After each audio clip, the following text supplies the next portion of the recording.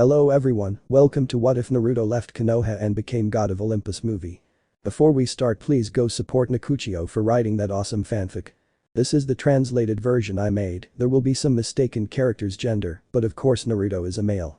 Winning a war, having a family with whom you love, but having them die leaving you with the greatest joys while the rest abandon you out of fear or some other feeling, leaving you only with your younger brother figure, apprentice and self-proclaimed rival for the position of Hokage. This is the path of Naruto Uzumaki, one of the major gods of Olympus by order of the Morai, since he leaves Konoha and arrives in the world of the Olympians. Clarifications. Naruto and Hinata dated since he came back from training with Jiraiya.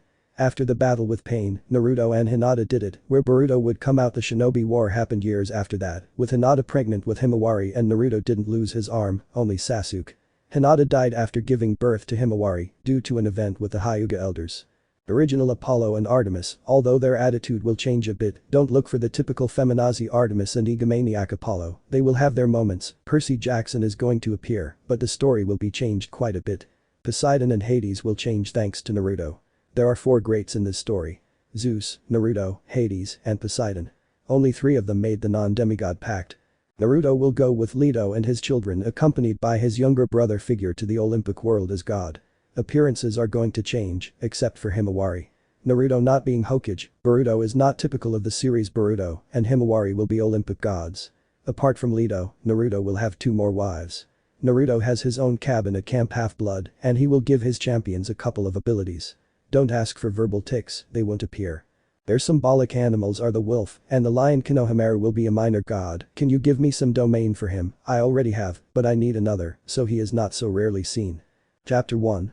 The woman was running, her face showed that she couldn't go on, she was already tired and her babies weren't helping, but she couldn't stop, because if she did she and her babies would be dead because of a jealous wife who had sent a large group of monsters to attack her. If she could regret falling before that damn god, she wouldn't do it, because she gave her a reason to live, even though now this reason is causing her a lot of harm. She knew that she wouldn't stop until she and her babies were dead. Her pursuer was one of the most vengeful deities, but she wouldn't give her the pleasure. She couldn't, she had to find a way for them to leave her alone for a few moments. She knew that what she was going to do was very risky and dangerous for her and her babies, but it was that a risk being eaten by those horrendous creatures that she sent her. She only needed a few hours so she could use her power to transport herself to a safe place where she and her babies could be safe, something very difficult considering they were following her right now. After running away all day and managing to lose them, she hid in a cave. She knew this was the only chance she would have, and she had to take advantage of it, so concentrating a great amount of her power she prepared to leave. Since increasing her power in this way she knew it would make them find her, but there was nothing she could do now. There is also that cursed python, daughter of Gaia, who always found her and seemed like she would never leave her until she died, which she was not wrong, since she could see her who was at the entrance of the cave, but she had already finished, and before leaving, she said a little prayer. Woman. If there is someone who can listen to me, please get to a safe place. I don't think I can resist any longer. Soon before the snake reached her, it disappeared in a beam of light, leaving only the great snake in the cave. Little did he know that his prayer was answered. In another dimension, known as the Hidden Lands, Naruto was returning from a mission. Nothing complicated, was just delivering some documents about the alliance between villages to Gaara. He had already delivered the documents and had received Gaara's response. Now he was on his way to the Leaf, because for a few years now he has 2 joys to fight for and more. After the loss of his beloved, after giving birth to his little princess, along the way a few bandits had appeared who believed they could with him. He was the damn most powerful ninja in existence, but despite that, he was alone. No one was by his side. His friends barely looked at him, and when he wanted to spend time with them, whether it was just training, they all seemed to ignore him like the plague. It was as if everything they experienced together in the war and beyond meant nothing. There were only a few who did maintain their appreciation for him, but between missions and duties, they spent little time together to call it friendship. Only his younger brother figure, apprentice and self-proclaimed rival by the boy, was considered a true friendship. Now he had the recognition of the villagers, but what good was the recognition of great hypocrites whom he had to save more than once to prove to them that he was not the demon that destroyed their lives more than 20 years ago, the same demon that destroyed his life due to the stupidity of his father's student. That same demon who is now like a brother to whom, since they became friends, he has been the one who has prevented the young shinobi of no more than years old and his children from falling into depression. Tomorrow would be his birthday, and he'd spend it alone with his family, since none of his friends would be with him. Most of them had turned down his invitation to go to dinner together, all of whom had told him they had more important things to do than go to dinner with him, even if it was his birthday. He knew he only had his family, and that was enough for him. So he decided to take the quick mission since he had nothing to do anyway. He could get there today, but to do so, he had a strong feeling that he should go slower. He continued walking until he saw that it was already getting dark, so he decided to camp. He left the main road to look for a place in the forest to camp, which he found quite quickly. So quickly, taking everything out of a storage scroll, he set up camp, while he notified his little brother and children with a toad of his summons that he would be a while to return. When everything was ready and he had a campfire burning, he heated up water for his instant ramen, and once it was ready and he managed to eat his ramen, he went into the tent while leaving some shadow clones to keep watch. Being the strongest didn't mean he wouldn't take precautions while he slept. While he was lying down, he decided to talk to his friends who were inside. Naruto. Kurama, he called his furry tenant. Kurama. What do you want? I was sleeping. Naruto. I just wanted to talk, it's been a while since we last talked. Kurama. You're right, but I'm not complaining. Naruto. What about the others? They are sleeping. Kurama. Naruto. Will they ever do more than just sleep? Kurama. And you will one day stop eating ramen. Naruto. No, never tell an Uzumaki to stop eating ramen. Kurama. Then don't bother me yawning. Naruto. But leaving that aside, what do you think I should do with them? Kurama. Just leave them as they left you. Naruto. You think so? Kurama. If a true friend will be there for you through thick and thin and won't throw you aside when they no longer need you. You must leave behind the idiocy of your past life as a Shura, of forgiving and giving flowers as if we were living in a rainbow. Naruto. I think you're right. Kurama. Of course I have it. He pointed out proudly. Now, I don't know what you can do, look what happened to the Banshee, fangirl and pink-haired board when you returned the traitor to the village. Naruto. I can't deny it. Kurama. Yes, and you also have 2 puppies waiting for you to return, so you'd better rest. Naruto. Because there is nothing to do tomorrow and I don't need much sleep. Kurama. I know, but it's better that you're not tired, you can be strong, but if you're tired even someone weak can overcome you, besides you are proof that the weak can beat the strong. Naruto. Okay, let me know if anything happens, although I doubt it. Kurama. You're right. Naruto. Good night, friend. Kurama. Rest. After that little chat with his tenant, Naruto went to sleep with one last thought, letting a few small tears appear. Naruto. I wish there was someone who cared about me other than Konohamaru, Kurama and his brothers. I can't keep my mask on in front of them anymore, he thought, worried about his children. Hours later, as the night passed and midnight approached, Kurama, who was awake, felt a great amount of power appear out of nowhere, which caused him to also wake up upon feeling it. Kurama. Naruto. Naruto. I know, I felt it too. Kurama.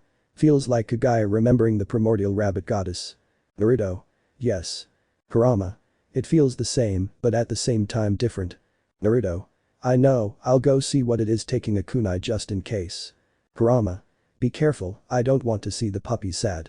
Naruto walked and ran for a few minutes until he reached the place where he felt that power. He was surprised to see that in that place lying on a tree was a woman who was pregnant and seemed to be in labor, so he ran until he was in front of her. Naruto. Miss, trying to get your attention.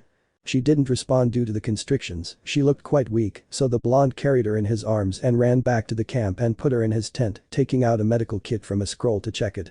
Naruto. Miss, I need you to help me help you, what hurts you, or do you have any wounds so I can treat you before helping you with your labor? After that he thought, at least I know how to help you, remembering how he received his children.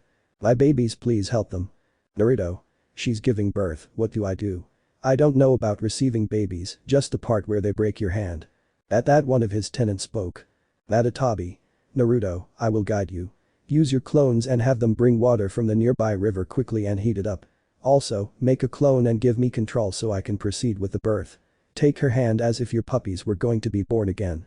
Use Ashura's sun mark, as she is very weak and will probably not survive if you don't. Naruto obeyed what Madatabi told him and used his clones, which followed her orders for more than half an hour. He held her hand while transferring his energy to her to help her, while Madatabi told him that the baby's head was about to come out. Madatabi. Naruto, get ready. I can already see the head, so the tricky part is coming. Please push so he can be born and not get stuck halfway. Push. The woman, although she did not respond, made the effort to push. Come on baby, you're hurting mommy, please get out, straining herself while crying in pain. It was a few tense minutes while he was leaving until they heard the baby crying. Madatabi. Congratulations, it's a girl holding a little brown-haired girl. Naruto. He's already born, everything is fine. Madatabi gave the baby to one of the clones to clean her, and taking some bandages she prepared to clean the mother, but she was surprised by what she saw, and the woman's cry of pain confirmed it. Ah. Madatabi. Naruto, this is not over, there is another one and he is already coming out, I can see his little head. Naruto. What? Madatabi. There's another baby, they're twins. Please push one more time, it's almost out. Just one last effort. Gathering the little energy she had left, she pushed one last time, causing the baby to come out, being received by Madatabi, who took him and wrapped him in a blanket. Madatabi. It's a boy giving a clone to the little blonde newborn. Naruto. She fainted, we better clean them up so she can receive them, and thanks for the help, Madatabi. Madatabi. No problem. After cleaning the twins, Madatabi dispelled the clone, leaving Naruto with the twins, sitting inside the tent as he watched their mother sleep. Watching the babies, he looked at her, and she opened her eyes, and had beautiful silver eyes like the moon that shone in the sky at that moment, and then her brother had golden blonde hair and blue eyes like his. Both reminded him of his two sons when he held them for the first time. Naruto. Little ones, we'll have to wait for your mommy to wake up so you can eat something. He saw that they wanted to cry again, so he used a clone to enter the Toad Sage mode, to use the aura of peace that comes from being in tune with nature, which seemed to work since the silver-eyed one rescued herself in his chest and fell asleep, while her brother followed his example, as if they were comfortable with him. Hours later. The woman was beginning to wake up, remembering what she had to go through. When she appeared in this place, the first thing she saw was a dense forest, with no signs of her pursuers, but it was at that moment that she felt her babies begin to move more than usual, and seeing the liquid fall down her legs, she knew she was about to give birth. With how weak she was, she feared she would not be able to handle the birth of her babies.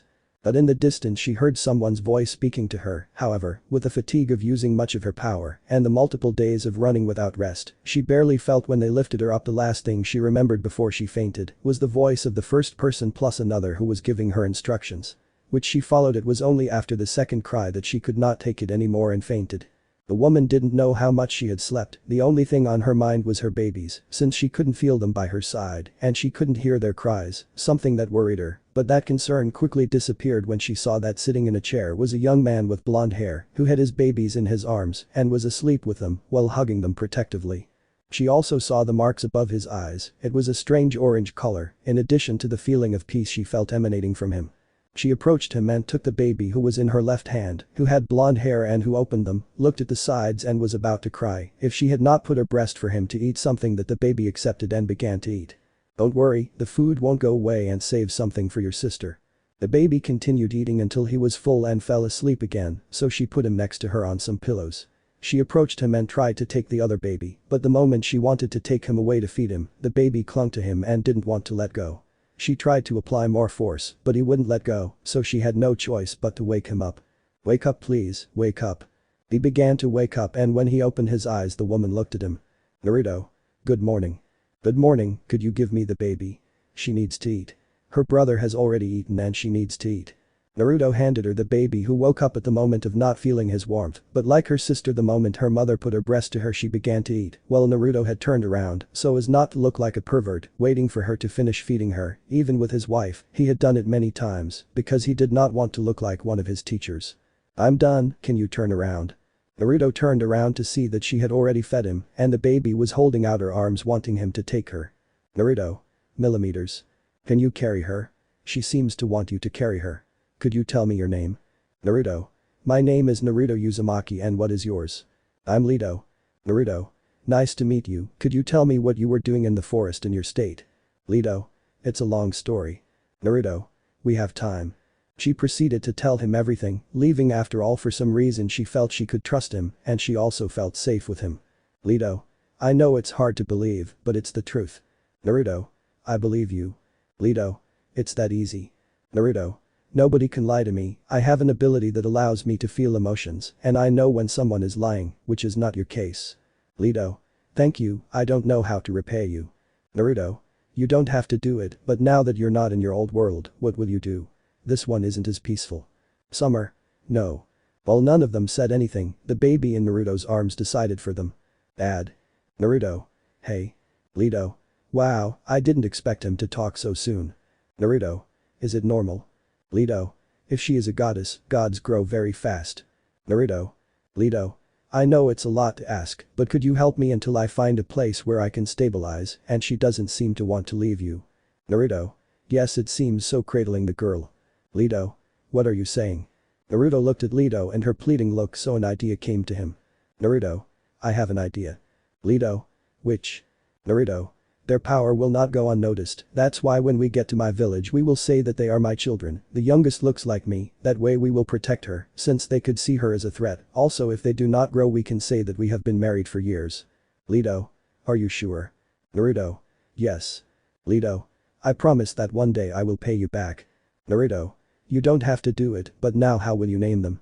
They need a name. Leto. The one you have will be called Artemis, and this little one will be Apollo. Naruto. They are beautiful names, like yours, blushing and giving it a golden tinge to the titan of motherhood. Leto. Thank you, and since they will be your children, give them your last name, it's only fair. Also, I would have to introduce myself as your wife. Naruto. Yeah, sure. Nervous. Leto. I will be in your care, husband. Chapter 2. Naruto was walking back to the village while holding Artemis, next to him was Leto who was carrying Apollo, both were walking while Leto was playing with Apollo, Naruto was carrying Artemis, who was sleeping clinging to him. The blonde was surprised at how fast they grow, since for only being less than a week old, they seem to be 1-year-old babies. Naruto. I'm still surprised at how fast they grow. Leto. It is, but it seems they decided to grow at a slower pace like humans. Naruto. What do you mean? Leto. A god can reach adulthood if he wants to, the same day he is born, but Artemis doesn't do it because she wants to be with you, she's a daddy's girl. Naruto. Since he was born, he doesn't seem to leave my side unless it's to eat. He reminds me a lot of Boruto as a child, he said, somewhat hurt. Leto. If it's a long time before we reach the village to lighten the mood due to the feeling of pain, it seems that he lost his beloved in the past and she wouldn't ask. Naruto. There's no small town here. We'll go through some things for them, too. I should buy you a ring to make it more believable. Leto. Do you have enough money? Naruto. Something, and if it's missing there's a way to fix it. Leto. How will we solve it? Naruto. Bets, he said proudly, since luck is a natural factor for the Uzumakis. Leto. That's not good. Naruto. Don't worry, it's impossible for an Uzumaki to lose. Leto. That's hard to believe. Naruto. Just wait until we get there and you'll see. We're about a half-hour walk from the village now. Leto. Good to know, since I don't like feeding them on the go. Naruto. Don't worry, when we arrive we'll stay at an inn to rest. It's been a week of traveling and it wasn't long ago that you gave birth. You have to rest. We'll stay in the village for a few days and then we'll get back on the road. While he summoned a toad and delivered a letter. Leto. Thanks for everything, you're too kind. Naruto. Don't worry, I couldn't leave you and these little ones alone, since I know how it feels to be alone and nobody deserves to be. Leto. It seems like they've already accepted you. Naruto. You know something, I feel like Artemis is conscious, since she seems to understand everything I tell her, although it's normal baby surprise many times. Leto. If you only knew, thought Naruto, you could tell me about yourself if it's not a bother. Naruto. What do you want to know? Leto. Things about you, your life, whatever you want, you don't need to tell me everything. Naruto. I don't see why not, you were sincere with me, the right thing to do is return the favor, smiling blushing at the titan of motherhood. Leto.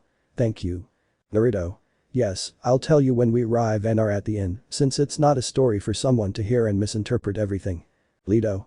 It's okay. Half an hour later they arrived at a town, Tenzaku, a village full of bars and casinos. Leto. What's this place called? It's kind of interesting. Naruto. Tenzaku is one of the busiest cities in the land of fire. Leto. It's nice, it doesn't look anything like my old world, my world has its big palace where the citizens gather and vote without taking many people into account. Naruto. That's unfortunate, and believe me when I tell you that I don't tolerate slavery. They went to an inn, where they checked in and upon entering the room Leto began to feed his children. Naruto. They are healthy and will be strong, based on how they eat. Leto. Yes, but it's something I enjoy, why don't you tell me more about yourself while they eat and then we go find a place to eat. Naruto. My story isn't very pretty. Leto. Don't worry, I'll be open-minded. After all, my world is even crazier and weirder than yours, but its humans are weaker without that chakra stuff. Naruto. I understand, well it's time for me to tell you my story, but first I'll introduce you to them. Taking out a photo, my parents. The Titan found the photo very tender, and it showed clearly who was wearing the pants in the relationship, so for the next hours, Naruto was telling his life to Leto, who listened attentively to how Naruto's life had been, how he went from being the demon child that everyone hated and wanted to kill, to the hero that everyone admires. How to be an orphan without a family. Now he is the crown prince of one of the most important clans in history, in addition to being the son of one of the greatest heroes of the village, and also having an island all to himself. How he forged his family and lost his beloved in the birth of his youngest angel. How the demon that condemned his life is now the closest thing to a family, in addition to the fact that said demon has enough power to fight against the gods, emerging victorious in some cases, and not to mention Naruto's brothers who are sealed in Naruto, tailed beast sealed in him, with the exception of the Biju of the tails.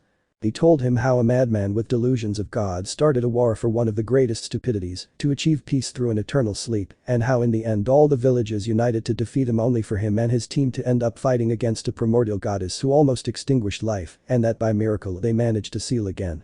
Of how he fought against the one who had been his teammate, who had betrayed them because of his ambition for power to avenge his clan, the same one that had helped them defeat that goddess.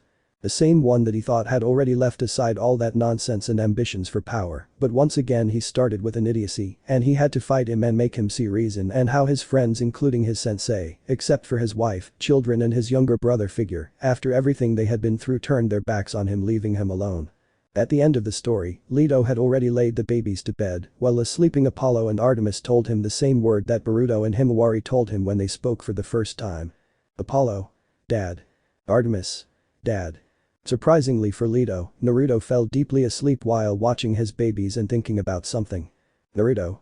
They will no longer be alone, you need someone to love you, and your children a mother, she thought determinedly, because for a year-old boy, it was a lot that he had suffered at a young age. The next day. The babies were the first to wake up, while a little Artemis climbed on Naruto to try to wake him up. Artemis. Dad. Naruto. Naruto woke up at that moment when he heard Artemis calling him, while Leto took her. Leto. I see that you are already awake, there is someone who wants to see you. Artemis reached out her arms to Naruto wanting him to carry her. Artemis. Potato. Naruto. I'm coming. Naruto carried Artemis while Leto took Apollo, who was starting to throw a tantrum to be noticed. Naruto. Why don't we go get something to eat? Leto. It's okay. Naruto looked out the window and saw that it was already past noon. As they walked towards a restaurant he saw a lottery stand. Naruto. I'll be right back. Leto. What will you do? Naruto. Show you luck Uzumaki, why I'm banned from casinos he said proudly, and what I'll teach you he carrying Apollo, while Artemis pouted and you too. Leto. What is a casino? Naruto. It's a gambling place. Leto. I see, where I lived there was nothing like that. Naruto. Well, give me a moment and you'll see.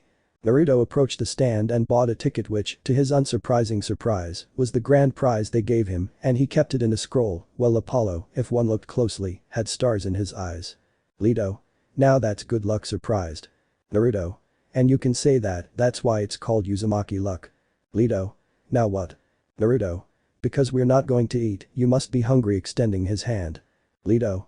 Naruto, we divine beings don't need to eat, we just do it for pleasure. Naruto. I see, them too. Leto. No, they are babies and they need to eat since they were barely born, normally they would already be adults or teenagers, but the fact that they are still babies could be because they just want to be pampered by their father, and seeing how Artemis won't let go of you, I would say that's it. Naruto. So she just wants me to pamper her. Leto. She's a daddy's girl. Naruto. Well, it doesn't matter if I spoil her, but she should know that she also has to let her brother have me. She can't monopolize me for herself. Besides, there are also my other two children, Leto.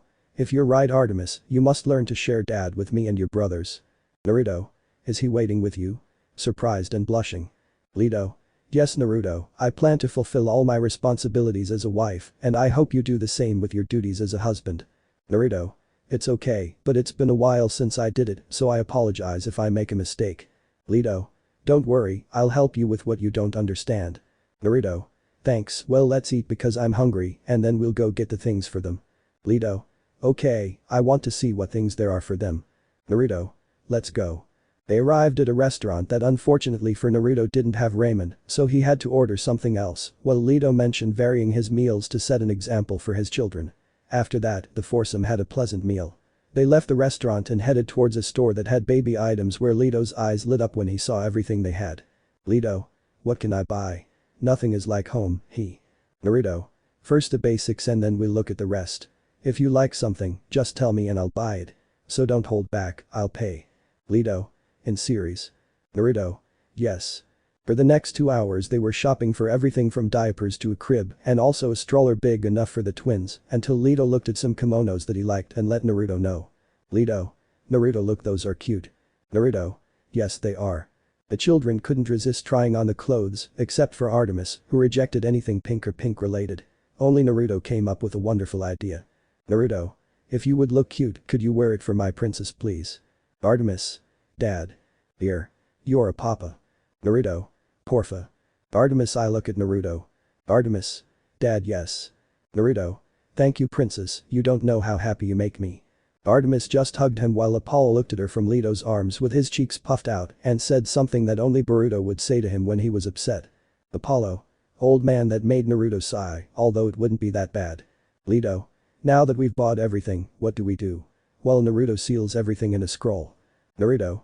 It's not dark yet, there's a park nearby, could you wait for me? I have something to do. Leto. Of course, don't delay. Naruto. Yes. Naruto went with Leto to the park, where he left Leto with Artemis and Apollo in the stroller, while he went to a jewelry store before reaching the baby items store here and towards it, and upon entering, he began to look at the rings for a few minutes until he found one that he liked and bought it. While walking back, he decided to talk to his friend. Naruto.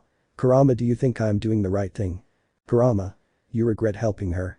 Naruto. No. Kurama. You dislike children? Naruto. Neither. Kurama. Then don't worry, she doesn't have bad intentions. If that were the case, we would have already warned you and stopped you from telling her everything about you and us. Naruto. You're right. Kurama. Besides, she's better than that pink-haired bitch and the stupid Yamanaka, she has character and will be able to keep you out of trouble, unlike a certain Hyuga who did nothing. Naruto. Don't you think you're exaggerating? Kurama. No. Naruto. Now could you give me some advice on how I can officially ask him? Kurama. No. Naruto. Why? Kurama. Despite my thousands of years, I don't know.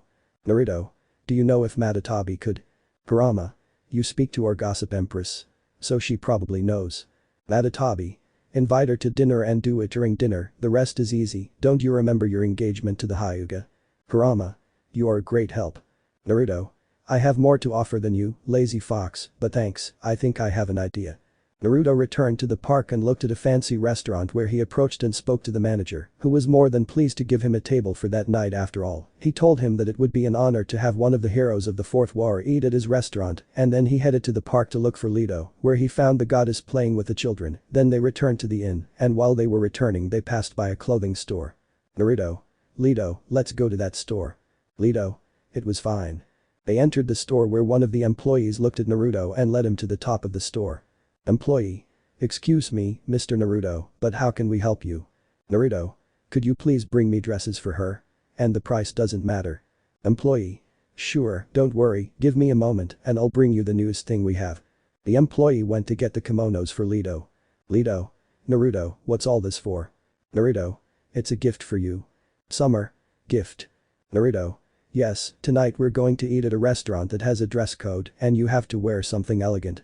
Leto. I see. Naruto. I also have a surprise for you. Leto. In series. She couldn't continue asking because the employee arrived with several dresses which when she tried them on, they all fit her, so she bought them all. After all, she had money to spare because of the prize she won, in addition to buying a suit for himself. After leaving the clothing store they returned to the inn where Leto took a bath and also bathed the children, then she and the girls got ready, putting a golden kimono on Apollo and the pink kimono on Artemis, since her mother told her that her father wanted to see her with him, while Naruto got ready with an elegant suit, trying to resemble something more comfortable for her. He carried, as usual, Artemis while Leto carried Apollo. Soon they arrived at the restaurant where they were led to the VIP table that they gave him, they had even put a couple of baby chairs on the table, something that he appreciated. Then they began dinner, which Leto enjoyed since the food was very different from what he was used to eating. As the dinner came to an end. Naruto dresses as above. Naruto stood up and knelt in front of her, taking out a black box from his suit which surprised her. Naruto. It may not be the best way to do it and it hasn't been that long since we met, but I want to do it the right way, Leto, and believe me when I tell you that I like you, will you marry me? That's what he said as he opened the box, revealing a gold ring with a rose-shaped diamond, something that surprised her since she didn't expect him to do this kind of detail. In addition to seeing her daughters and seeing that she was happy and smiling and seeing how everyone in the restaurant looked at her waiting for her answer. Leto. If I accept, I will become your wife. Everyone in the restaurant applauded and congratulated them and then went back to their own business. Naruto. Thank you, you don't know how happy you make me. That's what he said as tears flowed down his face, he had the chance to be happy again. Leto. I should be the one crying. Naruto. I can't help it, I'm a bit sentimental. Leto. Now you will no longer be alone, we will be together forever and ever, and we will take care of our children. Naruto. Thank you. Artemis. Mom. Apollo. Mom. They looked at the children since they only say dad or old man, but they have never said mom. Naruto. They just said it. Leto. Yes, they finally said mom. After that they hugged the children, Naruto paid for everything, and they went back to the inn where they put the babies to bed since they had fallen asleep with Leto on their left side. Naruto. It was a great night. Leto. If the best didn't expect you to propose to me. Naruto. Tomorrow we will go to the civil registry. I'm sorry I can't give you a wedding like you deserve. Leto. That's the least of it, there will be time for them. Naruto. Yes, you're right. Leto. Now come and get on the bed. Naruto. Let's sleep together somewhat blushing. Leto. That's what couples do, especially if they have children. Naruto. Okay. Naruto didn't argue and lay down on the right side of the bed leaving Artemis and Apollo between him and Leto. Leto.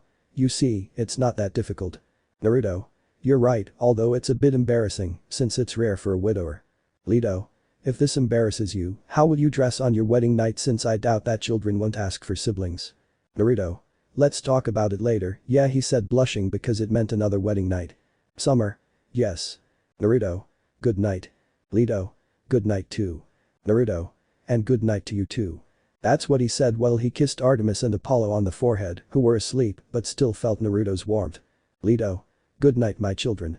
She also gave them a kiss on the forehead and fell asleep, while Naruto had used his sage mode to help them sleep, while he also fell asleep, knowing that by tomorrow at sunset, they would be in the village, and he knew the chaos that would break out when he arrived with them, but that didn't matter to him, since they were his family now, and he would protect them, even if it was from his friends, he just hoped to see his children accept him. Chapter 3. After a pleasant and happy night, where both the Titan and the blonde, airheaded, hyperactive and full of surprises shinobi slept together demonstrating their warmth without reaching love, they decided to get up and have some breakfast. If one saw this, it would seem that they were a happy family. After breakfast they went to the city's civil registry, where they performed the civil wedding before the fire daimyo's scribes, causing, consequently, more of an incentive for the person in charge. Both Leto, Apollo and Artemis were placed under the Uzumaki surname. After they took the photo, Naruto asked her that he wanted to get to the village as quickly as possible, so she came up with a way to go faster, and that was jumping in the trees, so he made 2 clones, so one would carry Apollo and the other Artemis, while he carried Leto, and used his sage mode to keep the children calm. For some reason whenever he used it, Artemis tended to get quite attached to him. While running through the trees Leto had fallen asleep, while his children were laughing a bit strangely, since he expected them to fall asleep too, but he didn't question it. Apollo. Come on, Dad. Artemis. Faster, Dad. Naruto. Looks like you want to have fun. Children. SHHHHH. For 2 hours he continued, where at the hour the children fell asleep until they were only a few minutes away from reaching the Leaf Village if they were walking, so he and his clones landed on the ground. Naruto. Come on sleepyhead, wake up, we're almost there, moving his current wife. Leto. Naruto. Come on, we're almost there. Leto. Sorry I fell asleep. Naruto. Don't worry. Leto. And the children? Naruto. They're asleep. Leto. I see, we'd better move, since from what you say we're already close. She got out of Naruto's arms with a slight blush as the clones handed Apollo to Leto and the other gave Artemis to the original Naruto before dissipating in a puff of smoke. Naruto. Let's go. Summer. Yes. For at least minutes they walked until they could see the large gates of the village. Naruto. Welcome to Konoha no Sato, the village hidden in the leaves, the village that is destroyed every time an enemy manages to enter past them, pointing to the sleeping Izumo and Katetsu. Leto. Thanks, but the last bit is true. Naruto. Yes.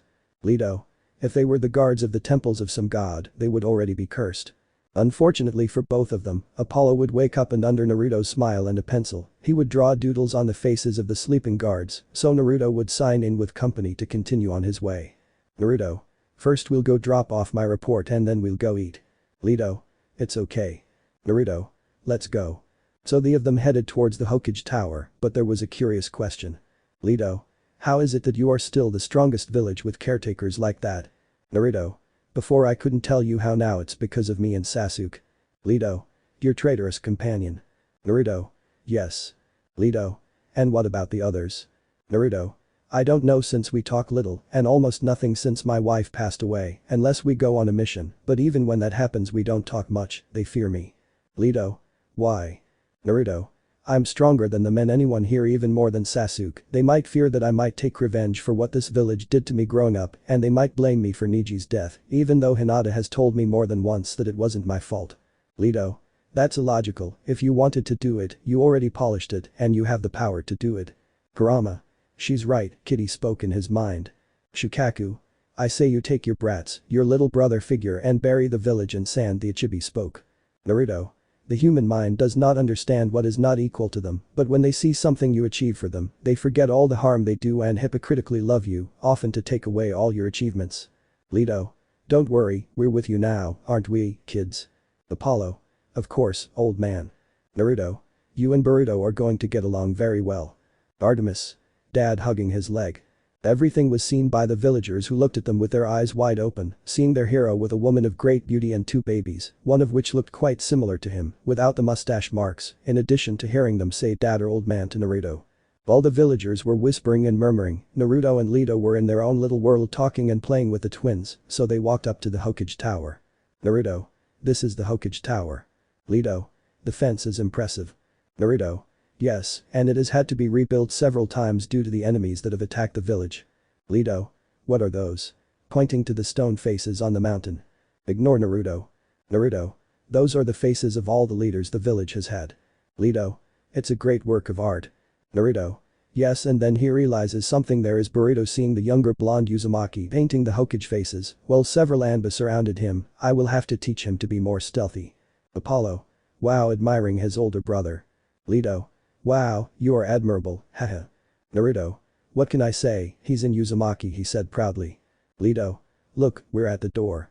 They entered and Naruto took her to the office where Kakashi Haddock, the current Hokage, and Tsunade Senju, the previous Hokage, were talking and doing paperwork until they heard a knock on the door. Kakashi. Payson. It was at that moment that Naruto, who was still carrying Artemis, entered, and then Leto, who was carrying Apollo, who was smiling as if he were in Uzumaki. Kakashi. Naruto, you're back, relieved, but stopping and giving him a sniff. You know how worried we were, I even sent the others to Suma to look for you. Naruto. You didn't have to do that, take care of me alone, rubbing his bump that hurt. Leto. Honey, he was just worried. Naruto. I'm sorry, sensei. Tsunade. Excuse me, miss, but who are you? Leto. I'm Uzumaki Leto, Naruto's wife, it's a pleasure to meet you. Both Tsunade and Kakashi opened their eyes at what Leto said, while Kakashi sent a look of happiness to Naruto because he deserved to be happy again. Artemis. Daddy. Apollo. Old. It was at that moment that they looked at the children with their eyes even wider, seeing Apollo, who had a great resemblance to him, and more because of the smile he gave. Kakashi. Kill me, I already have too much paperwork with one, what will I do with two Uzumakis, he thought, crying in his mind knowing the record of Uzumaki child. Tsunade. I'm glad to know someone can heal the child's heart. Leto. Haha. Naruto. Bachan. At that, Tsunade hits him. Artemis. Haha, another one. Tsunade. I'm sorry. Kakashi. Will you introduce them? Naruto. Well, he is Apollo Uzumaki. Apollo. Me. Leto. And she Uzumaki Artemis. Artemis. Hello. After that, Naruto would put seals of silence, where along with Leto, they explained everything, the fact that they are gods, and that by accident Naruto, when he cut himself when receiving them during childbirth, a drop of Naruto's blood would fall, replacing the DNA of his sperm donor with that of the blonde. At first they both did not believe him, but they trusted Naruto, so they said that it would be his responsibility to educate them, although the silver-haired man sighed, now dealing with two Uzumaki infants and children of the biggest joker in the village, may Hagoromo protect them. Naruto.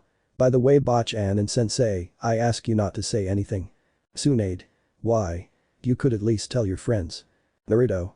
Yes, of course, if I told any of them, it would reach Ino's ears, and the whole village would know in less than an afternoon. Leto. That's so bad. While Tsunade nodded and Naruto spoke. Naruto. If there is a gossip good enough, interested, as well as striking, she will know. Besides, Tsunade Bachan, if they give you enough sake, you will talk. I can't trust anyone in this village being babies, besides that I even see how they look at my two oldest children. Tsunade. You're right, but you shouldn't be so harsh, maybe we didn't give you some attention during this time, but it's not for you to think that way about us, and especially about me. Naruto. Everyone left me alone, not even a visit, except for you and Konohamaru, and even if you had free time you would ignore me. Also I heard your talk with Sakura and Ino, where they told you that the power I had was feared and that it caused them fear, which by the way I appreciate that you defended me. Tsunade nodded hurt because that talk was very frustrating, seeing how her two students despised and feared the blonde. Leto. Seriously. Naruto. Yes, they may hide it very well, but there is no emotion that Kurama cannot feel, and every time one of my friends came close, I felt fear coming from them, even after Hinata's death. Kakashi. Don't you think you're exaggerating? Besides, you could have trusted me or someone else in the village to tell him. Naruto. I doubted in you, if you couldn't teach me anything when I asked you, why would I trust you? Besides, these 2 scars I have on my body come from Sasuke's Chidori, a technique you should never have taught him. Add to that the fact that you are carefree and that you could talk while reading Ichigo. I could have told Iruka, but it was better that he didn't know. Besides, with the mummies following Danzo, it was better to avoid them. Leto. Calm down dear seeing that Naruto raised his tone. Kakashi was going to look for a kunai because with each word Naruto raised his chakra to give imposing power, Leto had the question because Naruto's essence and power changed. Tsunade. Kakashi seriously demanded, even being ready to defend Naruto. Naruto. See sensei sighing I'll go to my parents' house. Tsunade. Here handing them to him while the one-eyed silver-haired man looked at her with betrayal and here, a scroll from your father's Hiraishin. Kakashi would sigh. Kakashi. I'm sorry for everything that happened. The house is above the Hokage monument at the back of the forest. Naruto. That's already over and thank you bye. Leto. Thank you very much, I hope we can get along. Goodbye. Naruto left with Leto leaving Kakashi and Tsunade alone in the living room. Kakashi.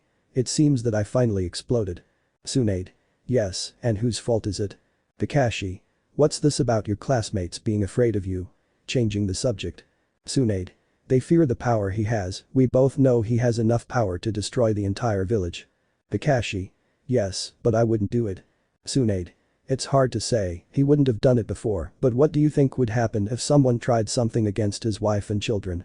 Something changed in him since Boruto was born. Kakashi. This is a disaster. Tsunade. If he doesn't release the Kyuubi or another of the beasts. Kakashi. I'll send a message for them to come back to work. Tsunade. Don't tell them about Naruto's wife and new relatives. Kakashi. Why? Tsunade. Let them find out when they return she firmly stated. Kakashi. You think? Tsunade. If it's time for them to face what they caused, I was always worried that he would keep it to himself, and now that he's letting it out, it's better to open the pressure cooker before it boils. Kakashi. I hope nothing happens.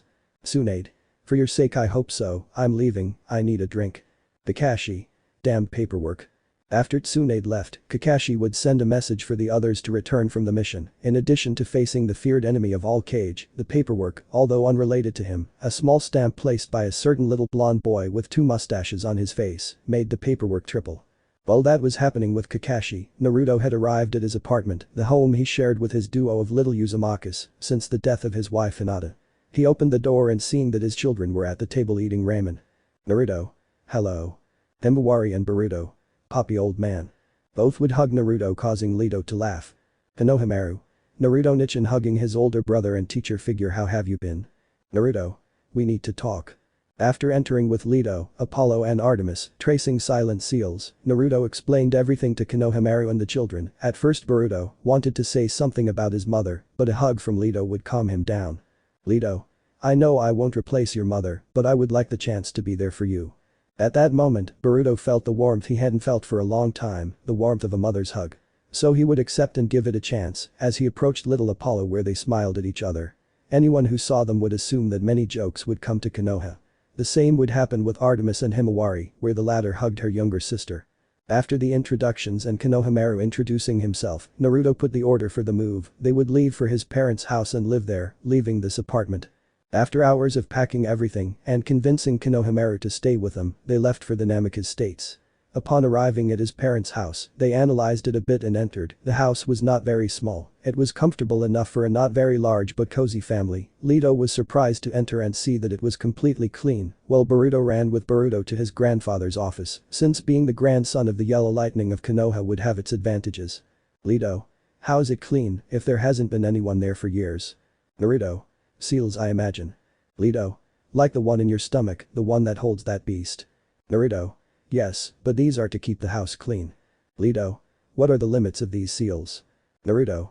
The user's ability. My parents were masters in the art, I am studying it, but I still have a lot of studying to do to reach their level.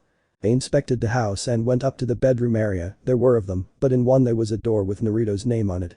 Upon entering, they saw that the room was being prepared for him, which brought tears to their eyes. Leto. They loved you. Naruto. Yes, wiping away tears, why don't we put everything away and prepare the boys' room? Summer. Yes. Naruto.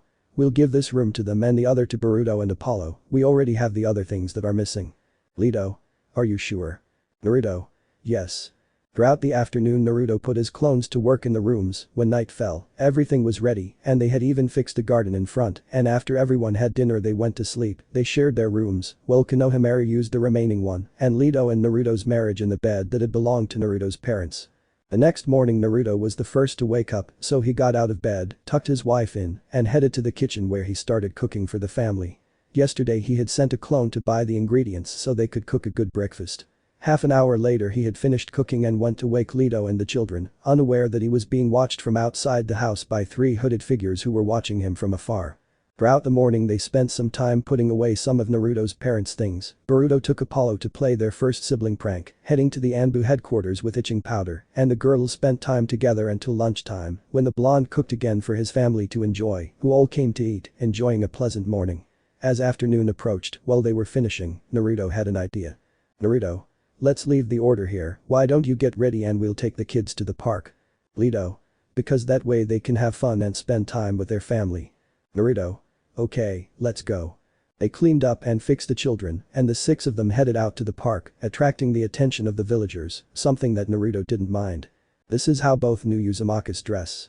Soon they arrived at the park where they played as a family, enjoying an afternoon in the countryside for 3 hours, without caring about the murmurs of the villagers, even to everyone's laughter. Boruto taught Apollo things about taking care of his sisters and so on. But as always someone had to ruin it. Naruto. Naruto knew who called him and turned around to see that it was Sakura along with the rest of her friends, and as always, the feeling of fear was present in them. Ignore Naruto, Hinata, Neji and Sasuke. Naruto. What do you want, Sakura? He would ask, annoyed. Sakura. Don't you know how worried we were about you? Naruto. As far as I know, they hadn't worried about me for a long time and I know how to take care of myself. Ino. We care about you too, you don't have to be aggressive with us. Naruto.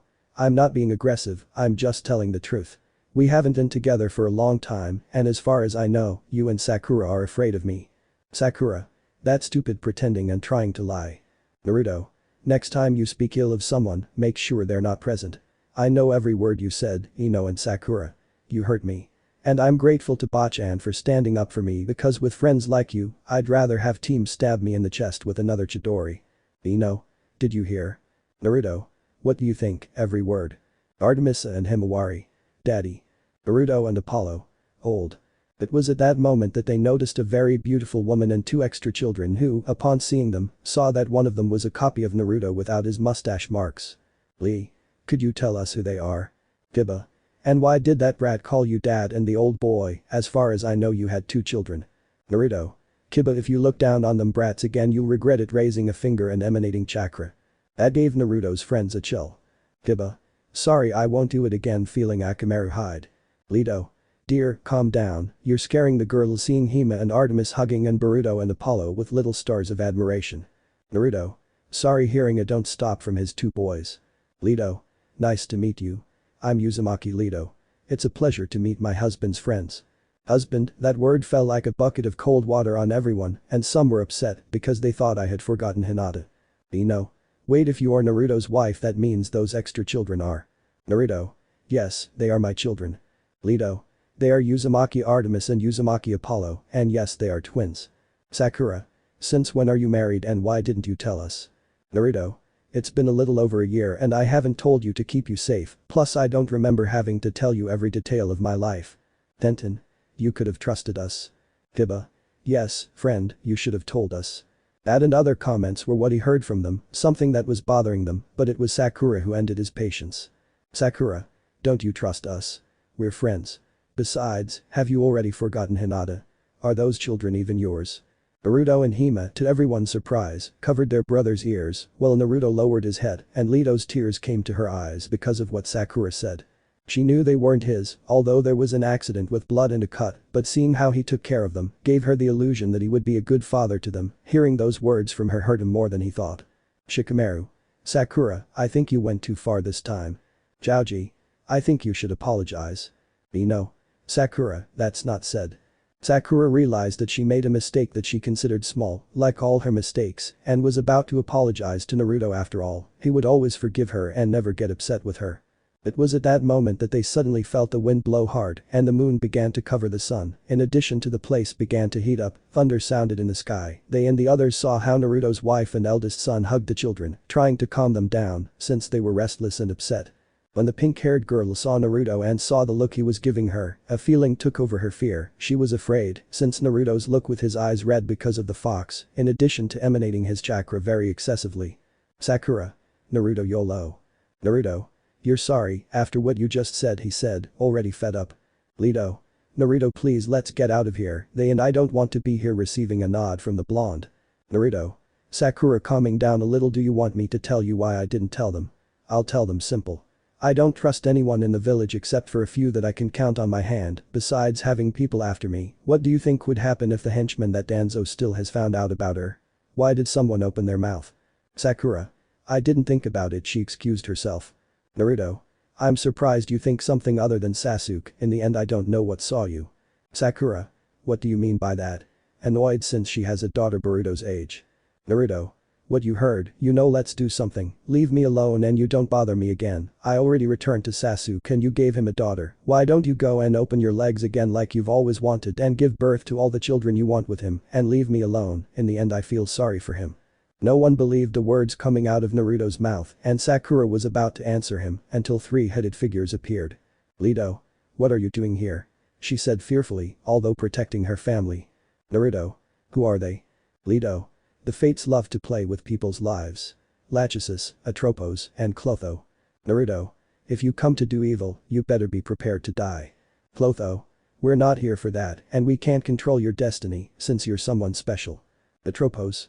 We are here to give your domains to these young gods, pointing to the infants. Lachesis. Nothing more and nothing less. Shikamaru. What are you talking about? He asked, more lost than a blind man in a shootout. However, the Nara was ignored. Clotho. Let's start with the youngest, pointing to Apollo. Atropos. You will be the god of the sun, herds, nature, truth and prophecy, archery, medicine and healing, music, poetry and the arts, while a golden bow and lyre appeared over the child. Naruto's friends and those around them opened their eyes because this child was a god and with so many domains. While Leto and Naruto were surprised by Apollo's domains. Lachesis. Now the minor. Clotho.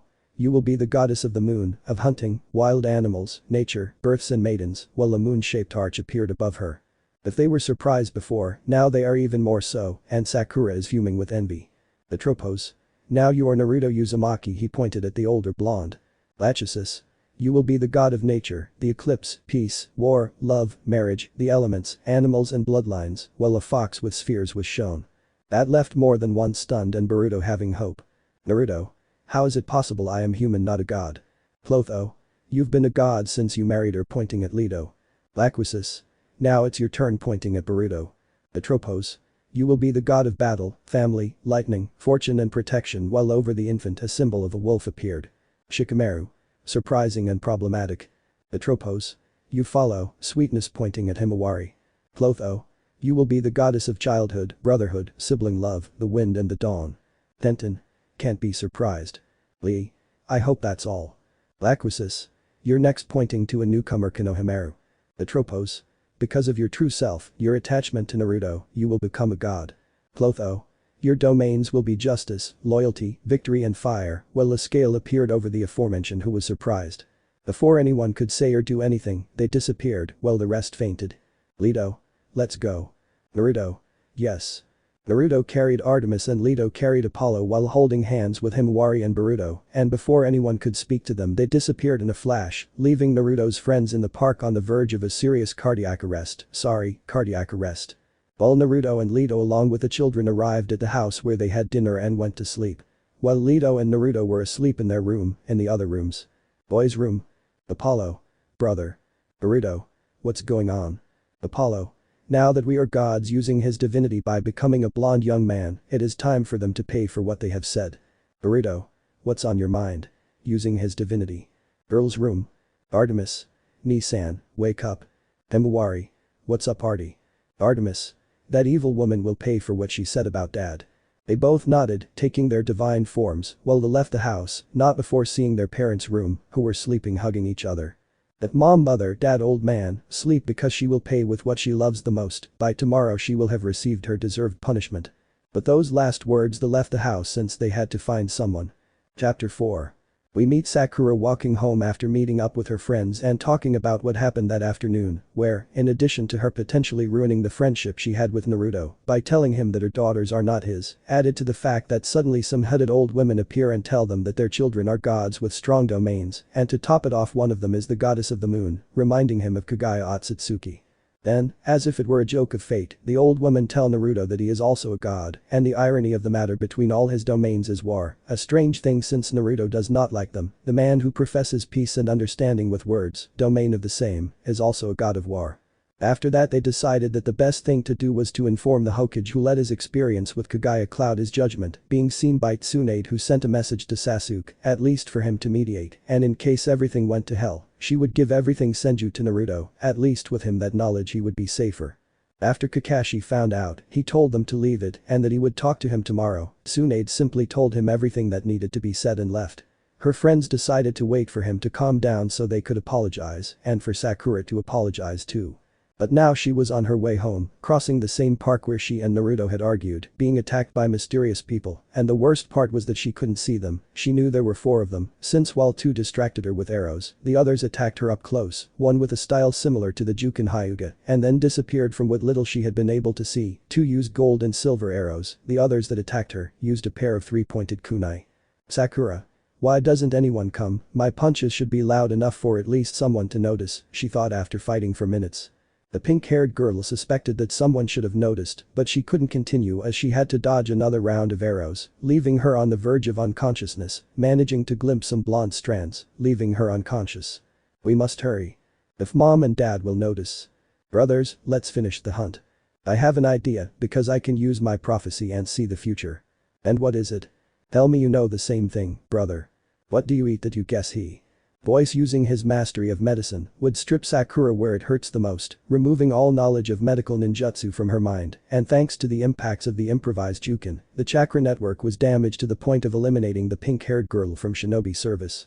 I still say we leave her without her beloved Uchiha descendants. No sister, she won't have them. Why? Uncle Sasuke is never in the village smiling. So she in no way.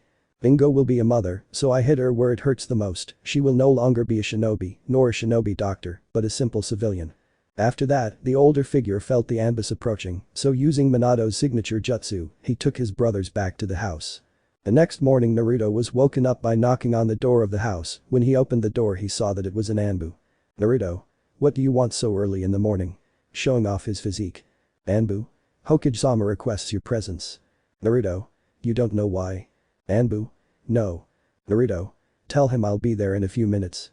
The Anbu left and he returned to the room where Leto had already woken up, and after greeting her with a kiss on her lips, Naruto went into the bathroom to come out a few minutes later ready with Greek-style clothing, chosen by his youngest son Apollo. Leto. Who was he? Naruto. Nothing important, just that they sent for me, probably because of what happened yesterday. Leto. You think it will be a problem? Naruto. No, unless they touch my children, wife and little brother. Leto. But what if they see you as a threat? Naruto. If that happens then I will honor my new domain as God of War. Leto. Would you turn against your friends for us? Naruto. I only protect my offspring and I won't let anything happen to my family. Leto. Thank you hugging him. Naruto. No, that would be me returning the hug. They have given a new meaning to my life, a new color. I said goodbye to the boys and I will leave. Naruto went to the girls' room first and saw that they were both asleep. Leto. They were asleep all night, just like the boys. Naruto. Yes, it seems so. Naruto gave each of them a kiss on the forehead. Naruto. Goodbye princesses, I'm back. After that he went to the boys' room and kissed his champions to see Konohamaru. Naruto. Watch the fort. Konohamaru. Of course, brother. Naruto headed to the exit of the house where after leaving the house. Naruto. I'm leaving now. Leto. May it go well for you. Naruto and Leto kissed goodbye. Leto. Luck. Naruto. Thank you. Naruto headed towards the tower where upon arriving at Kakashi's office, he saw that everyone was there. Naruto. May I know why they sent for me? Kakashi. It's Sakura. Naruto. Now what do you want? He said annoyed. Shikamaru. Naruto, Sakura was attacked last night. She was found this morning in the park with multiple wounds, some of which were from arrows and jukin. We don't know how serious her condition is. Everyone watched to see what Naruto's reaction would be, but to everyone's surprise he didn't even seem to care. Naruto. Any suspicions about who it could have been, he said with little importance. No. No, she said, surprised by Naruto's character. Lee. Aren't you upset about what happened to Sakura? She's our friend. Naruto. Read, in case you don't forget, I'm still upset about what happened yesterday, so sorry if I don't care, he said in an icy tone. Kakashi. Let's leave Sakura for now, Lady Tsunade is taking care of her and will come soon with the report to see what the damage is. Now they already told me what happened yesterday, but I'll ask, how is it possible that your children are gods if you are human, but more importantly, why are you and Konoha now gods? I can only guess that it's because of the mother. Naruto. I don't have to explain anything about her. Kakashi. Do you know who could have done this to Sakura? Naruto. How was I supposed to know? After what happened in the park, I returned home and stayed all night with my family. At that moment Tsunade appeared through the door and she didn't have a good face, or at least the one she gave Naruto was he deserved it. What's going on, Lady Tsunade? Tsunade. Whoever attacked Sakura wanted to see her destroyed and they succeeded. Kakashi. Why do you say that? Tsunade. The damage she received in itself was not very serious, the problem is that Sakura has mental damage and suffered damage to her chakra network, her ninja career ended unfortunately. How is it possible she didn't have any head injuries except for her fanaticism for Sasuke? Tsunade. I didn't do a full checkup since the arrows could have been poisoned, but nothing, the only option left is amnesia. Kiba. I say it was your children, Naruto, they attacked her dropping the bomb. Naruto. What do you base that on? Getting annoyed little by little. Naruto, one of them has archery in his domains, so he is the one who could shoot him. Lee. And another one has the one about hunting, she could have done this to Sakura. Naruto. They are babies and children, how could they do something like that? They don't even have training. Shikamaru. Maybe, but you should know that they are gods, like you and Konohamaru, who tells us that they cannot alter their age. Naruto, if they were, they are a danger. A poor choice of words, as the atmosphere in the office suddenly became tense. Throughout the elemental continent, nature grew wilder, with wild animals becoming more aggressive toward humans. At the Konohamaru mansion, he sensed a change, and his domain detected the injustice. Naruto. Then tell me that just because they represent Sakura's problems, they are a danger as well, and if it was them, what? Sakura has hurt me since we were children. I clearly remember when she said that I was an orphan without parents, and that's why I didn't know how to behave, like every time I tried to be nice to her, she would either yell at me or hit me, plus there's also the fact that since Sasuke left the only reason she's had to talk to me has been Sasuke. When I returned from my training trip the first thing she told me was that now we could go after Sasuke, he said annoyed. Shikamaru. Naruto, do you hear what you're saying? You're not usually like this, trying to use the Kajime no Jutsu to immobilize him, you may not have surpassed Hinata yet, but… Naruto. I matured, Shikamaru, summoning a katana from nowhere. Do you want to know? Really? That's because I'm a god now, a god's domain influences his personality, if I want I can call Konohamaru and use his domain a little, and before you speak, don't open your mouth, you weren't any better. Kakashi. Why don't we calm down, Naruto, you have to understand that it's for the good of the village, if they attack everyone they don't like, they're a danger, surely we'll find a solution, trying to be the voice of reason. Kiba. Why don't we just seal their powers and that's it, no more problems. Naruto. Do you really want me to let them put a seal on them, a damn seal, like Neji had, to return them to the time before the Fourth War? What makes you think I'd let them do that? Expelling his power while the Greek armor covered him, surprising everyone. Tenten. Understand, it's for the good of the village. Naruto. Of course I have to put a seal on you like the one Neji and I have carried our whole lives, for which I was hated by all the villagers and Neji and Emo obsessed with destiny, while all of you were at home. Kakashi. Please understand, you have to think about the safety of the villagers, if you want to be Hokage you must do it. Naruto. Fine, I'll let you put the seal on them. Kakashi. I knew you would understand, trying to avoid further conflict. Naruto. But with one condition. Kakashi. Which one? Naruto. I want everyone who attacked and assaulted me while I was growing up to be punished, and I mean everyone, including civilian counselors. Kakashi. I can't do that and I don't know who they are. Scared. Naruto. Don't give me nonsense, in the drawer of that desk there is a diary, written in the Sandame's own handwriting, where the names of all those who attacked me are listed. No. You can't be serious, annoyed. Naruto. Oh, I'm being very serious. Also, I perfectly remember the faces of everyone who participated in the attacks they made on me every birthday. They were never punished, or is it just because some of them belong to clans or grab the balls of the civil council that gives them the right to get away with those attacks? Kakashi. Naruto, I can't do that, it would cause a disaster, he said, trying to sound calm, but fear was slowly beginning to emerge. Joji. Don't you think you're going too far? He said with great disbelief. Naruto. Handwritten text of the Sandame, page of the book I indicated, on my 8th birthday while being chased by a mob of villagers, and Nara stalked me with his shadow possession, while the Hyuga from the main branch and one of those who made Hinata suffer, may she rest in peace, practiced the soft fist on me, until an Akimichi hit me with a giant fist, breaking several of my ribs and almost leaving me unable to use my chakra network. Kiba. You're playing, that can't be true, he exclaimed, annoyed. Tsunade. Well, it is, she said, annoyed, in front of everyone, and Kakashi nodding while reading said page. Naruto.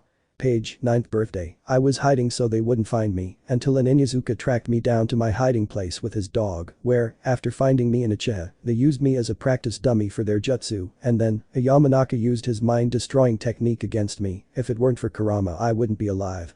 Everyone was quiet, except Naruto's friends, knowing what their clan members had done, but Naruto was not finished.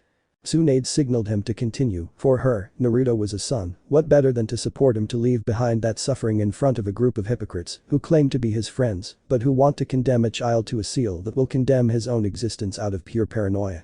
Naruto. Oh, and you know what's the best part of all? What?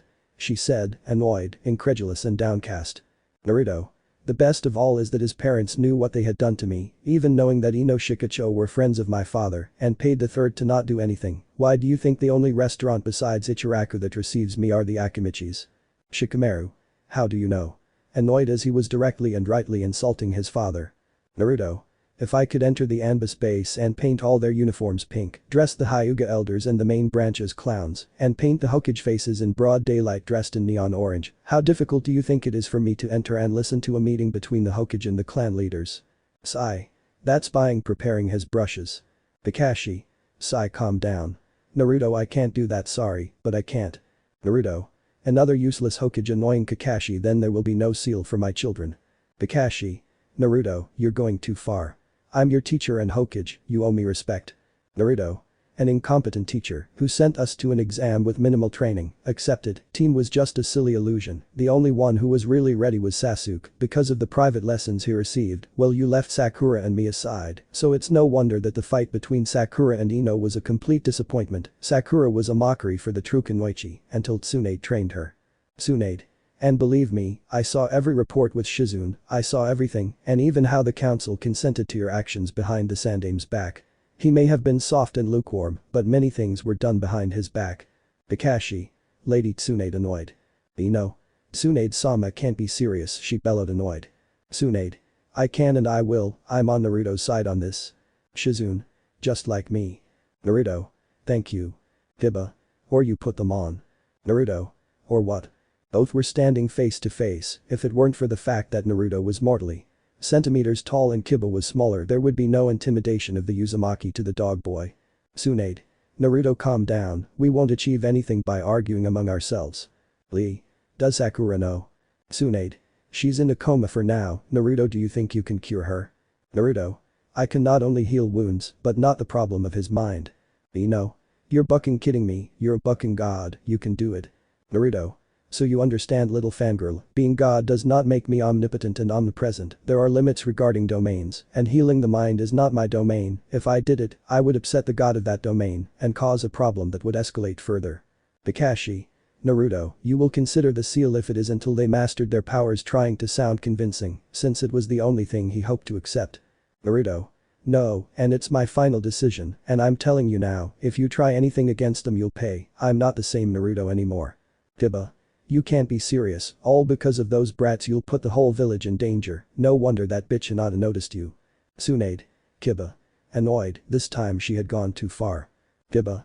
You won't shut me up, old lady, I'll tell her, she was lucky, if he hadn't caught her attention, I would have made her my bitch, and I would grape her until I got tired, he said with an arrogant smile.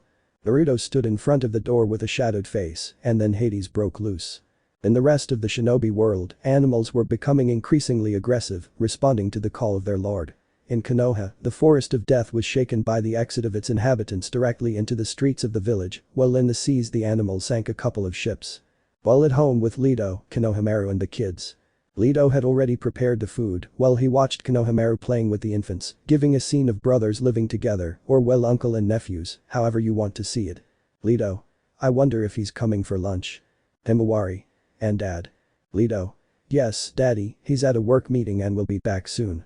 But Leto saw that Artemis, Apollo and Boruto were looking towards the window. Leto. Guys, what's up? Artemis. Potato. Boruto and Apollo. The old man. Leto. What's up with Dad? Then she felt Naruto's power rise suddenly, and along with the beginning of the sound of nature responding violently, she knew what this meant, and it was that he was upset because she didn't know, but he was upset at that moment the door opened and she saw that it was Naruto. Leto. What's happening? Naruto clone. I'm a clone, you better stay here and don't come out. Leto. I won't go with him, Konohamaru, I'll leave you with the children while I return. If he's the cause of the situation, it's because something happened and I need to calm him down before he does something he'll regret. And without saying anything else she walked out the door in the direction where Naruto was. Konohamaru. So? What do we do? Looking at the quartet. Apollo and Boruto. Jokes. Himawari and Artemis. Go hunting or do something fun. Konohamaru. Let's go to the courtyard and I'll teach you shinobi things. The children. Okay. With Naruto. Naruto was currently in one of the training fields and in front of him were his friends along with Kakashi, while Tsunade and Shizune were tending to an injured Kiba who had been sent to this field by a blow from Naruto after he heard what he said about his children and deceased wife. Of course, Tsunade made the healing hurt the dog boy under the annoyed sideways glance of the Haddock. Kakashi. Naruto, this time you've gone too far, you'll have to be punished for this, he said seriously. Naruto. Of course if it's me who does it I'm punished, but if it's them there's no punishment, you know I don't care, it's not like if you could do it, you would have to submit me. You know. We will do it if necessary. Naruto. And how do you plan to do it? Do they have the power to do it or will you enter my mind only to be killed by my tenants and Sasuke? Get out, I already know you're here. From among the trees appeared Sasuke who had a serious look. Sasuke. I'm glad to see you, Dobe smiling sideways at his friend, then looking at the others. What the hell are you doing? Naruto. Same as me, but what are you doing here? Sasuke. She called me, pointing at Tsunade who smiled at Naruto, said there were problems, but I didn't think there would be so many. You know. Sasuke, stop Naruto. Sasuke. I won't do it, I came now to stop this madness, besides that I find out several things, and the truth is that you disappoint me, but of course, if it had been me, you would praise me as mentally retarded. The place fell silent as each side looked at each other, while the others were shocked, while Naruto took out the adamantine chains. Now they knew that only a miracle could stop the fight that was about to begin, and more so seeing that the Uchiha would not get involved if it broke out. Chapter 5. Sasuke looked seriously at his friends and then looked at Naruto, so activating his MSE, he decided to put them all in a powerful genjutsu except for him, Shizune and Tsunade to talk to Naruto. Sasuke. They are in an illusion, they will see that we fight. Tsunade. Ingenious. Sasuke. Now tell me what happened. Naruto proceeded to tell everything that happened with Leto, the birth and the delivery with a wound, justifying the exchange of blood of the infants, which generated a blow to the head from Tsunade for being reckless, and then a hug because she saw how happy he was. Naruto. Problematic women, he thought when he saw something bipolar. Sasuke. Make several clones and I will guide you with one of mine to the Uchiha district, I want you to have the knowledge of the Uchiha bloodline. Naruto. And that would be? Tsunade. You are the god of bloodlines, Naruto, this falls under your domain, just as you can give them you can also take them away, that is why I will give you the Senju as well, with you they will be safer. Sasuke.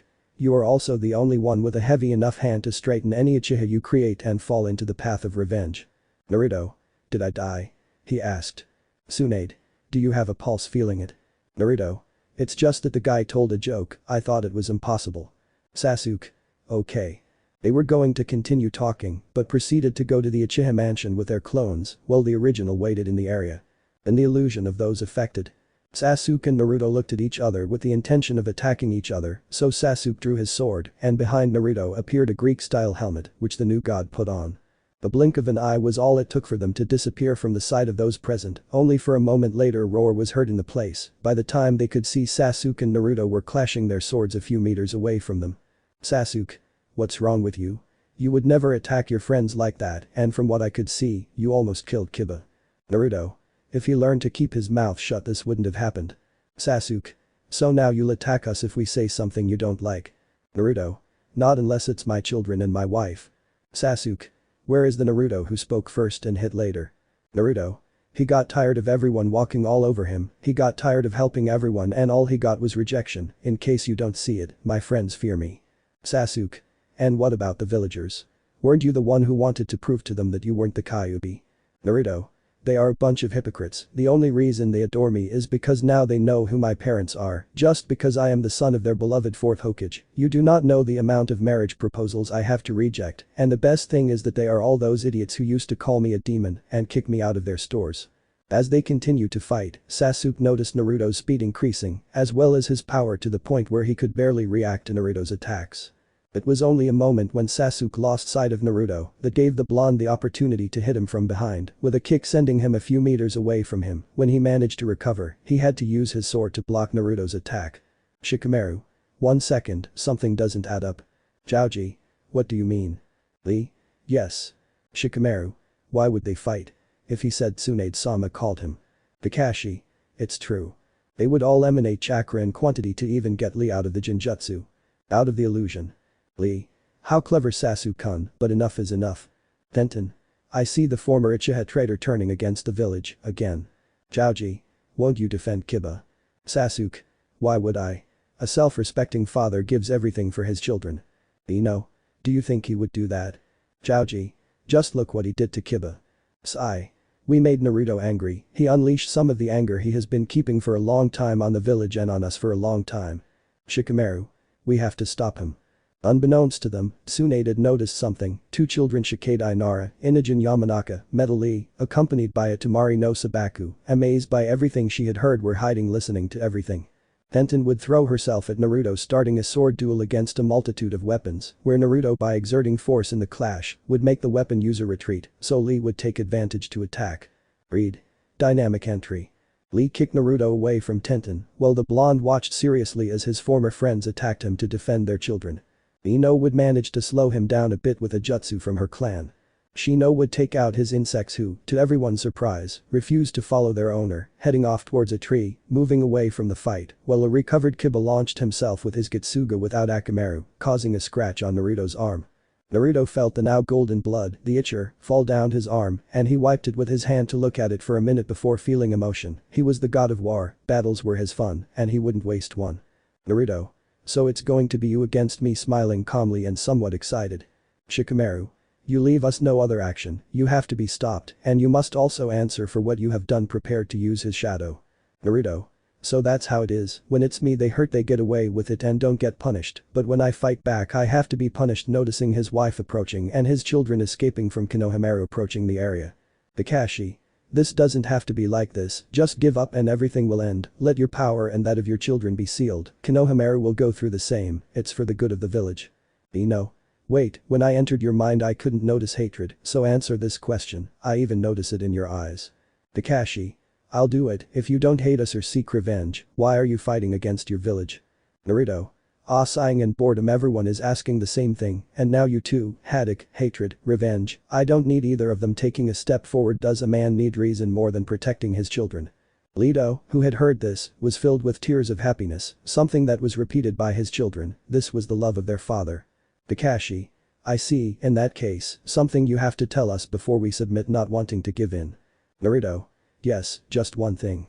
The animals of the forest of death that were in the village would approach and place themselves behind their lord, growling and preparing to defend him, causing a little fear in the shinobi, since several wolves showed them their jaws, and to everyone's surprise, Akamaru growled at Kiba, while other Inuzuka dogs joined behind Naruto. Kiba. Akamaru, he thought, surprised. Shikamaru. One of his domains is the animals, this is being difficult, he thought, problematic. Kakashi. What request, Naruto? Naruto. I hope you can give me a good fight. After those simple words they saw Naruto disappear and reappear, kicking Lee in the head, sending him crashing into the trees, before reappearing in front of him and lifting him up by the head with one hand, worrying the rest. Naruto. It didn't have to be like this, Lee, but you decided to take it because of your fear. Lee. What will you do to me? With fear. Naruto. Because you have not threatened my daughters, I will have mercy on you." An orange orb would emerge from Naruto's right arm, surprising everyone and then destroying it. "Lee. What did you do to me?" "Naruto. I have taken away your knowledge of fighting. As God of War one can do it, the knowledge is not gone. It will only return to you when you understand the true reason why you must become strong. As long as you do not understand it, everything you learn in week will be erased from you every new week that begins." "Lee. What?" Scared like the rest, although relieved to have a way out, but it wasn't easy. "Naruto. I said I would be merciful, so when you understand what it means to have strength and what to use it for, everything you lost and empowered by what you have wanted to recover will return to you to then hit him and knock him out one less." "Ino. Yes, you are a monster." Naruto jumped to avoid Sai's ink beasts, only to have to dodge Choji, who had rolled into a ball and attacked him with the intention of knocking him down, causing the attacks to go against Shikamaru. He jumped back, dodging a barrage of kunai that Tenten had thrown at him from the right side of him, before jumping again, landing behind Tenten, taking a silver orb from her. "Naruto. Your punishment is the same as Lee's, until you understand why you fight. When you touch a weapon you will feel immense pain in your arms and body. When you understand why you fight and do not confuse your sense of belonging with justification for fighting, you will recover everything you learn or have learned." After that, he proceeded to hit her in the neck and knock her out. While she was waiting for something, a Rikiri straight to the chest. "Naruto. So this is how you show yourself." Kakashi with a disappointed tone and taking the Kage's arm. "You disappoint my parents, Rin and Obito." "Kakashi. It's not made to kill you, but to stun you enough," he excused himself nervously, "because it was made to kill." "Sasuke. Don't lie." "Tsunade. That power was designed to kill him." "Shizune. I don't know how you can be a disciple of the fourth and attempt against the life of his son." "Kakashi. I didn't regaining control. What did I do? What did I try to do?" "Naruto. I am a god of the elements, that would not affect me." "Kakashi. Do it." "Naruto. What thing?" "Kakashi. Give me the punishment. I failed before everyone's eyes. I let myself be carried away by pure paranoia. I failed you as a sensei. I failed you as a Kage, and I failed your father when he should have been like your older brother." Those words reached Naruto. After all, he knew from experience what regret was, but even if he wanted to be flexible, he couldn't forgive him, he had to punish him. "Naruto. No matter what bloodline, Dijutsu or Kekkei Genkai you want to obtain or implant, you will not be able to use it. I would give you something else, but I do not have the mastery in it, and as much as I want to not give it to you, because there was a time when you were a sensei, and now you give yourself to redeem your sin, I will see to not giving you so much, Kakashi-sensei." Shikamaru. Kajime no Jutsu, drawing hand seals and using a skill from his clan. Naruto. A Seek Sales A Shikamaru. Child. Dad. Shikamaru. Shikadai sorrow. Shikadai. What are you doing to Boruto's dad? Naruto. Tell him. Shikamaru. Did you know they were there? Naruto. For a few minutes now, and who better than you to show them your true face, the one that will not hesitate to sacrifice someone for the village. Shikaded. That is to say. Shikamaru. Shikadai hugged Tamari, crying, "Well, a father tells you that when you are years old." Ino. Inogen worried. Inogen. You too and dad. Sai. No, I won't. Naruto, I apologize for falling as if I were an Anbu root again. Naruto. Apology accepted. Out of respect I will not punish you, Sai, although I am not saying that you will not suffer for a few days. Ino. You know. Sai. What? If I were like Naruto I would do the same. I will do the right thing. Taking out his Tanto, my sword is yours, Naruto. Several Anbus came out to confront Naruto, earning a Madara vs Shinobi Alliance style grape. Only the one who did it was a recently awakened Greek god. Sai. Naruto standing in the middle of his sword. Naruto. Sai. Ino. You know. Blood stained Naruto's face. Naruto. I have refrained from killing them, clenching his fists, but it seems they don't want to understand it. Apollo. Father coming on stage. Naruto. Can you cure him? Apollo would nod and begin to heal. Sasuke. Let's go to the Dobe's house, taking Tsunade and Shizune. Naruto would take Shikamaru by the neck. Naruto. So much confidence in taking the shadows, removing a dark orb. Let's see how well you do without them. Your entire clan save little Shikadai and the children of your clan. Through you the Nara clan loses its control of the shadows. Shikamaru. The damn M. Naruto. That's the price of challenging a god. Apollo. I'm done, father. Sai. Gee, thanks. Naruto. To you, friend. Sasuke would take Sai and Inogen to leave the place, while Apollo went with his brothers and uncle to the mansion. Jiaoji. Shit, the Anbus don't dare to jump in. Kiba. I'll kill you, bastard, throwing himself with a simple kunai. Nobody, but nobody, and I repeat nobody, expected what happened next because Kiba would let out a heart-rending scream of pain. All the men, except for Naruto's support and the children, covered their groins as Akamaru had bitten the Inuzuka's pubic region hard, staining the area with blood and dropping some nuts to the ground. Kiba was incredulous, fearful. Akamaru had never behaved like that. Naruto simply approached Kiba, who crawled on his back to escape. Naruto. You deserve more, Kiba, but let Tamaki, your pregnant wife, be grateful that I didn't kill you for what you said about Hinata, but you must act like a man and face the consequences, saving your future cub and the children. The Inuzuka clan loses its connection to its canine companions. Kiba would nod and then faint. Chouji. Shit, being the only one standing. Naruto. If you don't take him, Kiba will bleed to death. Leto. Naruto. Naruto. Yes, my dear. They both hugged each other to look at each other. Leto. Calm down, don't let your anger dominate you. Naruto. Don't worry, it's over. Leto. Let's go home, then I'll see what punishment to give you. Naruto. Yes, resigned, an angry wife is worse than any enemy, just let me say a few things. Summer. Yes. Naruto. Kakashi-sensei, by tomorrow at the latest, I want you to give me everything my parents left me as an inheritance, and that includes the payments for properties that the civilians owe me. You have until sunset tomorrow since I'm leaving this village and I'm not playing around, either you give me everything back or I'll make you remember the Kyuubi attack, but for 8. After saying that, Naruto hugged Leto and the two disappeared using the Haraishin. When they left, those who could get up did so. Shikamaru. You're not going to give them to them, are you? Damari. Oh, you better give it to them. Shikamaru. Love, I'm sorry, but. Kakashi. We will do what he says, no matter how bad it leaves us. If we don't, we could get into more trouble. Damari. I never thought I'd see the blonde idiot like that. Kakashi. None of us. Now the only thing we can do is try to calm him down. I don't want to risk him carrying out his threat, besides I've already ruined it enough. Shikamaru. I don't agree, and I'll let the villagers know this. Damari. Don't you dare. Shikamaru. Or what? Damari. I want a divorce and custody of Shikadai. Shikamaru. I'll grant it to you, but. Shikadai. I'm going with mom. Shikamaru opened his eyes at that. Losing his family was his punishment. Now he remembered one of the Uzumaki's domains, the family. Naruto may not have it, but what about the rest? Ino, for her part, only returned home, finding a note from Inogen, saying that she was going with Sai. If she prioritized the village more than her family, he wouldn't stay with her. That was where the blonde realized where she screwed up. Uzumaki Mansion. Naruto and Leto had arrived with everyone they were going to address, and the clones from the Uchiha compound with Sarada, where she was placed in the loop, while Naruto had Apollo use his domain and wake Sakura from her coma. She already had her punishment, something that the sun god obeyed his father. Naruto. Thanks for everything, team. Sasuke. And you dope. Both would shake hands. Sasuke. If you leave, I hope to see you in the future. From what I see, I'll see that Sakura changes. If not, I'll go on a trip with my daughter and Apollo. Apollo. Yes, uncle. Sasuke. Stay away from my daughter. Apollo. Yes, uncle, in a military pose. Artemisa. Baka no Nai-san. Sai. I'm sorry about everything that happened, Naruto.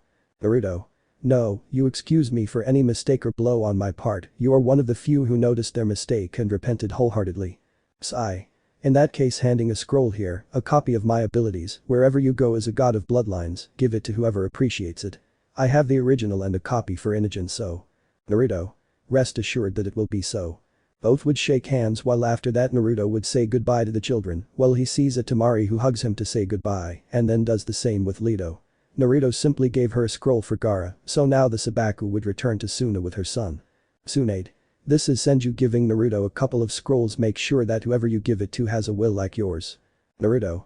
That's how a mother will be reciprocating the feeling. Both hugged each other, showing great maternal love, because for Naruto Tsunade was like his mother and Naruto for the Sannin was a son. Naruto, Apollo. Bachan hugging Tsunade. Himawari and Artemis. Grandma. The would hugged Tsunade while Naruto received some advice from Shizune, and then they would hug each other, and then both apprentice and Sannin of the slugs would say goodbye to the Uzumaki matriarch. After that, everyone left except the Uzumaki family and Konohamaru. After an hour for a snack, Leto went down to the basement to meet Naruto, who was keeping everything in seals, where the moment he saw her he hugged her. Leto. What's going on? Naruto. I'm sorry, we have to go. Leto. Don't worry, as long as you're with us no matter where we live. Naruto. I wanted you to have a home and for us to unite as a family despite being assembled. Leto. Home is where your heart is, where yours is. Naruto. With my family. Leto. So that's your home and ours is with you. Naruto. I promise I'll find a better place when we leave. Leto. I know you will do it. Naruto. Why don't we prepare dinner instead? The children must be hungry. Leto. I would like that. Naruto.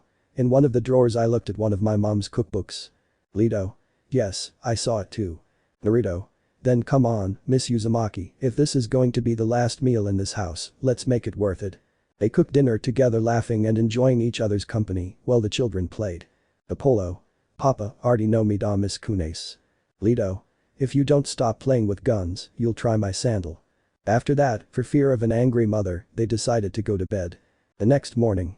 It was around in the afternoon and at the entrance of the village was Naruto accompanied by Boruto and Apollo riding on horseback, on his right side, Leto who was carrying Himawari who had Artemis in her hand, while Kakashi handed a scroll to Naruto's scroll. Kakashi. I'm sorry it ended like this, I hope you find your happiness. Naruto. This was going to happen sooner or later, goodbye, maybe we'll see each other again in the near future, destiny is not fixed with me. Kakashi. Miss Uzumaki, take care of Naruto. Leto. Of course while Naruto pouted and his two boys made fun of the father. Without saying anything else, Naruto and Leto disappeared from the place and reappeared in a completely ruined place. Leto. Where are we? Naruto. On the island that belonged to my clan, the Uzumaki clan, and my mother's birthplace. Leto. Why is everything destroyed? While the children watched helplessly, their Uzumaki blood boiling. Naruto. They were attacked because of their fear of him, they stood out in several areas, and since they were pacifists, they took advantage of this and attacked them, but the Uzumaki did not perish until they had taken of the enemy force. Leto. That's sad. Apollo. Epic. Naruto. And great. Both brothers would bump fists. Naruto. If I planned for this to be our home, I brought the mansion so all that's left is to settle in and rebuild these lands. He couldn't continue speaking because fate appeared in front of them. Leto. What do you want? Covering Artemis and Boruto. Naruto. What do you want? Covering Apollo and Himawari. Clotho. We come to inform you that you must return to your world of origin, since, without Apollo and Artemis, the balance will be lost since the goddesses of the sun and the moon are needed. Leto. No, they will not go there. Hera will attack them because she does not understand that they no longer carry the blood of Zeus, and the other gods could try to abuse the girls, in addition to influencing the boys. Naruto. I won't allow it. Lachesis. Young Naruto, you and your children will go with her. Leto. Even so, Zeus will not leave us alone. Atropos. We said they had to return, not that they had to go to Olympus, since they will go to Olympus when we call them. Naruto. How can I be sure that they won't attack us at least until we're ready? Clotho. Because the same being that brought you to this world is willing to take you to this island and put up a barrier so you won't find them until it's time. Atropos. As we said, they only have to go so they can take charge of their domains, and we will present them by enlarging the Olympian Council by order of Lady Cows, it is not necessary for them to go to Olympus when they arrive. Leto. If that's the case, I wouldn't mind returning, but only if Naruto allows it. Naruto. I'll only ask once, if Zeus bothers us I can kill him, and if I do what would be the consequences? Lachesis. None, you can kill him if you wish, you would be doing everyone a favor if you did, but after certain events happen. Naruto. Fine, we'll go, but if anyone bothers us, be it a god, titan or whatever, it will be their end. Clotho. Wise decision. Tomorrow the transfer will be made. They will be hidden and can only be seen by those who wish to see them. The destinies were about to leave until one remembered something. Atropos. By the way, he wants someone to be taken care of. Leto. Who is he? Naruto. Who do you want us to take care of? Lachesis. We cannot say her name, work orders. Clotho. The only person they are going to take care of is a poor woman who had an unjust death. After the old woman finished speaking, an unconscious woman appeared in front of Naruto. She had blonde hair and was very beautiful.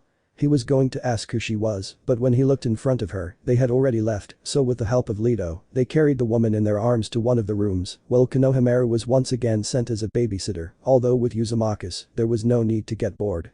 Leto. Who could it be? Naruto. I don't know. At that moment they saw the woman begin to wake up, while Leto placed a wet cloth on her forehead. Where am I? Leto. You're in a safe place. Naruto. I'm Naruto and this is my wife Leto, and outside are our children and my little brother, who are you? Do you remember or know your name? I do remember my name. Leto. Could you tell us what it is? My name is Metis. Chapter 6. When they woke up the day after arriving on the island and receiving Mephis, they decided to find out who she was. Needless to say that after hearing her story and the way she died, he was deeply upset and disgusted to the point that if he met the idiot Zeus he would possibly kill him. He knew that he should relax and wait for the right moment authorized by the Morai. In addition to the fact that everything on the island had changed, with the shadow clone jutsu, and with the help of his children, new buildings were erected. The corpses of the fallen Uzumakis were buried in a shrine that had been built by Boruto and Apollo, next to a castle that he assumed belonged to him, where they slept last night, and today they realized its existence, added to the fact that the entire atmosphere on the island changed to that of a somewhat surprising forest. He checked the castle using his clones and was surprised at how big it was, and it also had a large library where every trace of shinobi history was and of the Olympic world. Castillo. Sanctuary. Next to the throne room, they found a note that read as follows. The island and everything on it, including the castle, animals, and even the trees, belongs to you, your queens, your little princesses, and your princes. Enjoy it. You are now in Leto's homeworld. This island cannot be found, not even by the god of the ocean. Only those you wish to enter may enter. You may also leave at will. So the first thing they did was take possession of the castle. Well, they settled in and got used to their new life, in addition to beginning their training, so as not to forget the shinobi arts. But the gods. Things were not well and Hera knew it, since what happened with Leto, Zeus's lover, things went bad, since she disappeared without a trace, nothing, as if the earth had swallowed her, in addition to the fact that the domains of the sun and the moon had gotten out of control. It was thanks to the efforts of her and other gods that nothing worse happened, but maintaining the sun and the moon was difficult. They looked to the destinies for a solution, but all they got was if Leto's children were here this wouldn't be happening, it's a shame they're no longer here, and then they left. They all understood what it meant, and it was that she had had more than one child, and they would be the next gods of the moon and the sun, but that possibly something had happened to them and their mother. Making everyone blame Hera, so they had to continue taking care of the moon and the sun, and it was exhausting, so it was for the next years until they felt like the weight of maintaining dominion of the sun, and the moon disappeared out of nowhere, so they could only think that new gods had been born for those domains. The question was, where were these new gods and why hadn't they gone to Olympus? For the next years they searched, but found nothing. No matter how hard they tried they couldn't find them. It was as if they didn't want to be found. Everyone wondered what kind of gods they were, especially Athena, who being the goddess of wisdom wanted to find them, since she wanted to know what kind of gods they were and what other domains they would have. She knew that other gods had already given up on their search, but she wouldn't find them. But the Uzumaki family. Theirs was what he had been in this world, in which he had observed how these gods, as they called themselves, acted, and what he saw disgusted him greatly. He saw each of the things that these gods had done, finding some that he liked, being Hades, Hestia, Demeter, Hermes, Hephaestus, a couple of minor gods children of Nyx, and he was happy that his island and castle were not found, not that he cared if they found it, since they would face the 9 guardians that inhabited the island. But he could call it any time he wanted. I had also seen how during these years they had been searching for their children, since it seemed that they had realized that they existed and wanted to very possibly take them to Olympus, as if I was going to let that happen. Only 2 gods were allowed to enter his island, the first of them, Hades, god of the underworld and wealth, the one Naruto called his divine best friend. They shared a lot. Their love of family, their past of being cast aside, so in the years since they met, they were considered brothers from another mother. Such was their friendship that Hades was chosen as the blonde's best man when Leto convinced him to marry Mephis to ensure that Zeus would do nothing to her. Leto had seen that both had mixed feelings, and thanks to the island's library, he knew that Naruto was the last Uzumaki male, so he must have his own harem to repopulate the Uzumaki blood. Something that Naruto didn't even care about since he already had his happiness with Leto, but a few words from both of them decided that Mephis and Naruto would declare their love and end up together, saying yes to each other at the altar. Said love, years later and several sessions of love and passion between the Uzumaki and his wives, ended with Mephis's pregnancy, something that pleased the family, especially the children, who fought to see what it would be. After months, a boy was born, whom they named Asian, who was the godson of Hades himself, along with the 2-tailed beast, Matatabi. The Asian ended up being very close to his older brother Apollo, receiving rides since he was a child in the chariot that the sun god had obtained as a gift from the Morai. It was thanks to these trips that he developed a fascination with agriculture, so in addition to training with his father and brothers, he took charge of the island's fields. Along with his brothers, due to the use of his grandfather's jutsu, they became known as the Golden Triangle. Naruto always told them that his grandfather was known as the Yellow Flash, the Konoha no Kairoi Senkim, something that excited them, and they trained until they were tired, being the first to master it. The eldest, Boruto, who according to his role as an older brother, was in charge of helping his younger brothers. Artemis, for her part, achieved it with Boruto's help, being called by Naruto, the Silver Flash, due to her trail when using the Hiraishin no Jutsu, translated, Jutsu of the Flying Thunder God. Naruto, upon seeing the gods, felt nervous. The reason: he feared for the innocence of his babies. Of course he would never see them as anything other than his daughters, so protected by his wives and children. The family swore by the river Styx never to fall into incest, something strange, since they were Greek, added to the fact that the clans to keep their lineages pure, they also did it, especially the Uzumakis and Hyugas. Methys, on the other hand, wanted to see her daughter Athena. She wanted to see what she had become, but what she saw deeply disappointed her, to the point that she thought of correcting her daughter, if necessary, with the use of the sandal. Athena was too proud, arrogant, egotistical, vain and know-it-all. Besides being envious, she boasted of being the goddess of wisdom, and always the reason fell on her, something illogical for a goddess who represents that domain. You can always learn something new, and what is written is not always correct. Her envy was something that disappointed Methys, which was demonstrated when Medusa, a young maiden of one of her temples, was abused by Poseidon. She prayed to her goddess for help, but Athena did not help her. Instead, she cursed her, and all because she was jealous of how beautiful she was. It was the same goddess who confirmed that it was right just to desecrate her temple, when in reality she was raped in it, since she never consented to the Highschool act. For Naruto, it was the most unpleasant act that a deity can do, feel envy of a mortal, in addition to going against the very domain of the goddess, since instead of seeing the facts and boasting that she was not wrong, she ended up committing an act more cruel and unfair. At the words of Konohamaru, his follower and younger brother in everything but blood, minor god of justice, Naruto took pity on the unfortunate woman and lifted her curse, or at least as much as he could, allowing her to have the appearance of a gorgon when she feels threatened and a human form when she decides, in exchange for her swearing loyalty to her family and defending the island where they live, something that the woman accepted. It was after these years that Naruto received dimension of the Morai to go with his family to Olympus. On Olympus, everyone had sat in their seats while waiting for the Morai to enter. Only Zeus and Hera knew what they would do, so after a long half hour, the destinies began to inform everyone of what was happening. Athena. In that case I think so. Clotho. By order of Lady Cows, the Olympic Council will be expanded. Zeus. But. Lachesis. But nothing, orders from the creator. Hera. Okay. Atropos. Well, in addition to those who have the dominion of the sun and moon, 3 other seats will be given away on this day. Poseidon. Who will they be? Athena. And what domains will they have? Hermes. Interesting. Hephaestus. Let's see how this goes. Clotho. First of all, I will introduce you to Apollo, god of the sun, herds, medicine, healing, plagues, arts, music, poetry and archery. The newly appointed one would look at everyone with a calm gaze, displaying an emotion of pure calm and happiness. Apollo. It's a pleasure to meet you all. Zeus. You are my. Lachesis. No, due to what happened after your negligence and forgetfulness, Cows has replaced his DNA with that of his father. Hera. What? But how if they are B? Clotho. They are not children of Zeus, Hera, and they do not offend your domains, at least not now. Aphrodite. He's so handsome, Fufufif. Atropos. Next is Artemis, goddess of the moon, chastity, virgins, wild animals, births, hunting and nature. The aforementioned entered looking with some displeasure at the male population who looked at her with some lust, among them Zeus himself, with the exception of Apollo, Hermes and Hephaestus. Artemis. It's a pleasure to see many but not the rest indirectly looking at Zeus, Hera and Athena. Clotho. Well, we'll start with the first of the new deities that will make up the Olympic Council. That caught the attention of several. Atropos. She is Himawari, goddess of childhood, the wind, the dawn, brotherly love and sisterhood. The aforementioned entered giving a funny smile, as if she were a child. Himawari. Hello. Poseidon. Wow. Athena. How childish with displeasure. Himawari. What a bitter owl brain sitting under Athena's annoyed gaze. Lachesis. Well, now the next god is him. Atropos. Is Boruto, god of battle, family, lightning making Zeus red fortune and protection.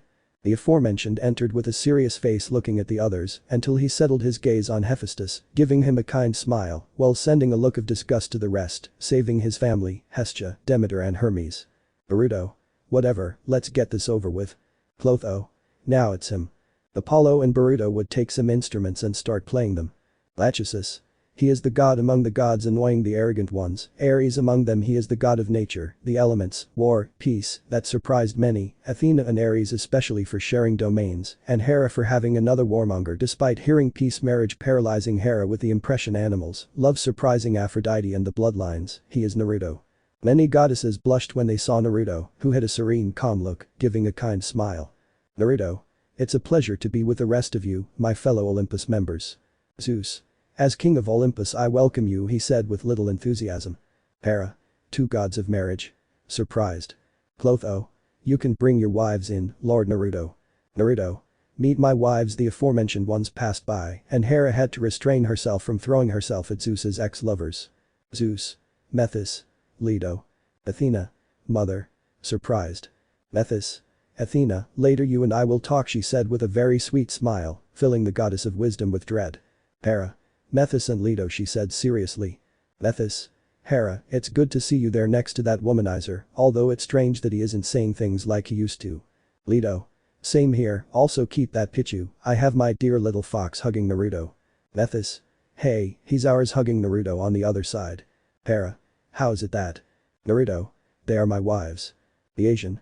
Mom, behave yourself, said a young man of no more than years old, handsome, which would make Demeter blush, while Aphrodite ate him with her eyes. Athena. Huh. The Asian. It's good to meet you, sister, bowing. Methys. He's your younger brother. Athena. He's Naruto's and my son, like them, pointing to the stepchildren. The Inicio. Well, that being clear, are you going to stay? Looking at them wary. Clotho. We're leaving now, disappearing with her sisters. The Inicio. How bitter to drink like beasts. The party started without anyone expecting that two things would happen that day. Chapter 7. The party after the Uzumaki family arrived at Olympus was very pleasant, too pleasant, since, in an attempt to lighten the atmosphere, Dionysus wanted to test Naruto's drinking, making him, the blonde, and Poseidon compete to see who could drink the most, leaving the Uzumaki as the winner. Dionysus. You drink like Aunt Hestia, he said drunkenly. Hestia would blush for it. Zeus. Background between the new god and the greatest of the Olympians. Everyone except the Uzumaki family would nod in a yes. So both with no other option would start drinking, while the public shouted bottom, bottom, bottom. The Uzumaki family would not be defeated in shouts. Apollo and Boruto. Come on, man. But the exception of two people, Naruto's youngest son at the moment, the Asian, and the goddess of agriculture, Demeter, they had sneaked away from the rest to one of the nearest fields. But the couple. They both walked along, getting to know each other better, and also telling anecdotes from their lives, like the time Apollo made the Asian, at the age of, ride his charioteer's fiery horse, only for the little boy to end up naked and almost raped by the nymphs and Medusa herself. Demeter. You are interesting, for someone so young and a god without dominions. The Asian. Yes, enough about me, tell me about yourself. Demeter. Well, my father ate me. Zeus made me vomit up, and I was the second to last to come out. He and Barnaclebeard, dead man's breath, and he shared everything, leaving me as the goddess of agriculture, the harvest, and bread. The Asian. Families are difficult and complicated, some don't even have love. Demeter.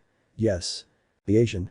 Look at me, I'm the youngest, they treat me like a baby, especially my sisters, because they think that if I get together with my brother Apollo, I'll become an idiot and all that. I still love them, said Uzumaki, giving a smile, blushing the goddess. Demeter. And that's not bad, families are different and that makes it beautiful. The Asian. Without a doubt. They both looked into each other's eyes as they brought their lips closer together, where the younger Uzumaki gave in to his puberty while the older, more experienced goddess pulled him into a kiss, where they increasingly increased the intensity, letting themselves be carried away by their instincts. At the party. Naruto and Hestia had been tied under the incredulous gaze of everyone until one by one, under the effects of the god's alcohol, they fell asleep, of course, with the exception of Himawari and Boruto, who did not drink. Leto and Methys would take Naruto to their temple in Olympus, where a drunken Hestia snuck in, joining the session of caresses and kisses until it escalated to something more intimate, where thanks to the silent seals and the large amounts of alcohol that many ingested, they were left more dead than alive in unconsciousness. From Naruto's temple only came moans and screams of pleasure and demands of their piece Uzumaki by women who enjoyed it all. After all, Naruto being Uzumaki has an abysmal resistance, and being Namikaze has a good gift in his intimacy. The next morning. A loud cry echoed throughout Olympus. Zeus. The reason? He simply wanted to get into trouble with Demeter, but he found himself in a situation involving the younger Uzumaki and his older sister. Hera. What happened, sister? Poseidon. Huh. I know he's not my son, but that boy makes me proud. Ares. Damn dwarf. Hermes. Wait, wearing some Hephaestus chains. Hephaestus. Just in case, he holds back. Hermes. I did it without him noticing. Apollo and the others had just arrived due to the scream, while Naruto, his partners and his new girlfriend, Hestia, approached limping but arrived, blushing, but they arrived. Naruto, seeing his youngest son covered simply with a sheet hiding his intimacy, wiped an invisible tear of pride like Apollo and Boruto, something that bothered Aphrodite, but the goddess of love noticed the marked size of the boy's dowry, thinking unholy things with some descendant of the blonde new god. Zeus. How dare you, new god, preparing his lightning bolt. Naruto. Even tries to touch a hair on him, increasing his power. Boruto and Apollo did the same to defend their brother, causing the little blonde Uzumaki to wake up and become embarrassed and blush along with Demeter. Zeus. How dare you just arrive and disrespect your king. Hestia. Basta. Both would stop emanating power. Hera. Enough, don't you see that you will cause evil in the mortal world? Zeus. I don't care. Athena. Should be father, he is at the level of the big. Poseidon was surprised that the newcomer could rival them in power. For his part, Zeus couldn't contain his paranoia, but a glance from Hera was enough to calm him down. After that, the Uzumaki left Olympus, only returning if necessary or for meetings, with Hermes being the one who would announce them, since he was until now the second god to enter the island. You may wonder how Hermes is the second to enter. It's simple: Hermes, god of travelers, messenger god of thieves, commerce, shepherds, borders, orators and ingenuity, of writers and poets, athletics, weights and measures and inventions, became Apollo's best friend when he went out to explore for about years, in addition to doing his survey and meeting humans. Upon meeting him, Naruto felt that he was someone trustworthy, and after God swore by Styx, he was granted entry to the island, in addition to Naruto considering him as a son for his attachment to jokes. Demeter and the Asian just looked at each other as they left, knowing that possibly for the boy's safety, they wouldn't see each other. While Hestia looked at Zeus. Hestia. In the name of the river Styx, I swear that if he is not my true love, he will not be able to take me intimately. A thunderclap sounded, implying her oath. Of course, that in itself nothing would apply as punishment. Athena, Zeus and Hera interpreted that Hestia was making an oath of chastity and purity, something crazy since the goddess who spies on you had already lost her in the night, and fortunately thanks to contraceptive seals, none of them got pregnant that night. Isla Uzumaki. The entire Uzumaki family, without Hestia, had arrived on the island, where they were received by the Morai. Clotho. We are sorry to arrive at such a hot time. Naruto. What we owe the visit to. Lachesis. We came to hand over the domains of the young god, pointing to the Asian. Atropos. You will be the god of male beauty, knowledge, the wise, the forests and sexuality. Everyone was surprised while Artemis took the youngest of the Uzumakis to give him a talk. The truth is that meeting a certain goddess of love, beauty and lust had not fallen well at all, and that was the beginning. That is why, after hearing things about her, Artemis chose to give her little brother instructions not to be like the pile of foam of Olympus, since Aphrodite was born after Kronos cut off Uranus's balls. After that day, years would pass, where humans worshipped the Uzumakis, with Naruto, in Greece, the guardian god of the city of Thebes, just as Apollo was in Troy, Athena in Athens, Ares in Sparta. Boruto, for his part, had great veneration on the island of Crete, and Himawari, saving in Sparta, was worshipped as the fourth virgin goddess, with Hestia, the leader of the four. As for Naruto's marriage to Methus and Leto, things didn't go very well, so the three of them decided something: they would work separately and then after a few years, meet again as a newly married couple. For the younger Uzumakis, the situation turned out to be quite divided. Boruto thought that even though the marriage had its difficulties, they shouldn't behave like teenagers. Himawari didn't know what to think. The Asian thought similarly to his older brother. Apollo supported the decision in order to calm the waters and have fun, while Artemis didn't know what to do, so she respected her parents' decision. On Olympus things worked very differently, something itself changed. Several gods changed due to contact with the Uzumaki, the first being Hephaestus, god of the forge, metals, volcanoes, sculpture, fire, blacksmiths, artisans and metallurgy, with whom the Uzumaki and his children got along very well. For Hephaestus, Naruto was an uncle who comes to visit and gets along despite everything, and without Hera finding out, as the god of marriage, Naruto broke his engagement to Aphrodite, since Naruto was not happy that the goddess of marriage, wife of Zeus and mother of Hephaestus, did not allow him to break his marriage, since the goddess of love literally did the same as Zeus and did not even hide it like the aforementioned. Another god with whom he got along relatively well, and after a slight beating over Medusa, forcing the same god to give him a rather large compensation in drachmas, was Poseidon, in addition to helping in his marriage to Amphitrite, of course with fewer flaws than before, not at Zeus level. The last Olympian goddess he got along with was Demeter, since, thanks to her seals, she allowed him to see Asian behind Zeus's back, even after her grape, which gave rise to Persephone, who treated Asian as father. Then came the issue of Persephone with Hades, where the Lord of Darkness, being a very idiot, listened to Zeus and kidnapped the girl. An incident was resolved with Naruto's intervention, avoiding everything, the agreement being months a year with each of them. After that, he became quite fond of the minor gods, such as Thanatos, Morpheus, Pan, Hecate, Iris, and even Nemesis, where, behind Zeus's back, he allowed those who had demigod children to seek refuge on his island. After years of planning what he would do and years of legal permission to do whatever he wanted and have relationships with whoever he fell in love with, Naruto set off on his travels through the human lands, accompanied as always by his little brother Konohamaru, currently married to Hebe, goddess of youth. Konohamaru and Hebe met at a meeting on Olympus after Zeus found a male lover, a Trojan prince of great beauty, Ganymede, the only being that Hera would not punish, since he would not father a demigod and other activities of Zeus. Hebe, seeing how Zeus made him the cupbearer of the gods, justifying the boy there, felt betrayed, crying, went out and ran into the god of justice, Konohamaru, who comforted the young goddess, and thanks to some words and smiles Uzumaki trademarks, they ended in an adventure and their subsequent marriage. On their travels, unlike Naruto, he remained faithful to Hebe, as he did not have the permission to act as a bachelor. On their travels, they heard of a princess named Mura, daughter of King Cinyras, who used to boast that his daughter was more beautiful than Aphrodite, the goddess of love and beauty. When Aphrodite found out about this, she became angry and decided to retaliate. She used her son, the god of desire and attraction, to make Mura fall in love with her father, and even tricked him into committing incest. This would have come to fruition if not for an illusion of Naruto and Eros, saving Mura from the wrath of the goddess for something the human did not commit. Naruto stayed by Mura's side, causing the two to have an adventure, and from there came the first demigod that Naruto fathered, Adonis. Naruto knew that, in these years, he could do whatever he wanted, just like Leto and Methys, who on their side had some nymphs who were sent for safety to the Uzumaki island. Regarding Adonis, Naruto was with Mura until months before giving birth, where Aphrodite, annoyed with Naruto and jealous that he did not fall for her charms, cursed Mura to become a tree, where she finished conceiving Adonis, always being attended by Naruto, until Adonis was born, but Zeus imposed the rule that no god could take care of his demigod children. He boasted that he would make them forget their duties, something that Naruto and his relatives did not care about at all. They sent shadow clones to fulfill their roles. The first to meet Adonis was Artemis herself, who was enchanted by her little half-brother, which made Naruto name her his teacher. When his leave ended, so Naruto returned to the island, sending a clone to see Adonis from time to time. Adonis, under the tutelage of Artemis, grew into a handsome, strong, hunting-loving young man, becoming her first hunter and her greatest follower ever, even supporting her when she argued with Apollo about hunting and sport, causing Adonis to shout "hunt" out loud. When he turned, Adonis on his hunt ran into the most hated goddess by the Uzumakis, Aphrodite, who fell in love with him and using her charm, tried to sleep with him. Of course, it didn't work on the young man, as he was the son of a god of love.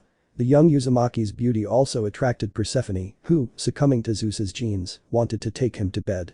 Adonis, taking advantage of the fact that the goddesses were arguing about who would stay with him, thanks to Artemis's training, would make a shadow clone, leaving him with the crazy women, and he went with Hades, a god he respected very much and would do nothing to offend him. Upon arriving in the underworld, courtesy of Hermes, Adonis told Hades everything, who at first didn't believe him, but decided to listen to the young man. He was not a fool and would not throw away his years of friendship with Naruto. Both together would pretend before the Olympian Council what they would do, since if it were a demigod son of Naruto, they would not even call the rest to vote to give him a punishment.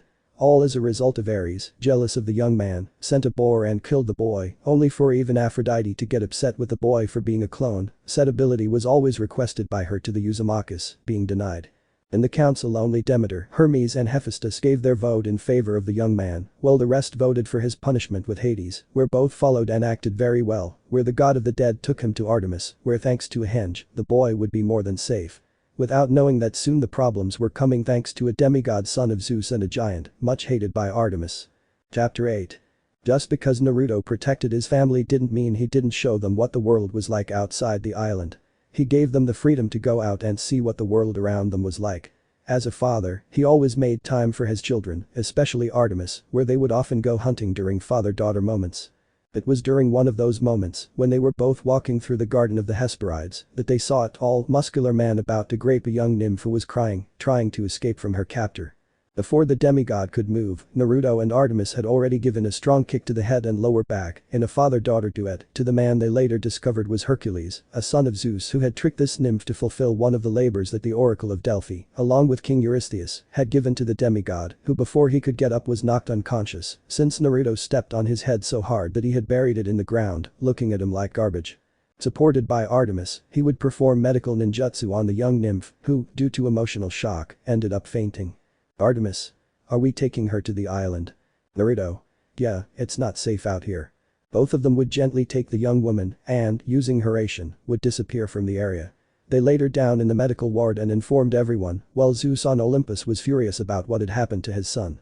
They decided to leave her in bed while leaving a clone of Artemis to watch over her. At the training camp, several children of minor gods and Olympians, often the latter unrecognized, trained their skills under the watchful eye of the two minor Uzumakis, Iasion and Adonis, who pushed them beyond their limits, always with the prudence to rest their bodies. The next day, Artemis and Naruto went to see the nymph they rescued, a daughter of the Titan Atlas, the one condemned to bear the weight of the world. She was exiled and cast aside by her family after assisting Hercules in his 11th labor. This marked the beginning of a series of events, rescue and recruitment of the goddess of the hunt, who ended up creating her huntresses, leaving Zoe as her most loyal lieutenant. At first Zoe seemed somewhat cold and distant, especially with many men, but with Adonis, Iasion, Boruto and Naruto she was totally different, she dropped that mask of hatred towards a gender. The same happened with Phoebe, only with those mentioned her face changed. In the eyes of the vast majority of hunters and to Artemis's annoyance, Naruto was a very pampering grandfather, as was the case when he gave Zoe the power of the Mokutan bloodline, wood element, possessed by certain members of the Senju clan. Or with Phoebe who granted her the knowledge of San and Tsunade about medicine. In the huntress's camp, where she armed herself, the only man who followed Artemis's orders was her younger brother Adonis, the most loyal of her siblings, as well as her favorite. Adonis always stood by Artemis directly, even more so after Zeus's grape and murder of Callisto and Hera's insane jealousy, which led to her becoming a constellation. Everything was going well, except for the altercations between Ares and Zeus with Naruto, or the situations of Aphrodite with Artemis and their mothers, especially when Aphrodite found out that Adonis was still alive, she wanted to kill him or curse him, but Artemis always defended her little brother, this even led to her becoming enemies with Athena who wanted to curse him, with the excuse of deceiving two goddesses. Nothing threatened to happen, everything was calm, until Orion arrived. Artemis had settled in Delos, with her hunt and her loyal little brother, they had to hunt a scorpion created by Gaia, Artemis, and her hunt found the son of Gaia, who presented himself as a humble hunter, leaving the goddess of the Uzumaki lineage impressed, but no one except the youngest Uzumaki captured the emotions. Eye of Kagura, a sensory ability granted by the bloodlines to the Uzumakis, capable of not only detecting presences in absurdly wide radiuses, but also emotions. Adonis detected Orion's true desire, so he did not take an eye off the giant. Artemis watched Adonis's behavior with the hunter, which filled her head with doubts, but she would follow her little brother's instructions. She knew of his sensory ability and never lied about it.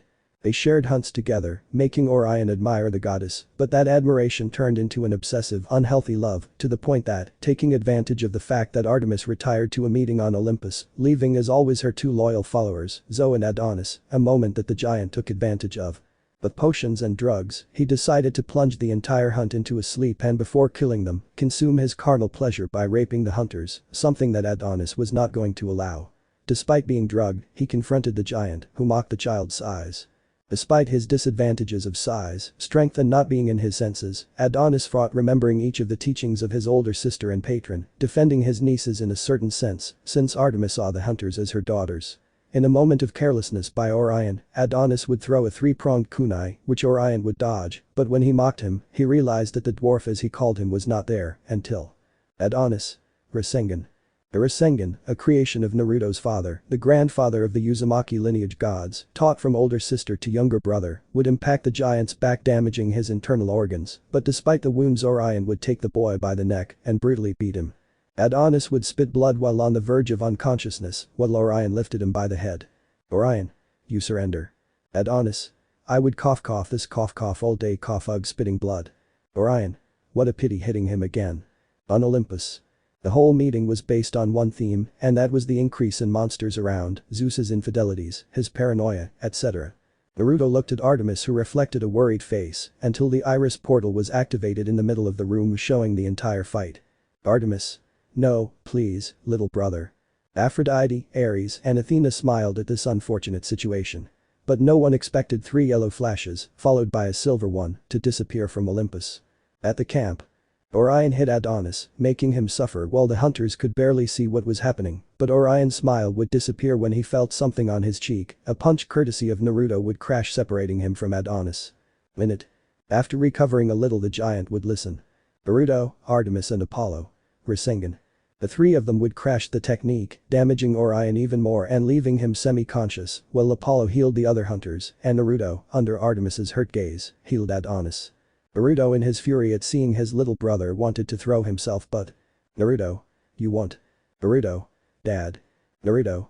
It's not your duty, it's mine, stopping the older Uzumaki. Orion. So the new god of Olympus, huh? You don't seem like much. Orion would confidently launch himself against Naruto, but the blonde would deliver a shower of blows with all his anger, even on Olympus Hermes praised that, because he was faster than him. Orion would fall to the ground looking scared and with hatred at the blonde. Naruto. Get up so I can throw you down again myself, don't be a coward and face me, I'll make you pay for the suffering of my daughter, my granddaughters the hunters, and my son, turning his red eyes with slanted pupils, while golden chains sprouted from his back, wrapping themselves around the hunter. Orion. What are you going to do to me? Naruto. I'm going to make you suffer, and believe me, I'm going to enjoy it like you can't imagine. The most sacred rule of the Uzumakis, an unwritten rule, more serious than telling a red-haired Uzumaki tomato, the most serious sin that an Uzumaki will not forgive without making you suffer, and Orion committed it. Naruto, enraged, lashed out furiously at Orion, hitting, while hitting him, he made Apollo return to the island with the hunters and the rest, they needed to attend to Adonis now. Apollo obeyed, starting to take the hunters with Boruto, while Naruto gave him the greatest assault of blows he gave in his existence as a god, nor as a human in his past life, had he done anything. Poseidon and Hades tried to calm him down, but it was useless. On Olympus, many feared him, even the bloodthirsty god of war. After Naruto got tired of hitting Orion, who was already dead, he saw his children, while Adonis regained some consciousness, Himawari, Boruto, Iasion, Apollo, Adonis, Artemis. At the same time Hephaestus, Hermes and his two friends were present. Naruto. As a husband, my duty is to protect my loved ones until death do us part. As a father, I don't need a reason not to defend my children. As a grandfather, I don't need a reason not to give them love and protection. That's why, before those present, I swear that I will never be defeated, even if I lose my blood, even if it is in poor condition, I only need the love of my family. There were no words to describe that oath. It made his children feel a warmth in their chests. A father's love gave everything. On Olympus. Hestia would be clutching her chest feeling the warmth of a lover, while several minor gods felt admiration for him. Hestia. It turns me on more than the summer sun, she thought with a perverted touch. After that scene, except for those with whom he related as friends or respected, as long as they earned his respect, counting his family, the relationship with the rest of the Olympians was very sharp and distant, to the point that several years would pass, where Naruto would leave with his son Apollo on a trip from Delphi, until they reached a city named Opus, a small Greek city owned by the recent king of Mycenae, Agamemnon, who sought to unify all of Greece under his rule. Creating a great alliance through war dominating several city-states in the region.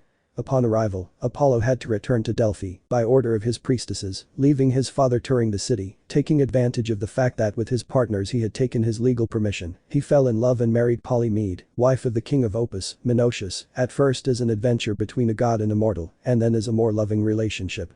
The fruit of their love was the birth of their second demigod son, Patroclus, a young blonde-haired boy with blue eyes, of beauty comparable to his brother Adonis. Naruto was present the first years of his life, due to his problem, when his time with him ended, he said goodbye to Polymede, leaving him in charge of the child, a demigod who earned the anger of King Menoetius by being a bastard son, which when the young man turned years old, due to an incident with a game of dice that ended in the death of another child, was exiled from Opus, and sent to the court of King Peleus of Phthia, to atone for his crime, instead, despite being older. He was placed with Peleus's son, Achilles, becoming both inseparable. Of course Naruto and other members of his family were not uncomfortable, they respected his tastes, but a wedding would occur. The wedding of King Peleus himself with Thetis, the mother of Achilles, for which they invited the gods themselves to participate in it. It was a beautiful evening where young Achilles met the father of his best friend and future lover, Naruto. At first he accepted their relationship, although he did not know what to think, since in elemental nations, homosexuality was an even taboo subject. The evening was incredible, saving the clashes between Naruto and Zeus when he wanted to court Methys and Leto, again, not caring a bit if they were married, but the dispute ended when he arrived Eris, goddess of discord and envy. The goddess arrived carrying a golden apple, under the annoyed gaze of many gods. Zeus. What are you doing here Eris? Eris. Not even a hello, huh? Father, and you too, mother. Hera. Daughter serious, since not even her own daughter was normal. Note. In the Homeric tale, Eris is revealed to be the daughter of Zeus and Hera.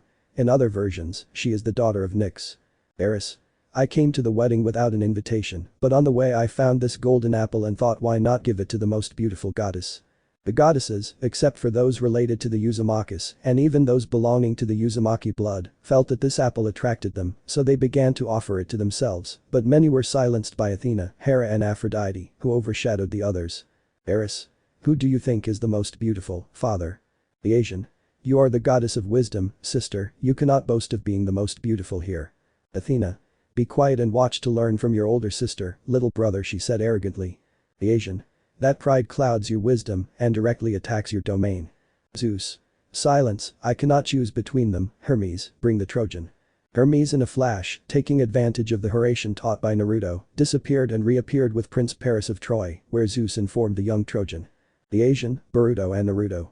This is stupid, it's a deception, even the goddess of wisdom was manipulated very easily, everyone knows that the most beautiful at a wedding is the bride, they thought in unison. Each of the goddesses offered something to the indecisive young man. Athena offered knowledge, wisdom, and strategy for battle. Hera offered all of Asia for the young man to rule. And Aphrodite offered him the love of the most beautiful mortal in Greece, Helen of Sparta, who was the wife of Menelaus. Paris chose Aphrodite, giving her the apple, alienating Hera and Athena. This act was foolish in the eyes of the Uzumakis. This action earned Aphrodite's protection and Athena and Hera's oath of revenge. Afterward, Hermes returned to Troy with Prince Paris, and the wedding ended, with each god retreating to his temple or home.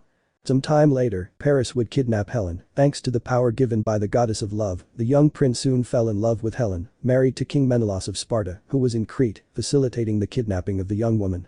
Upon learning of this upon his return to Sparta, Menelaus, accompanied by his brother Agamemnon, assembled the largest Greek fleet to recapture Helen and destroy Troy. This was the beginning of the Trojan War, in which even the gods themselves, except for some, took part. Greece. Athena, Poseidon, Hermes, Hera, Hephaestus. Troy. Ares, Aphrodite, Apollo and Artemis. Naruto did not care that his children had interfered because they joined after their temples were desecrated, as was the case of a temple of Apollo at the hands of Achilles. Apollo tried to make his younger half-brother reconsider, but he did not succeed. This led to Ares taking possession of the body of Hector, tamer of horses, the eldest prince of Troy, causing the death of Patroclus, under the satisfied gaze of Ares. Patroclus, despite his ancestry, was never trained in the shinobi arts. That action caused a strong rift. Naruto, despite being an Olympian, cried out for revenge for his fallen son. Of course Zeus turned a deaf ear, but made Hermes, Hephaestus and Poseidon abandon the Greeks.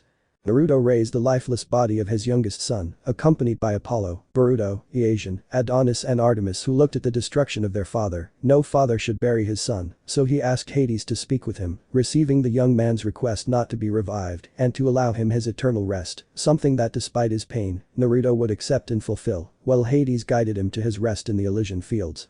Apollo, after that, and seeing the little importance of Achilles, after the cry of pain for the death of the one he loved, the lover of his half-brother, followed him and saw him having a role in the hay with a Trojan priestess, Briseis, niece of the Trojan king, and virgin priestess of his temple.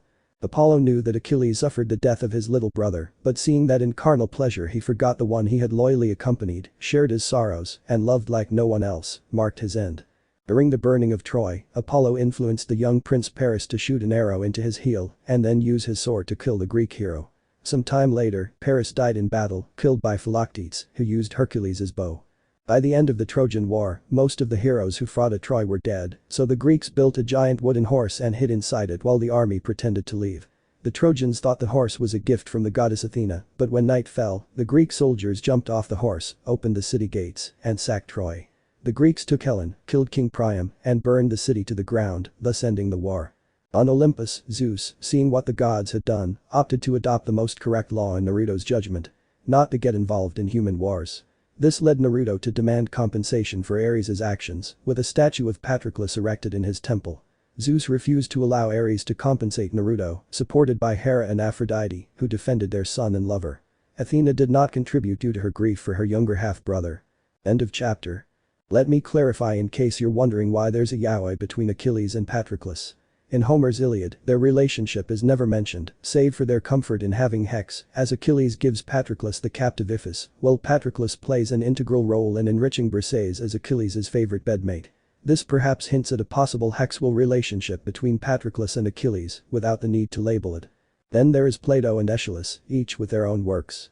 Aeschylus, in his work The Myrmidons, of which only a few fragments survive, mentions in fragment that Achilles weeps over the corpse of Patroclus and reflects on their relationship and how Patroclus was ungrateful for his kisses and showed no reverence for Achilles' respect for her thighs, indicating a sexual relationship. And in Plato's Symposium, the protagonist Phaedrus acknowledges that Patroclus and Achilles were lovers and labels their relationship as the purest form of love. I know I don't usually mention yaoi, but Greek myths and history are full of something homosexual, which was not seen as bad. Achilles and Patroclus. Zeus and Ganymede, who originated the constellation Aquarius. Chapter 9. After the Trojan War, we can see the Olympian Council gathered. Zeus was not at all happy, since, among other things, several gods were upset, hurt, some of his demigod children had fallen, so the king of Olympus gathered all those present, some he did not want to see, but he had to be impartial as he was during the war. Zeus. Good. I have gathered you today to dictate a new direction for Olympus. We have already caused much damage with this war, which is why, from this day forward, no god may participate in it. Ares. You can't be serious, father. He bellowed angrily. Naruto. Shut your mouth, because there are others here who share your domain, and we don't go clamoring for blood with every guy we meet. Ares. Upset about your little boy. Naruto. If you continue talking I will not be responsible for what happens. Ares, annoyed by the insult to a dead brother. Hera. Ares, enough, and Naruto, I understand that you are hurt, but try not to be so upset, at least in the meetings. Athena. And he didn't even say it out of anger. He supported his stepfather Naruto. Ares and I share dominion in the war, but we don't cry out for blood every minute. Zeus. Well, that being clear, I allow you to mourn your children, but it is forbidden to interfere in human wars, he sentenced. After that the meeting ended, returning the Uzumaki to the island, where they would bury Patroclus, with the rest of the Uzumakis. Naruto there broke down. Boruto was the same, because despite being half-brothers, he had to take care of them, he was the oldest, and the one who had more obligations. Hermes, Hades, Poseidon, Hephaestus accompanied him in his moment of pain, like his children, who mourned their half-brother, a product of his loyalty to the family. Time passed and Naruto no longer traveled alone in the mortal world. If he went down it was with his wives, to whom Naruto gave love, apart from a certain male dowry that they demanded. Naruto always looked out for his family, and even more so when he found out something, Apollo would be a father. The blonde shouted that his little son would give him a grandson, for which he congratulated him, while Boruto and the other brothers, saving Adonis, fought over who would be the godfather. Apollo had fallen in love with a young maiden named Coronis, known for her great beauty, intelligence and vivacity. It was the result of a pair of failed love affairs caused by the goddess Aphrodite, which began with the nymph Daphne and a young Spartan prince named Hyacinthus, because Apollo was bisexual. Apollo and Coronis lived a great romance, full of love and passion. Their romance was so bright and exciting that they ended up joining in bed, generating a child, a boy, but without them both knowing. The goddess of love, jealous of not being able to control and seduce any man of the Uzumaki, made Coronis fall in love with an old suitor, succumbing to his charm. Apollo found out about it after his mortal lover consummated his love with a mortal, thanks to a white crow, loyal to his family. The god, upon hearing what happened, was extremely devastated.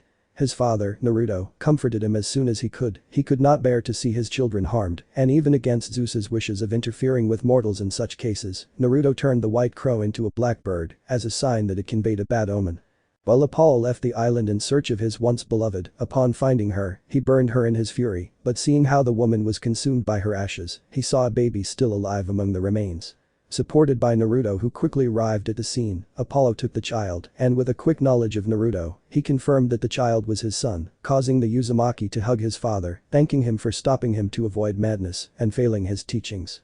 Both took him to Yuzu, avoiding taking him to Chiron due to his loyalty to Zeus, who was not comfortable with children of the gods of Uzumaki lineage. The boy, whom they named Asclepius, trained by his father in the art of healing and in the ninja art by his grandfather, became the greatest doctor in all of Greece, understanding the signals of the body, using medical ninjutsu and nature to heal. Over time, his skills became superior to those of many healers of Olympus itself. Asclepius became a doctor of exceptional reputation, and traveling throughout Greece, he gave help to all those who sought him, but, finding the books of experimentation of Orochimaru, the Sannin of the Snakes, and Tobirama Senju, Niodame Hokage of Naruto's home village, the boy did not conform. He surpassed the limits of the natural order, crossing the boundaries of life and death. His ambition led him to revive the dead. This fact caused Olympus, saving the Uzumaki family, so Zeus feared that he could make some change in the natural order, took his lightning and struck him dead. Apollo in his anger cried for revenge, but Naruto was smarter and took the young sun god, ordering one of the Byages, who had sheltered as the guardians of Yuzu, to kill the Cyclops, creators of the divine weapons, such as Zeus's lightning. After giving the order, Naruto accompanied by Boruto and the others took Apollo and left the Olympic world to the shinobi world, that way, there would be no evidence of who was responsible for it. Mundo Shinobi. Upon arriving in the world where he was born, he felt his lungs fill with the fresh forest air, free of much human pollution. They had arrived at a forest near the border between the land of fire and the land of wind, close to Sunagakur no Sado. Naruto. My children, your brother Apollo needs you. His pain is so great that we must help him overcome it, but not forget it. Pain is the lesson we will carry into the future. The Asian. You are a wise father. Adonis. Macho Exody said, making a ridiculous and tender pose. Boruto. Getting together with Artie definitely made you look like a little kid. Adonis. Hey, annoying. Naruto. Hey, calm down. Stopping the fight of his boys, who standing there in front of him did not appear to be more than 8 years old, in Boruto's case. Naruto would trace hand seals summoning some horses, where once everyone was saddled, they would get on ready to follow their father. Naruto. It's time to go to Suna. All? Yes. Boruto. We're day away so. The Asian. Let's ride with chills. Apollo. Hey brother, getting his attention a nymph. The Asian. What a buck. Teenagers. Ha ha ha ha ha ha ha. Naruto didn't know if Gaara was alive, if the others were still alive, or if the years had passed. He and the Olympians at least lived more than years, and he hoped that at least those he cared about would still be there. And Sunagakur no Sado. In the village hidden among the sands, located in the land of wind, surrounded by desert, we can see a Redeed, relatively pale in his skin, green eyes, with makeup framing his eyes due to the customs of his shinobi life, lying in bed shirtless, showing a toned body without exaggerating, lying in a bed, with a Redeeded child on his back, while he reads a book to him. The subject was Sabaku no Gaara, Godame, 5th Kazekage of Suna, along with his youngest son Kaneki, while the Redeed read a story to a restless mini Redeed. Gaara. And so, the hero of the 4th Great Shinobi War accompanied by his friend sealed the rabbit goddess, Kagaya Otsutsuki. Kaneki. Sugoi, Uncle Naruto is the best. Gaara. Yes, it is, giving a sad smile. For Gaara, it was a harsh reality that Konoha tried to do what they did to Naruto. They almost made the fragile peace that existed in the elemental nations be lost, although at this point, it did not matter, due to the lack of Jinchuriki. Saving Killer B, the brother of the former Raikage, Iwagakure no Sado, demanded that the weapon be delivered to Iwa, because they still wanted to have Jinchuriki, use them as weapons, and want to break the peace. Kuritsuchi, as Yondaime Tsuchikage. Turned out to be very ambitious like Inoki, capricious and not getting what she wanted, and tried to make Iwa strong to prepare it for a future war. The history of said village and causing the first shinobi wars was not enough, due to their hunger for power over the Jinchuriki. Kurigakure no Sado, under the command of the Godame Mizukage, Mei Terumi, would militarily support Kumagakure no Sado if war broke out, while Konoha tried to stop things, turning out to be a living joke after what happened. Iwagakure, upon hearing what had happened to Naruto Uzumaki, tried to find him to kill him due to an event that occurred at the hands of the father, Minato Namikaze in the 3rd Great Shinobi War, and that they let happen in the 4th Great War. They greatly hated the legacy of the Konoha Kiroi Senko. For Gaara, these were the hardest years of his life. He was grateful for being neutral in this regard, but he thought about what would happen, since a village hungry for power would not be stopped easily. But Naruto. The eldest Uzumaki was riding with his sons towards the sand village, where after climbing some dunes, they saw the village walls, deciding to run a race between them. When Naruto arrived at the entrance of the village, Naruto saw his children as if telling him that they still have a long way to go to surpass their father, but he was deeply proud that they challenged him to such things, so after dismounting, he signed in, while the Anbus alerted the Kazekage of the Uzumaki's presence in the village. Naruto guided his children throughout Suna until they reached the Kazekage's tower, where upon opening it, he received a brotherly hug from one of the few in the area that Naruto could call a friend. Gaara. It's been a while, Naruto. Naruto. That's right, my friend. Gaara. Long years. Naruto. For me it was centuries, literally. Gaara. Sasuke, when he arrived in Suna, accompanied by his daughter, and with Sai and his son, he told me everything. Of course I wasn't going to believe it, but you are the airheaded shinobi that surprises everyone. Naruto. Yeah, my old self would be jumping for joy over that. Gaara. What a mature ramen lover. Both would laugh while Naruto introduced his children, where Gaara also introduced his eldest son, Sabaku no Shinki. Due to the boy's seriousness, Apollo looked at him somewhat strangely, as he did not seem amused, but they dismissed it, while Shinki guided them on a tour of the village. Naruto and Gaara stayed in the office talking about what had been happening these years, Gaara's youngest son, and the war tensions between Kumo and Iwa, where Naruto saw this with amazement, although with Gaara they came to the same conclusion, chakra made humans more arrogant and thirsty for power. In the village. Shinki and the others were getting to know each other better as they advanced through the village, receiving dreamy glances from many maidens, something that Apollo reciprocated with winks, making Asian look at him along with Adonis. But the most surprised was Boruto when he saw someone he knew from children, Sarada Uchiha, a jet black-haired woman. He remembered her as a girl, not as a year-old maiden, beautiful, relatively accessible bust, peach butt. Boruto was smitten by the Uchiha, and when he approached her, she hugged him, crying with happiness for her first friend, now a handsome young man with blonde and blue eyes. Boruto would ask Shinki to take his brothers, while he and Sarada went to make up for lost time, get to know each other again, and go on a date, due to their interest at first sight. Hazbin Tower. Naruto and Gaara watched everything that was happening with their children, while a raven-haired boy, a busty blonde and a pale man entered. Sasuke. He's as reckless as his father was at his age. Naruto. Team giving himself a fraternal hug, so here you were. Sasuke. Yes, years have passed. Tsunade. You haven't changed at all, brat. Naruto. Glad to see you, Tsunade Oba-chan hugging the aforementioned. Sigh. Naruto. Naruto. Come on, I'm glad to see you. Sigh. Just like me. Thus leaving everyone chatting in the Kazukiya's room, unaware that Sasuke would soon have a demigod grandson. Chapter 10. We find ourselves on the streets of Suna where year-old Boruto with the appearance of a blonde blue-eyed young man was in the company of a dark-eyed brunette with moderately attractive attributes, talking about their lives. Sarada. I haven't seen you in a while, Boruto. Boruto. Yes, Sarada has been around for a while. Sarada. You're God, right? Boruto. Yes, the work is hard, sometimes exhausting, especially having to put up with Dad's counterpart. Sarada. Dad told me that Naruto had mastered war. Boruto. Yes, mine are well, one of mine is the battle, but where we live, as you see, Dad is not the only god of war. Sarada. Tell me about them. Boruto. First I will say about the goddess, my stepsister, since she is the daughter of Dad's second wife and daughter of the god of lightning, Zeus, or as my brothers and I secretly call him, the Pichu who thinks with his hick. Sarada. And why is that? Boruto. Do you want to know? Sarada nods. Really? Sarada. Yes. Boruto. He's powerful, I don't argue with that, but there's nothing that doesn't make him think about Hex for more than minutes, and on top of that, being married, I don't know how Hera, his wife, can stand him. Sarada. Sounds like the Mizukage's lover was unfaithful to her and she wanted to forgive him. Boruto. That is nothing similar. Hera punishes Zeus's lovers, since she does not care if he is a man or a woman, remembering Ganymede, and then she will punish his children, just for harming her domain, such as marriage. Sarada. Well, tell me about the goddess of war. Boruto. Her name is Athena, goddess of war, strategy, crafts and wisdom, although she has nothing wise about her. Sarada. Why? Boruto. 3 goddesses started a war over her not being declared the most beautiful, and her refusal to accept the result. It's also been hinted at several times since she has a strange fetish. Sarada. Which one? Boruto. She has an oath of chastity and wants to make a brainchild with me. I appreciate that Dad has limits with her, as Mom Methys forbade him. Sarada. Brain babies.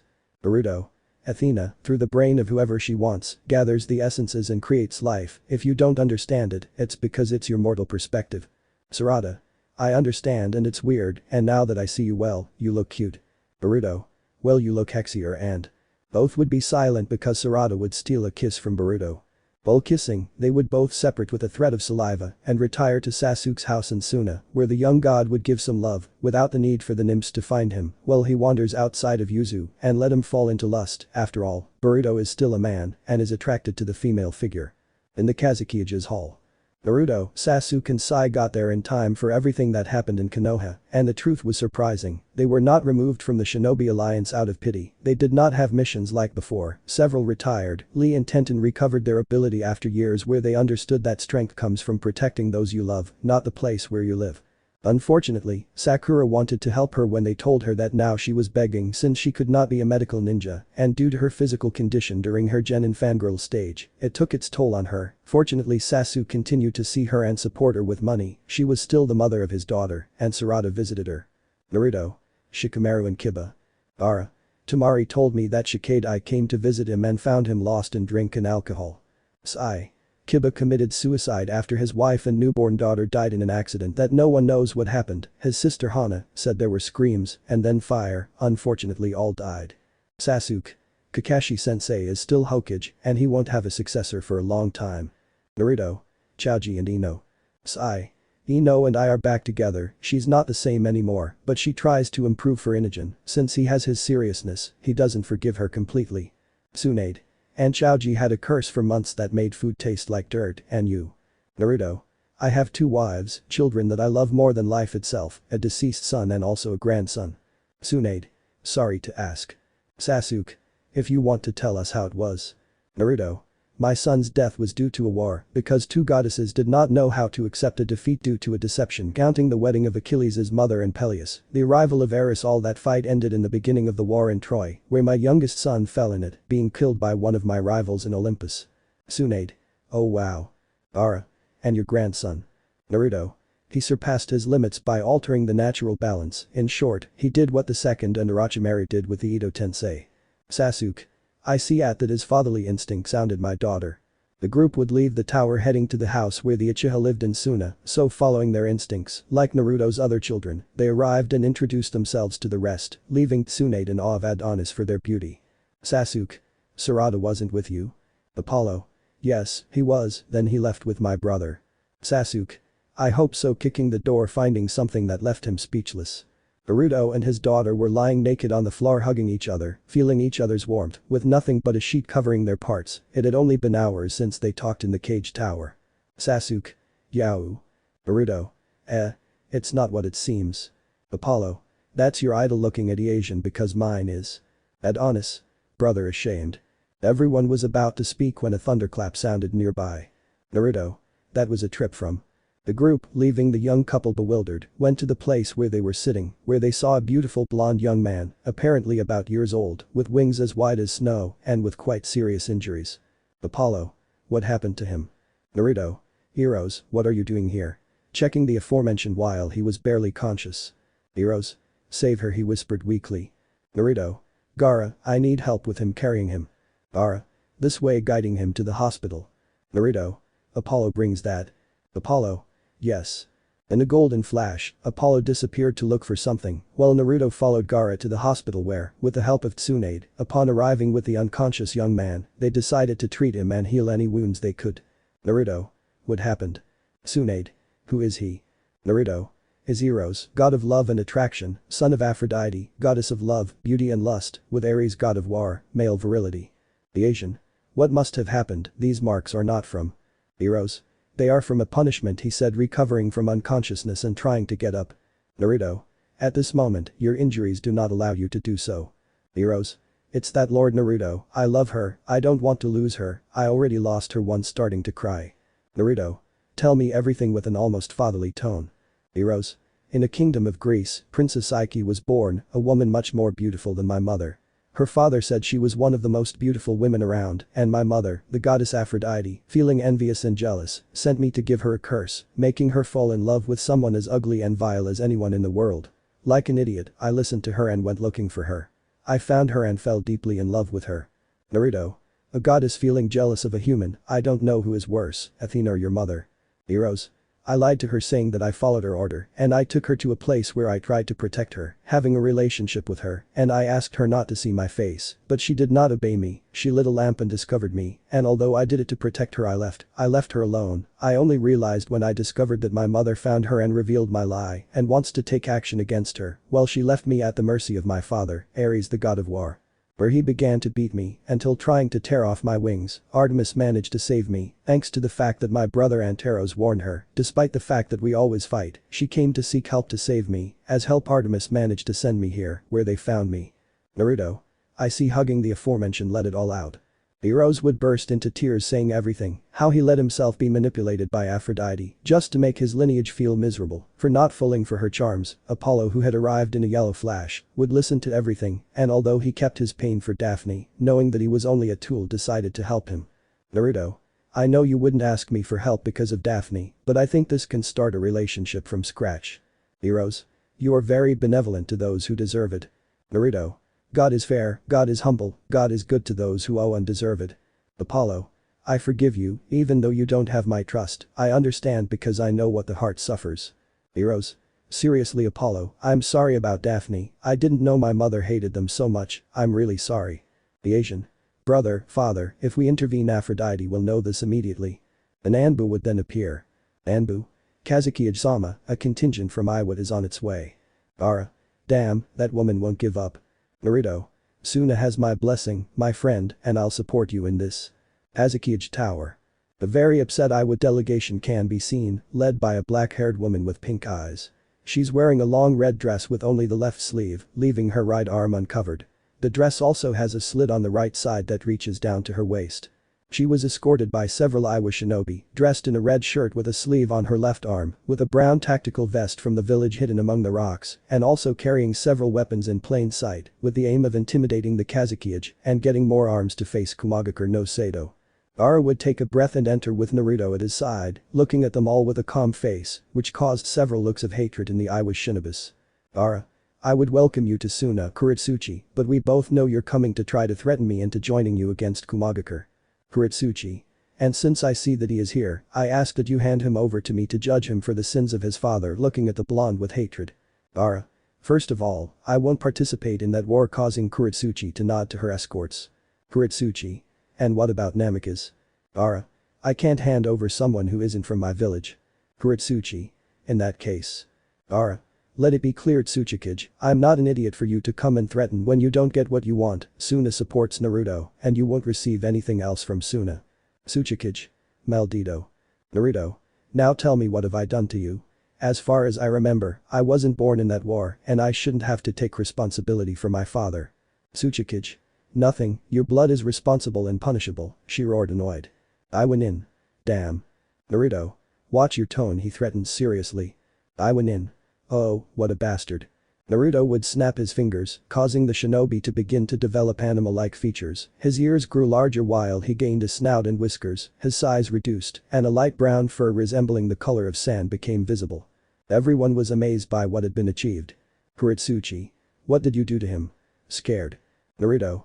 Offend me, I am a god, Tsuchikage, and I will not allow you to get strong with me, also I will not allow anyone to come and disrespect me and hate me when I have done nothing about it. Kuretsuchi. I will seal you like they did with the Uchiha to Kagaya, you are a threat to shinobi life. Tracing a seal, I was thinking about not doing it, but it is time for Suna to be destroyed so that it does not interfere later. Naruto. Be very careful Tsuchikage, you don't want me to join in. I went in, Tsuchikage-sama, a barrier surrounds Suna and prevents entry. Kuretsuchi. Celos. Naruto. Ha there little Tsuchikage, if you weren't driven by arrogance and your thirst for power, if you weren't just like your grandfather, you would be a leader to be respected. Kuretsuchi. What do you mean? Ara. Naruto is the deity that protects Suna. Kuretsuchi. TSK, we're leaving, she said, defeated and furious. Naruto. Let's see if this is up to your task, removing an orb from it strong and powerful thanks to your bloodline, let's see what you're capable of without it destroying the orb. Kuretsuchi felt her chakra drop as she felt herself losing strength. Kuretsuchi. What did you do to me? Naruto. As the god of bloodlines, I took away your bloodline, a punishment for your greed. The Iwa shinobis, seeing that their cage was fainting and scared, would take their leader and retreat, along with the invading force, and return to Iwa. Ara felt some fear for his friend, but inwardly thanked him for being on his good side. After that, they would wait for heroes to be healed and return to the Olympian world to rescue the young women heroes loved. In Suna, several temples began to rise by Gaara's order, where Naruto, Boruto, Apollo and the Asian would be worshipped, while Naruto asked for a temple for his daughters and wives, causing Gaara to accept without question. Time passed, heroes recovered, and as they left Naruto saw Sakura, so he decided to accept her apologies and made Apollo give him back some chance of being a shinobi again, something that the little sun god would reluctantly do, while he spoke with Gaara that in case of problems, they should use his temple to contact him.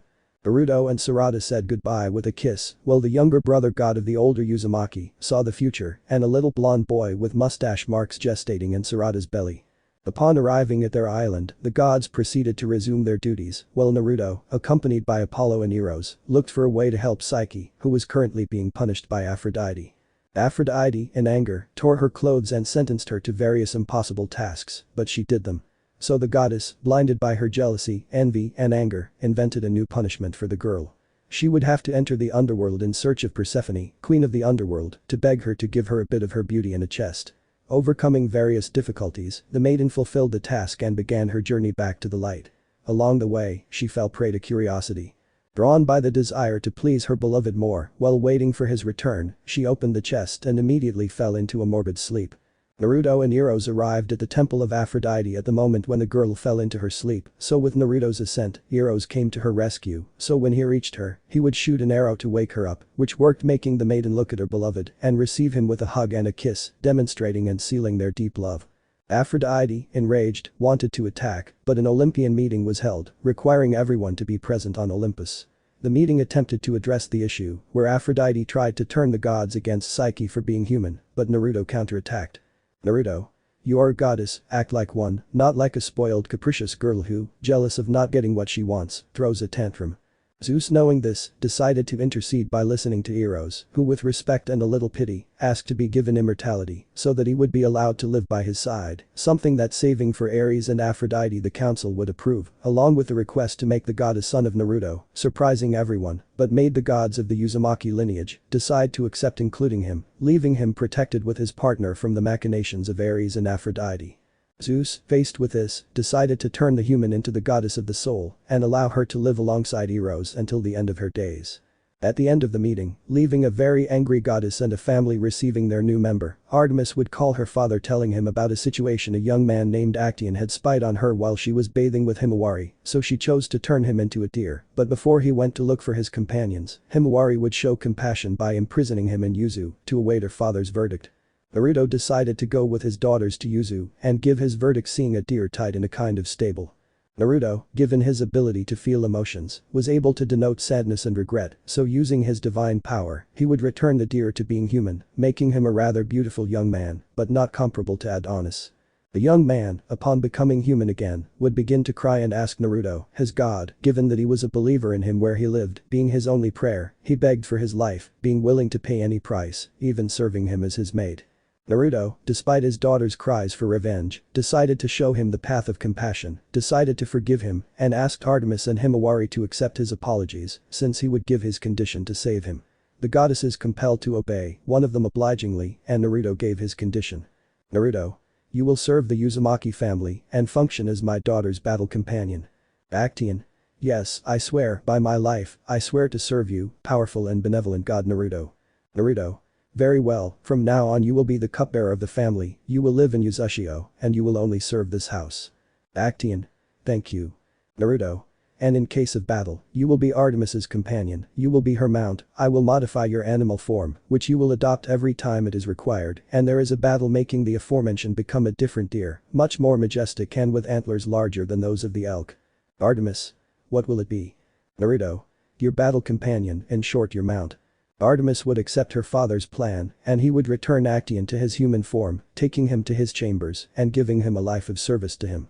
Aided by ambrosia, the young man became immortal and served the family for as long as Naruto determined.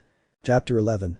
Naruto always had the vision of a god, benevolent, just, merciful, compassionate, kind, but also brave, dedicated and determined. Humans adored him for being everything that represented the good of masculinity. He was not a womanizer, lascivious, proud, warmonger, despite his dominance in the war, but something of what he stood out most was for his paternity. Unlike other gods, he never left his children alone, fixing themselves, but guided, educated, and in certain cases corrected. While demonstrating a deep love for offspring in his grandchildren. Catalogued as a good husband, despite being one of the practitioners of polygamy, he was the role model of the ideal man in Greece, being jealous of many male gods, which turned large cities in the area against each other. Sparta and Athens were the ones that most hated the blonde god. The hatred that Ares and Zeus felt for him was so great that it made Niobe, daughter of Tantalus and the queen of Thebes, wife of Aphion, feel very proud of her sons and daughters. Such was the pride that both gods caused in her, that she boasted of her skilled and beautiful sons and daughters to the whole world. Of course her children were never proud of themselves, unlike their mother, they were humble, something that Naruto admired.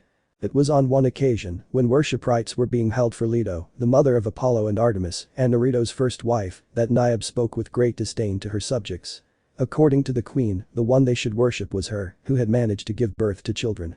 A royal person who also had a husband who had performed the miracle of creating the walls of Thebes with his music. These words became more and more heated until finally Niobe herself cancelled the ceremonies to present the honors to the goddess because for the queen, she had only given birth to 2 sons. The people obeyed their queen, cancelling the celebrations. However, Apollo and Artemis learned of what had happened and decided to retaliate. In their fury, they positioned themselves on the towers of the city that worshipped their father, the same day the city celebrated the Olympics, where Niob's children were participating. They strung their bows and launched their arrows, leaving only the minors of the human marriage. Before they could continue their madness, their father, with a face that reflected pain and betrayal of his teachings, would place a seal on them, knocking them both out. He happened to hear the youngest of Niob's children, a handsome brown-haired boy of about years old. "Young man. Forgive me, gods." He carried both of them and would snap his fingers, causing the woman to transform into a grotesque one-eyed, one-footed being, based on a trip to the lands of Japan, in a creature that in those lands they called yokai, a kind of demon called Yamanji. Awaken in his fury, wanted to burn the temple of the protector of Thebes, but the young survivor stopped him, being seen by Naruto and a recently awakened Apollo and Artemis, listening. "Young man. I will not allow you to desecrate the temple. Awaken. Get out of the way now and let me take revenge on the gods. Young man. And cause more pain than my mother caused. We never regretted anything, and now I will." She was proud of us and offended the gods. "I know that I may not be able to redeem myself for not stopping mother before, but I will not let Lord Naruto's temple be desecrated and outraged by you in revenge." Awaken would throw himself at his son with a sword that shone gold, while the surprised and smiling Naruto watched the scene and claimed him as his champion.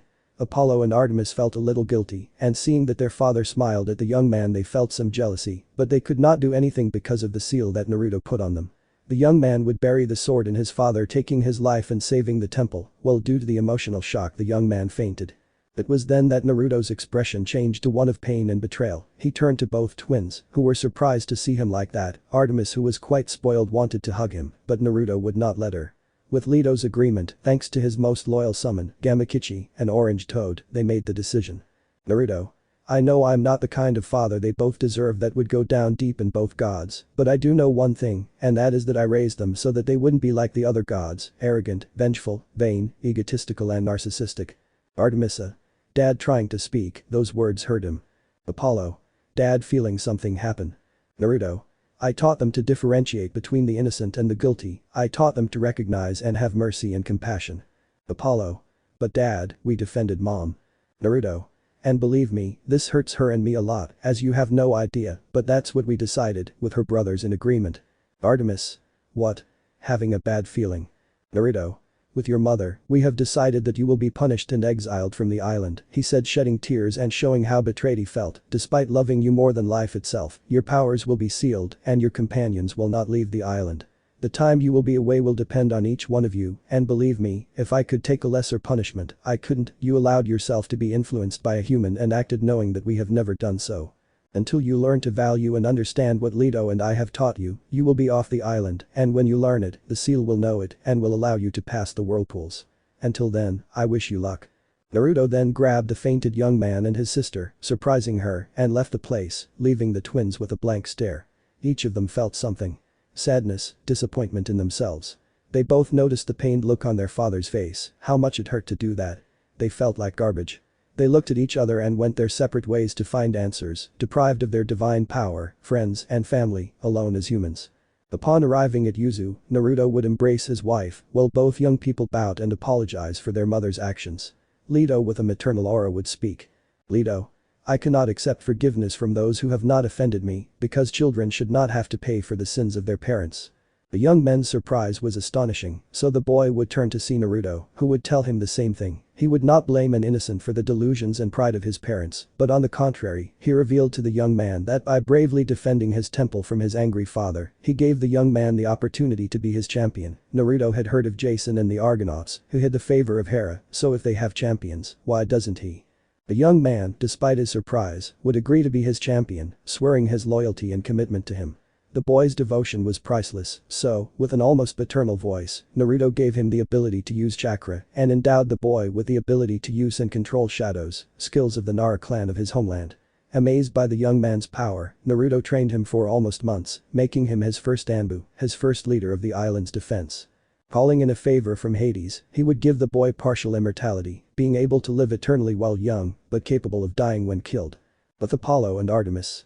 Both wandered around Greece for months, they looked at human families, feeling jealousy and longing for their life next to their father and mother. On their journey together, after months of being each one on their own, they heard the response of a mother to her son after a fight. The mother, after hearing her son want to take revenge on a man, wanted to kill her son, a newborn. His mother, with surprise and a maternal tone, would ask her son.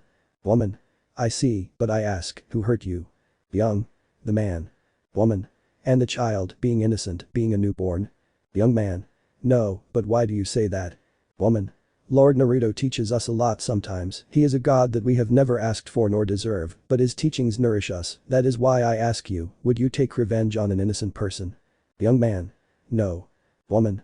And would you hurt that child who had nothing to do with it? Young man. No, taking reason and letting go of his anger against an innocent. Do you think Lord Naruto will forgive me seeing a statuette of him knowing that I failed the teachings? Woman. Lord Naruto always said, whoever deserves it gets a new beginning.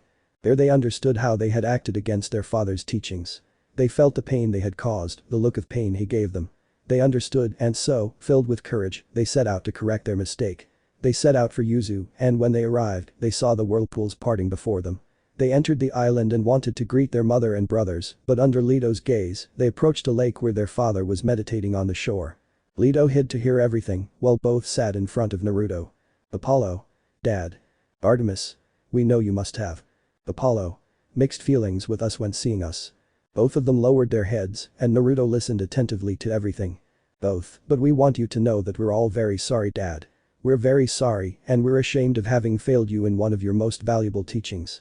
We know we won't bring back the young men and women we murdered in our rage. We don't know how we'll ever make it up to you, but we swear that. Before they could finish speaking, they were pulled into a hug by Naruto. While Leto smiled happily, Apollo and Artemis shed tears, while Boruto and the others hid, watching and listening to everything. Apollo. How? Artemis. How can you forgive us like this? Apollo. So easily. Artemis. We thought you were angry with us. Naruto. I was never angry with you, I was sad, I thought you had lost your way. Apollo. Yes, we lost our way. Naruto.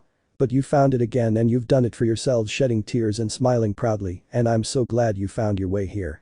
Both would be hugged again. Artemis. It wasn't very easy, Dad.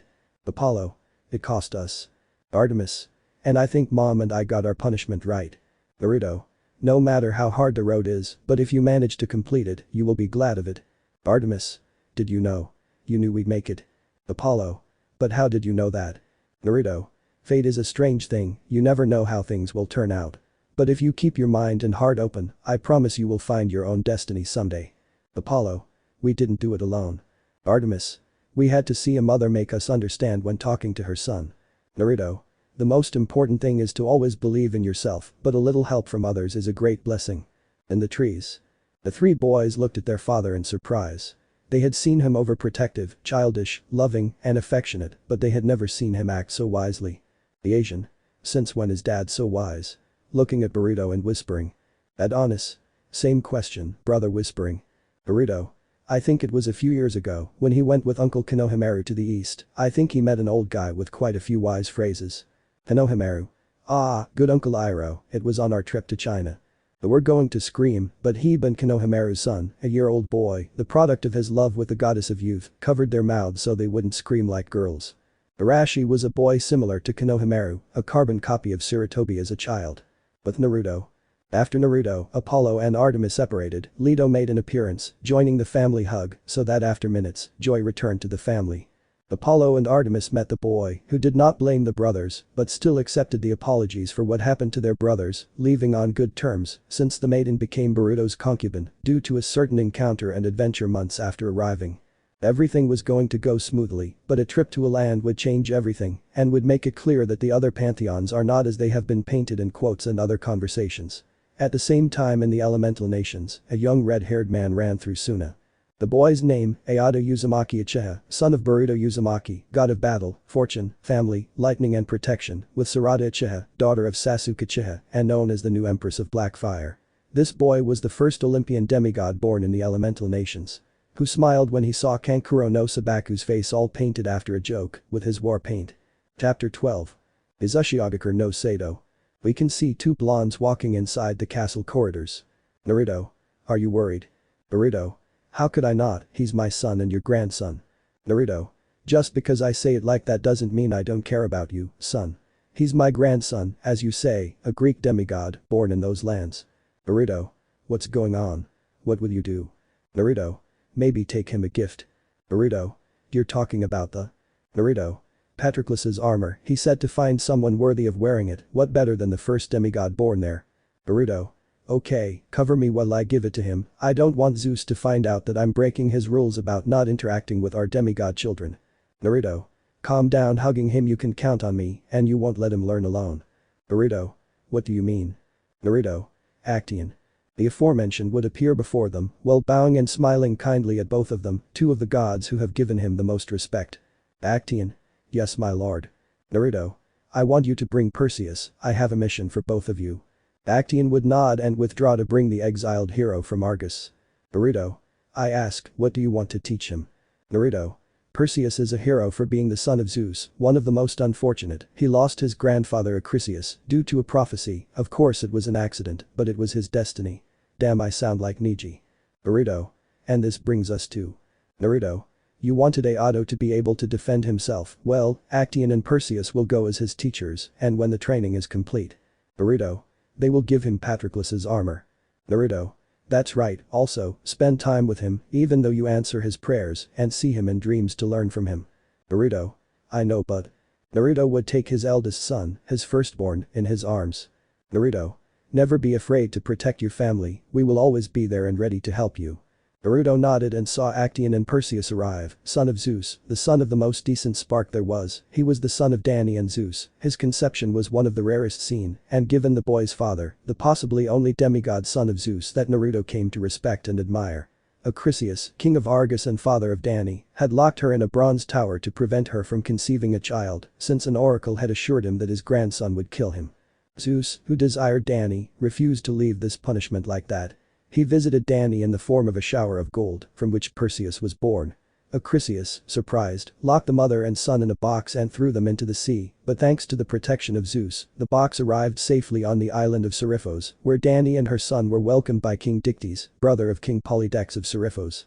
Naruto, seeing his companions arrive, decided to say goodbye to his father, leaving a shadow clone for the meetings of Olympus, while with his companions he left Yuzu to head to the Hidden Lands, the elemental nations.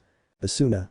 Aodo for the umpteenth time was escaping from Sabaku no Kankuro, brother of the Kazukiage, and his teacher at the Shinobi Academy, given his Uzumaki lineage, plus the additional of being a Greek demigod, suffered from attention deficit hyperactivity disorder, ADHD, he could not stay still, he had to always be doing something, which in the academy, he could not do, added to this was another problem, dyslexia, being the son of one of the Olympic gods. His mind is adapted and prepared to read Greek and not other languages, how it happened with kanji in the shinobi world. Aodo. You won't catch me, hahaha, running towards the temple. Kankuro. Damn kid, at least he's not Naruto's son. In the temple of Suna. The Suna temple was the only Greek-themed building in the entire elemental continent. In it, several statues of Naruto, his children, and the gods related to him, such as Eros, Hephaestus, and Demeter, were standing with him in the center. It was one of the biggest novelties on the continent and also the focus of attacks by Iwa shinobi when entering Suna. Since Kuretsuchi lost her Kekkei Genkai, she gained hatred for the Uzumaki, but that only weakened her strength and those who entered were victims of curses. Naruto simply turned them into animals, foxes, snakes, toads, turtles, he wasn't that vengeful. Apollo caused various diseases, he even wanted to use the plague of Athena's to get revenge, but decided not to, instead, he sent various diseases that directly altered the chakra networks.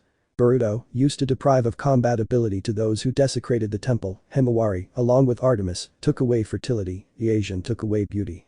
Demeter caused several episodes of famine in Iwa shinobi, as she did with Erecithin, which made the poor unfortunate shinobi unable to calm their hunger and thirst, despite what they consumed. Aodo. Hi dad, looking at Boruto's statue, I know you'll say that I should go to the shinobi academy, but it's boring, admitted the young Uzumaki. I know. Aodo. Dad. From the statue a golden flash appeared as a blond man accompanied by two others appeared. Aodo, recognizing him from his dreams, hugged his father, who hugged him back. Aodo. Dad, I finally know you for real. Boruto. I'm sorry I'm not there, but believe me, I always see you, and believe me, there are things that make me proud that you do. Aodo. He thanks. Boruto. Also. Kankuro. Boruto arriving at the living room. Boruto. Hello Kankuro, well as I was saying, I decided to bring your teachers from now on. Ayato. Will they teach me something boring? Boruto. For nothing. Ayato. Something shinobi. Having slight disinterest. Boruto. Neither. Ayato. Then. Boruto. In several dreams you said you wanted to be a true Greek, so Perseus and Actaeon pointing to those mentioned will be your teachers, by order of your grandfather. Ayato. Incredible. Boruto. Also, your grandfather left you a gift, but for them to give it to you, you will have to prove that you will complete your education. Ayato. Count on it, Detebra. Thus began the teachings. Actaeon instructed Ayato in hunting and the use of the bow. He taught him athletics and how to maintain a healthy diet, since thanks to Demeter, Suna flourished in green life. Perseus taught the young demigod the use of the sword, shield and spear, while also nurturing him in philosophy, mathematics and literature, using Homer's stories as a basis. He spent time with his father, making up for the days he couldn't spend with him due to the laws of Zeus's spark. He even spent time with Sarada, who wanted to castrate Zeus because of the law that affected Boruto. So years passed, where the year-old demigod adolescent became a handsome, red-haired, athletic young man, very beautiful by the beauty standards of that time. The year-old Uzumaki Uchiha had completed everything that was put in front of him. He learned arithmetic, grammar, philosophy, mainly Socrates, but also others how, rhetoric, music, arts and geometry, taught by Perseus, due to his stay in Argos and Athens for a time. From Actaeon he learned to use the bow. He was almost as good as his brother Apollo, who visited and tried to persuade his nephew to do something great, which did not work. Ayato managed to read and write in Greek, as well as he did in kanji. He had read Antiphon, Demosthenes and Isocrates, thanks to his teachers and father, who despite the Greek lack of discretion in education when it came to discipline, something they did not do with the boy. Physically, Ayato had a physique that would be envied by many young men. He was defined, slightly inflated, and thanks to his close relationship with the Greeks, he sometimes tended to be a little wary of his nakedness. He trained in the pentathlon. Wrestling, running, jumping, discus throwing, and javelin throwing. Despite Gaara visiting him, like his grandfather Sasuke, Ayato maintained his training until he was where he was a good hand-to-hand fighter, an incredible swordsman, and a perfect archer. These qualities were worth giving up using chakra as a combat method, allowing his teachers to pass on their legacy. The Myrmidon armor that his uncle Patroclus had worn when he died, the armor of his former lover, Achilles. Thanks to Naruto's powers, the armor was imbued with much of Achilles' battle knowledge, which was accepted by the young Uzumaki, the first Greek born in shinobi lands. In the Olympic world. While Boruto took care of his son, Naruto informed the rest of the family of what they would do, as well as letting Artemis know that her partner would be with her nephew, training and educating him. The hunter was a little hurt since the incident with him and the time they spent together, she had apologized to him and they had managed to get closer. During Boruto's time away, there were no meetings on Olympus, so Naruto wanted to take advantage of the opportunity to visit some lands near Phoenicia, so accompanied by his wives, he set out to visit them. He dressed as a merchant and together with Methus and Leto, they traveled the sea on their vacation and marriage adventure. The lands they arrived at were called the Godlands by the locals. Upon hearing this, the couple inquired about who was worshipped in these lands, traveling through the region of Judea, listening to the names of the being who ruled them. Elohim, Yahweh, Elo, God. They had heard that these lands belonged to a single god, who in the future would be known as the Abrahamic or biblical monotheistic god, so they traveled around the place, being seen as pagans for their clothing and way of speaking. It was on their journey that they learned their story. The inhabitants of that place were descended from the first biblical humans, Adam and Eve, both created in the image and likeness of God, who were banished from their first home, the Garden of Eden, for supposedly sinning by eating the forbidden fruit. On their way, the Greeks came to a green, beautiful valley, brimming with life and color. They explored the area, looking for a place to spend the night, and were greeted with some suspicion due to the divine aura the Greeks emanated, imperceptible to the common eye by a pair of blonde young men, their clothes nothing more than leaves. The first was a blonde, athletic, relatively well-built young man with sky-blue eyes, who wore only a fig leaf on his private parts. The second was a beautiful blonde woman with blue eyes that reflected both fear and purity, dressed in leaves covering her breasts and moss covering her private parts. Young man. Who are they? Naruto. My name is Naruto and you? Young man. My name is Adam and she is my wife Eve. Naruto. These are my wives Leto and Methus, it's a pleasure to meet you Adam. Adam. What are you doing here, since it is not unusual for gods to come for us? He said seriously, because he did not trust the gods after what happened to Eve. Lead. You don't have to be defensive. Adam. I don't trust God since Eve. Adam and Eve, known to be the first sinners, being a direct creation of God, both had been blessed with eternal youth and partial immortality, since they could die by being murdered. Naruto. I'm not from these lands, and I don't have bad intentions, besides I heard about you in that book that humans read and believe me I have a hard time believing those words, you don't seem like someone bad. Adam. And what do you think I am? Naruto. A man who looks out for his family, who only wants the best for them, a good lover and husband, who looks out for the protection of those he loves. Adam. Thanks relaxing. Naruto. Can you tell me your story? Adam. Of course, I used to live peacefully in the idyllic Garden of Eden, along with other creations of God. I felt alone, despite being accompanied by animals and other beings created by Elohim, which made Eve be created to be my soulmate, my companion, the person I love, and will continue to do so even if I die. We lived peacefully, enjoying life in Eden until that fateful day came. Eve was accused of eating the forbidden fruit from the tree of the knowledge of good and evil. Due to my connection with animals, 2 birds notified me of the serpent's attempted abuse of Eve, which that guy didn't like, accusing her of eating the forbidden fruit. I thought my creator would support us, but she proved that you can't trust a god. Knowing that she would be banished unjustly, I showed up at that court, defeated the guards, and interrupted the trial while holding 2 baskets full of the fruits of the tree of knowledge. I began to bite them in front of everyone, offending God and his angels, to go with who I love, which caused me to be expelled too. The snake, not getting its way, would attack us, but I cut off its limbs to leave the Garden of Eden hand in hand with my beloved. Naruto. You haven't had an easy time placing an arm on Adam's shoulder if you need to. I can be a god, make mistakes and cause harm sometimes, but still, here I am, you can let it all out. Adam felt something in Naruto, something he thought he didn't feel in a god, trust, so giving in little by little, he let out all that pain, all that fury in a scream and tears, while Naruto was his support. No one knew that this would cause the entry of someone who hated the couple very much, Uriel, Archangel of the Sun, bearer of the fire of God and guardian of Eden. The Archangel arrived and began to burn the entire oasis where Adam and Eve lived, so Leto and Methys decided to use their power as Titanides to protect Eve, while Naruto covered Adam with his body. Uriel. Damn Greeks, feel the wrath of God throwing another blast of fire. Naruto would not let this go, so with a sword that would materialize in front of Adam, surprising him, he would pierce the Archangel through the heart, taking his life. Naruto. I won't let this guy be evidence, drawing hand seals and sealing the Archangel. Adam. Eve. Eve. Adam, I'm fine, Leto and Methys protected me. Adam. Thank you. Naruto. Don't worry. Adam. Our home, seeing everything. The beautiful valley, once green and lush, was now a deserted wasteland, covered in blackness and remnants of death. Naruto. This guy doesn't deserve to be called a servant of such a crazy god, he said. Annoyed Adam. Eve, if you like, Yuzu opens the doors for you, there you will be safe. Adam and Eve looked at each other, and despite the fact that this god had just met them, he saved them without thinking, and after losing their home, he decided to give them shelter, and so they decided to accept his offer, heading with the god and his wives towards their new home, beginning a friendship between Adam and Naruto, a friendship almost like a brotherhood, a relationship that Naruto would use to return to the blonde, director of Camp Half-Blood in Yuzu. Chapter 13. Elemental Nations. Since Boruto is by his son's side, things have improved a lot for his family, to the point that following the example of Eros, when marrying Psyche, he would take Sarada and his son, asking for both something similar to that of the princess. Of course, certain gods would not like that, so it was not going to be easy. As for his son, he had made a name for himself in the world, being hated by Iwa as his great-grandfather was.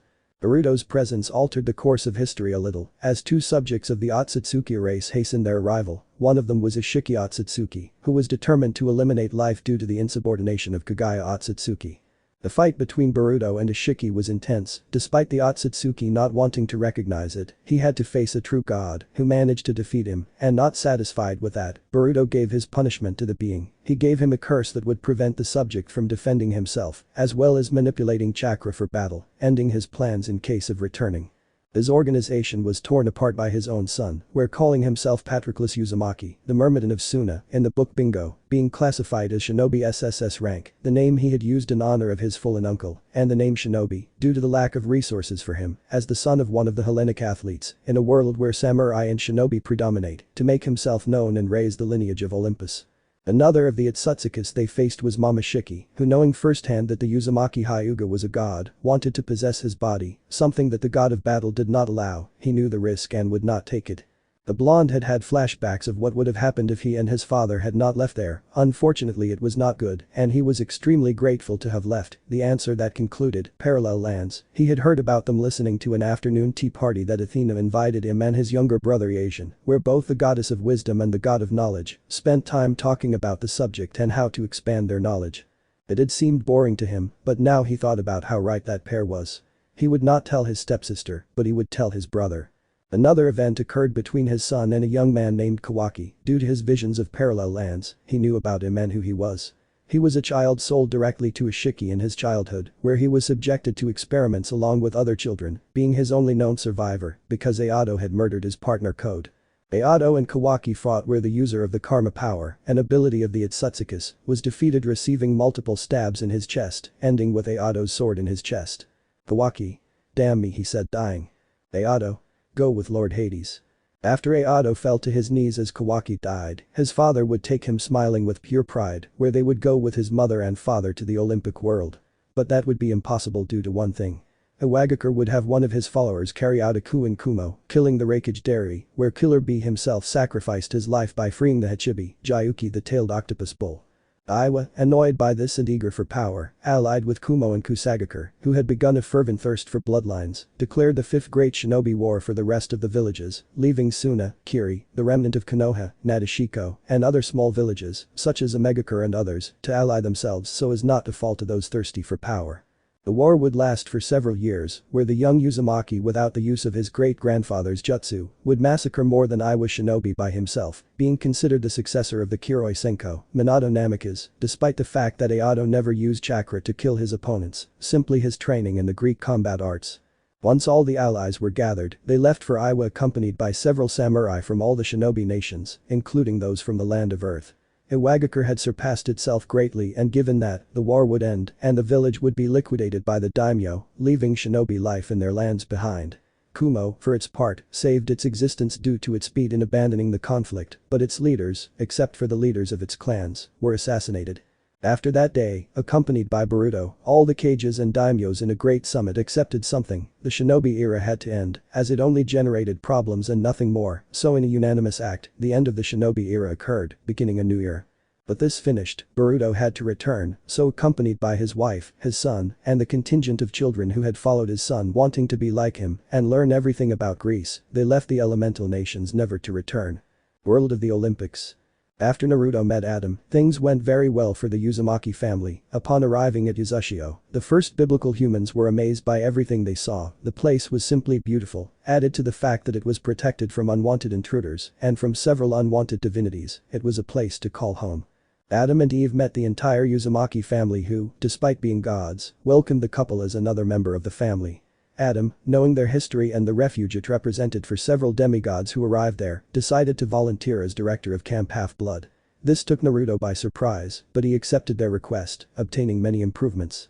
Unlike the Centaurch Iron, Adam could convince and knew what to do to lower the arrogance that many inherited from their parents, which earned him a list of punishments and rewards within the camp. Due to the games, Eve chose to take charge of the infirmary, along with several nymphs and nature spirits, providing everything to help the demigods be prepared for the future and able to fend for themselves. In a short time Naruto and Leto would receive the news of a pregnancy, bringing joy to the family, from which a blonde girl would be born, whom they called Natsumi. Natsumi was a girl similar to Naruto in his youth, hyperactive beyond belief, a joker, and a ramen-loving fan like her father. Adam and Eve, who were already treated like family, were chosen as her godparents. Their friendship was such that Naruto and Adam seemed to be brothers separated at birth, with Adam being the more mature of the two. Her father's difference, and her grandmother Kushina's pride, was that she had red hair. The existence of the girl awakened a fervent desire for overprotection in her brothers, although Apollo was quite exaggerated and had to control himself from causing anything. All the gods knew about her. Aphrodite, seeing that she was slightly beautiful, felt jealous of the younger Uzumaki, but the seriousness with which Naruto looked at the goddess of love, beauty and lust indicated death if he messed with her little baby.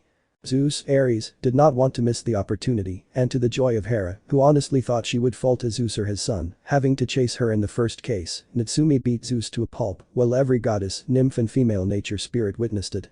Hera. I know she's not my daughter, but receiving a nod from the blonde that girl fills me with pride.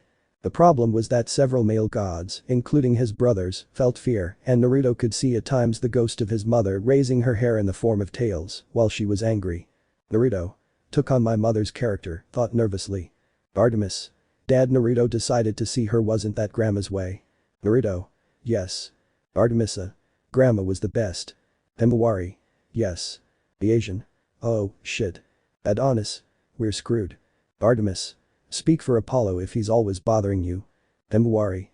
That reminds me, activating her Byakugan and staring very hard at Apollo. Oni-chan, she said very sweetly. Apollo. Kai. Poseidon. Your daughters are born with a friendly character. Hermes. I don't know, but F for Apollo. Hephaestus. F. Demeter. I feel sorry for Ares while watching Hestia poke him with a stick. Hera. He deserves it. Aphrodite. They get so angry and their beauty makes them mortal, she said, white with fear. The Asian. I think they learned it from my godfather. So after that meeting in Uchiha, Naruto received his firstborn along with his daughter-in-law and grandson. Ayato hugged his grandfather, thanking him for the gift of the armor and his teachers, while Naruto introduced the newcomers to Adam, surprised by the relationship everyone there had. Boruto, upon learning about Adam, would accept the aforementioned and felt a deep respect. He would do the same with his wife. Hades arrived at the place aware of everything, and behind Zeus's back, he would grant the same ability that he had given to the head of security on the island, Tenzo, partial immortality, only being affected by death if they were killed. After that, years would pass, as was customary in Olympus. It always moved with the west, leaving Greece and ending in Rome, where several were called in other ways, acquiring a certain bipolarity. In the case of the Uzumaki, there was no change other than the name and appearance. He was called Menma, and his appearance changed. His blonde hair was replaced by jet black, something that made Naruto feel offended. His appearance made him look like an emo with a stick stuck in his ass. Since they even said he was vengeful, unless they deserved it, he never took revenge on mortals, but gave them a chance. Of course they should deserve it, as happened with Tenzo, but there they had gone too far. During the reign of Rome, nothing great happened to him, except that he supported a Roman general in certain ways to rise to power, by claiming him as a champion and instructing him in some shinobi arts. Julius Caesar was that man. He wanted to see how he would adapt to the use of chakra and allowed him to use the earth element along with a fighting style, something that the man never used in life. He was made for the Roman legion, not for shinobi, although he appreciated the gifts. He rejected their use, which did not bother Naruto at all. It was during these years that, accompanied by Adam and Konohamaru, as if they were three brothers, they embarked on a journey around the world. The journey was about knowledge and learning, finding many things that could be used. In the east, they managed to set foot on the Japanese islands, and with Adam's help, they managed to learn several styles of katana. Given both of their ability to use chakra, Naruto giving it to Adam thanks to years of friendship, they developed multiple techniques that they called breathing. Their power made them formidable, so they decided to teach them in exceptional cases. He met more deities. One of them was Amaterasu, goddess of the sun and the creation of the Shinto, a goddess who wanted to have an affair with them, but the three travelers, with great wisdom, decided to remain faithful to their wives, rejecting her with good manners, without disrespect. Of course, the goddess, despite everything, would be hurt but would accept their situation, although due to her character, she was the only Shinto goddess invited to Uchiha, becoming one of Leto and Methus's best friends. During their travels in China, the three learned a lot about Kung Fu, which led Adam to include it in the future curriculum of Camp Half-Blood Yuzu. A great acquaintance greeted the three, Yu Huang, Naruto's best friend outside of Greece and Rome, the Jade Emperor. The Jade Emperor received them in his palace as honored guests, having a great time, chatting about their lives and their achievements, as well as various anecdotes and legends that they had seen in humans. Without a doubt, for Adam, it was interesting, so he decided to connect other stories in the teachings of the demigods. So time followed its course. They returned to Uchiha and got to work in the camp. Many things were changed, and the teachings became broader. In the camp that Zeus knew, the king of drama, had imposed by Olympic law without the council voting, the teaching only in the Hellenic, censuring the existence of the other pantheons and gods, which did not happen in Uchiha. Everyone there knew and had seen gods from various pantheons arrive: Amaterasu, Yu Huang, Shiva. The last one was a friend of Naruto for having traveled to India on his first trips with Konohamaru, and the one that surprised everyone, Thor, the latter a battle friend of Naruto, because the Nordic had set the goal of surpassing Naruto, because on his first trip he met the god, and he met the second god, that the blonde hates, Odin, in addition to having a demigod in those lands, whom he called Atreus, who despite the offer to go with him to Yuzu. The young Nordic refused and was left under guardianship of the god Thor until his death. He had had it in times of leave, so his wives were not upset, simply knowing that each stepchild came to these lands and considered Leto and Methus as mothers. They were saddened to know that Atreus never went to Yuzu. But the fall of Rome, Olympus moved to wherever it could settle until a kingdom arose that would guide civilization, where gods roamed all over Europe, and the Uzumaki did, many having demigods. The Asian, knowing that Demeter and he were simply having an affair, ventured into France, reaching Orleans, meeting a beautiful peasant girl with whom they conceived a child, Joan of Arc Uzumaki, who in the future became Joan of Arc, the Maid of Orleans. Naruto also had his permission again and went down to the human world, along with his son Apollo. They traveled the British lands, they found love, Naruto and a woman named Igraine Pendragon, with whom he had twins, the eldest Arthur Uzumaki Pendragon and Morgana Uzumaki Pendragon. Both sons were great skilled warriors, except for Morgana, who decided to focus on the use of chakra, becoming known as the first sorceress of the kingdom, until her brother, a skilled swordsman, took the throne of Camelot, being the nephew of the late king, leading Britain to an era of prosperity and advancement. Of course, without being badly accompanied by his Knights of the Round Table, of which his nephew stood out, unbeknownst to him, son of Apollo, Lancelot Uzumaki, or simply Lancelot. With the growth of the West, Olympus moved to settle in England, in the British Isles, where several gods had children, including Hephaestus, who had the author of the Fire of London. But Europe was not the only place where they wandered. In America, a somewhat isolated continent, Naruto with permission from his wives visited it, with permission to do whatever he wanted as they had, since it was not fair that only one had fun. Naruto visited his son born in Serbia. He had already been around a lot and this time he wanted to see his children in life. His son had been naturalized in an American nation when he emigrated from his home. His name was Nikola Uzumaki Tesla. Due to his ingenuity and his development, he was nicknamed the Son of Light. He was by far Naruto's most intelligent son, a scientist dedicated to his work and considered the greatest genius of his time, making advances in the design of the modern alternating current electricity supply. Naruto always took pride in each of his children, gods and demigods alike. This made him one of the best gods and fathers. He was also often present behind Zeus's back so that the lightning bolt wouldn't bother him. He was a master of Huinjutsu and knew how to seal his power, breaking the ancient laws regarding contact between gods and their mortal children without breaking anything or causing any changes. This was his life until Olympus arrived in America and settled in the United States. Chapter 14. After Olympus settled in the United States, with the movement of Western civilization, many things happened, among them, the creation of Camp Half-Blood on Long Island, New York, as a refuge, and training as soldiers of Olympus, by orders of Zeus. Added to this, Yuzu was located on the other side of the island of Manhattan, hidden by the fog and the Statue of Liberty. In command of Camp Half-Blood was the centaur Chiron, who for some time had been training demigods to be capable of achieving feats that would make their parents proud.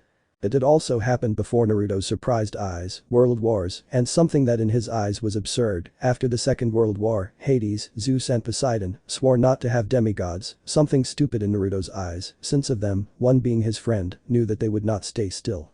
Hades for his part wanted to send his still-living children, Bianca D'Angelo and her younger brother Nicholas D'Angelo to Yuzu, since Naruto allowed them to go to his domains, they were his godchildren after all. But Zeus ordered them to go to Camp Half-Blood, added to the fact that the Morai ordered them to be sent to the Lotus Hotel and Casino, living in ignorance about their origin until necessary.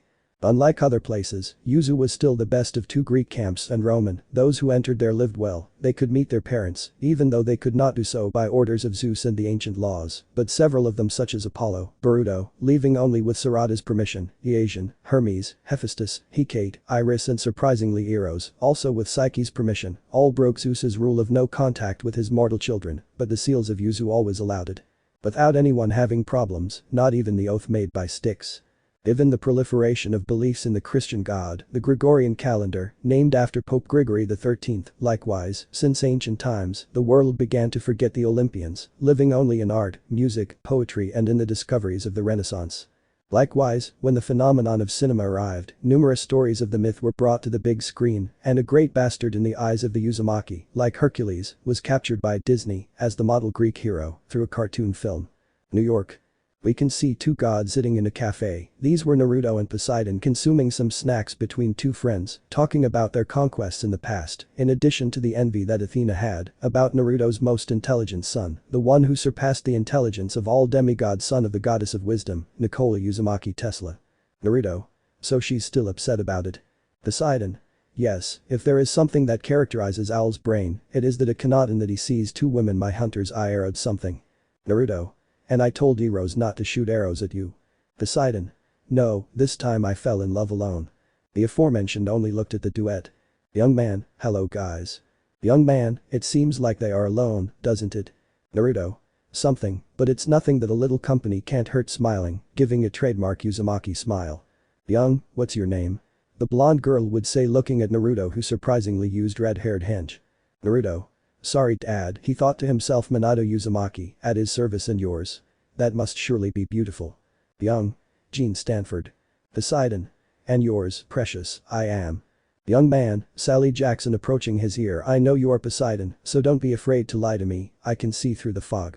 Those words surprised Poseidon, but seeing Naruto, he knew better than to underestimate humans for being mortal.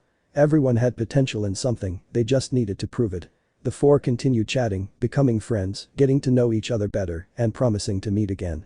At the same time that this was happening, a certain god who could not keep his third leg safe had to make his daughter, Thalia Grace, years old, run for her life, having to make her, along with Luke Castellan and Annabeth Chase, the first a son of Hermes and the second a daughter of Athena, accompanied by a little satyr named Grover, flee from several monsters sent by an annoying king of the underworld, where they wandered almost all over the country escaping and looking for refuge.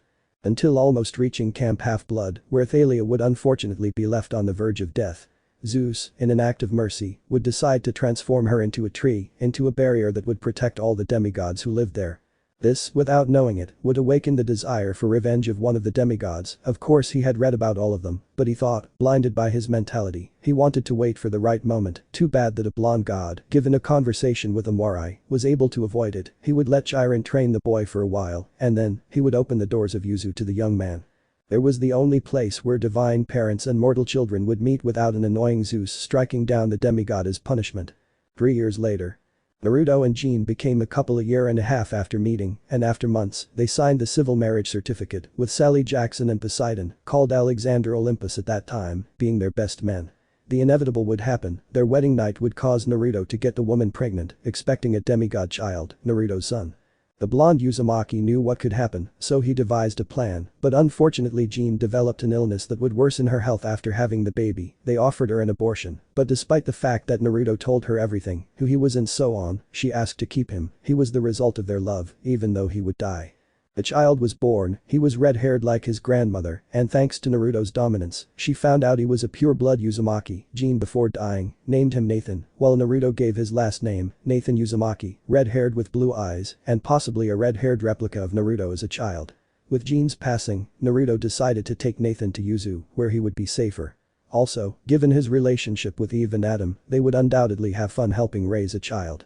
Adam and Naruto had treated each other like brothers for centuries.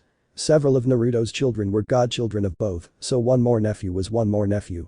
Another interesting fact was that Sally was also pregnant, a child of Poseidon was on the way, that wouldn't please her brothers at all, or well one of them, since Naruto was the godfather of the little demigod.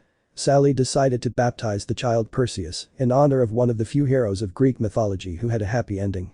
Hades was the one who knew the most about the boy, but having Naruto as a godfather, it wasn't stupid to know that messing with the child was messing with a blonde, and as it happened with Adonis, she wouldn't throw her years of friendship away. Naruto, when chosen as godfather, gave the little demigod the gift of being able to use chakra, having his primary affinities, water, wind and lightning, added to a gift, a bloodline that allowed him to use the ice element, the Hyoten, which was originally from the Yuki clan, originally from Kurigakure no Sato, the village hidden in the mist. In addition, given the growing interest of Zeus when observing the panorama and detecting Percy as a child, the god of lightning hypocritically flew into a rage, attacked where the child was when he was months old, but Naruto protected Percy. His entire house was plagued with seals and kanji, fuinjutsu, that absorbed lightning. There Poseidon decided to send both of them to Yuzu. Naruto opened his doors to him. Sally's condition was that he could live a normal life in the future, and Poseidon would be present in Percy's life, revealing to him from the first moment possible who he was, and in order not to be seen as lazy, Poseidon had to show how he worked and show himself as a hard-working guy. On Olympus, Zeus, seeing Naruto's protection and no longer feeling the little demigod, flew into a rage, calling for an immediate meeting on Olympus for everyone. On Olympus. In just under minutes, the room was packed with council members. Hera. What's going on? Zeus. You had a demigod Poseidon, you went against the oath and you, Naruto, protect him. Naruto. You're talking about him breaking his oath when you broke it first. Hypocrite. Zeus. I am the king and that's it. If I do it, I have no reprisals. Naruto. And your daughter? It's because of that same stupid mentality that I protect demigods that you don't like the children of Poseidon and Hades. I won't let your blind anger and hers pointing at Hera fall on innocent people. Hera. They wound my domain. Naruto. I have dominion in Hera's marriage, but unlike you, crazy old woman annoying Hera and earning the of several gods present, I know who I should mess with and not raise my hand in attacking an innocent. Hera.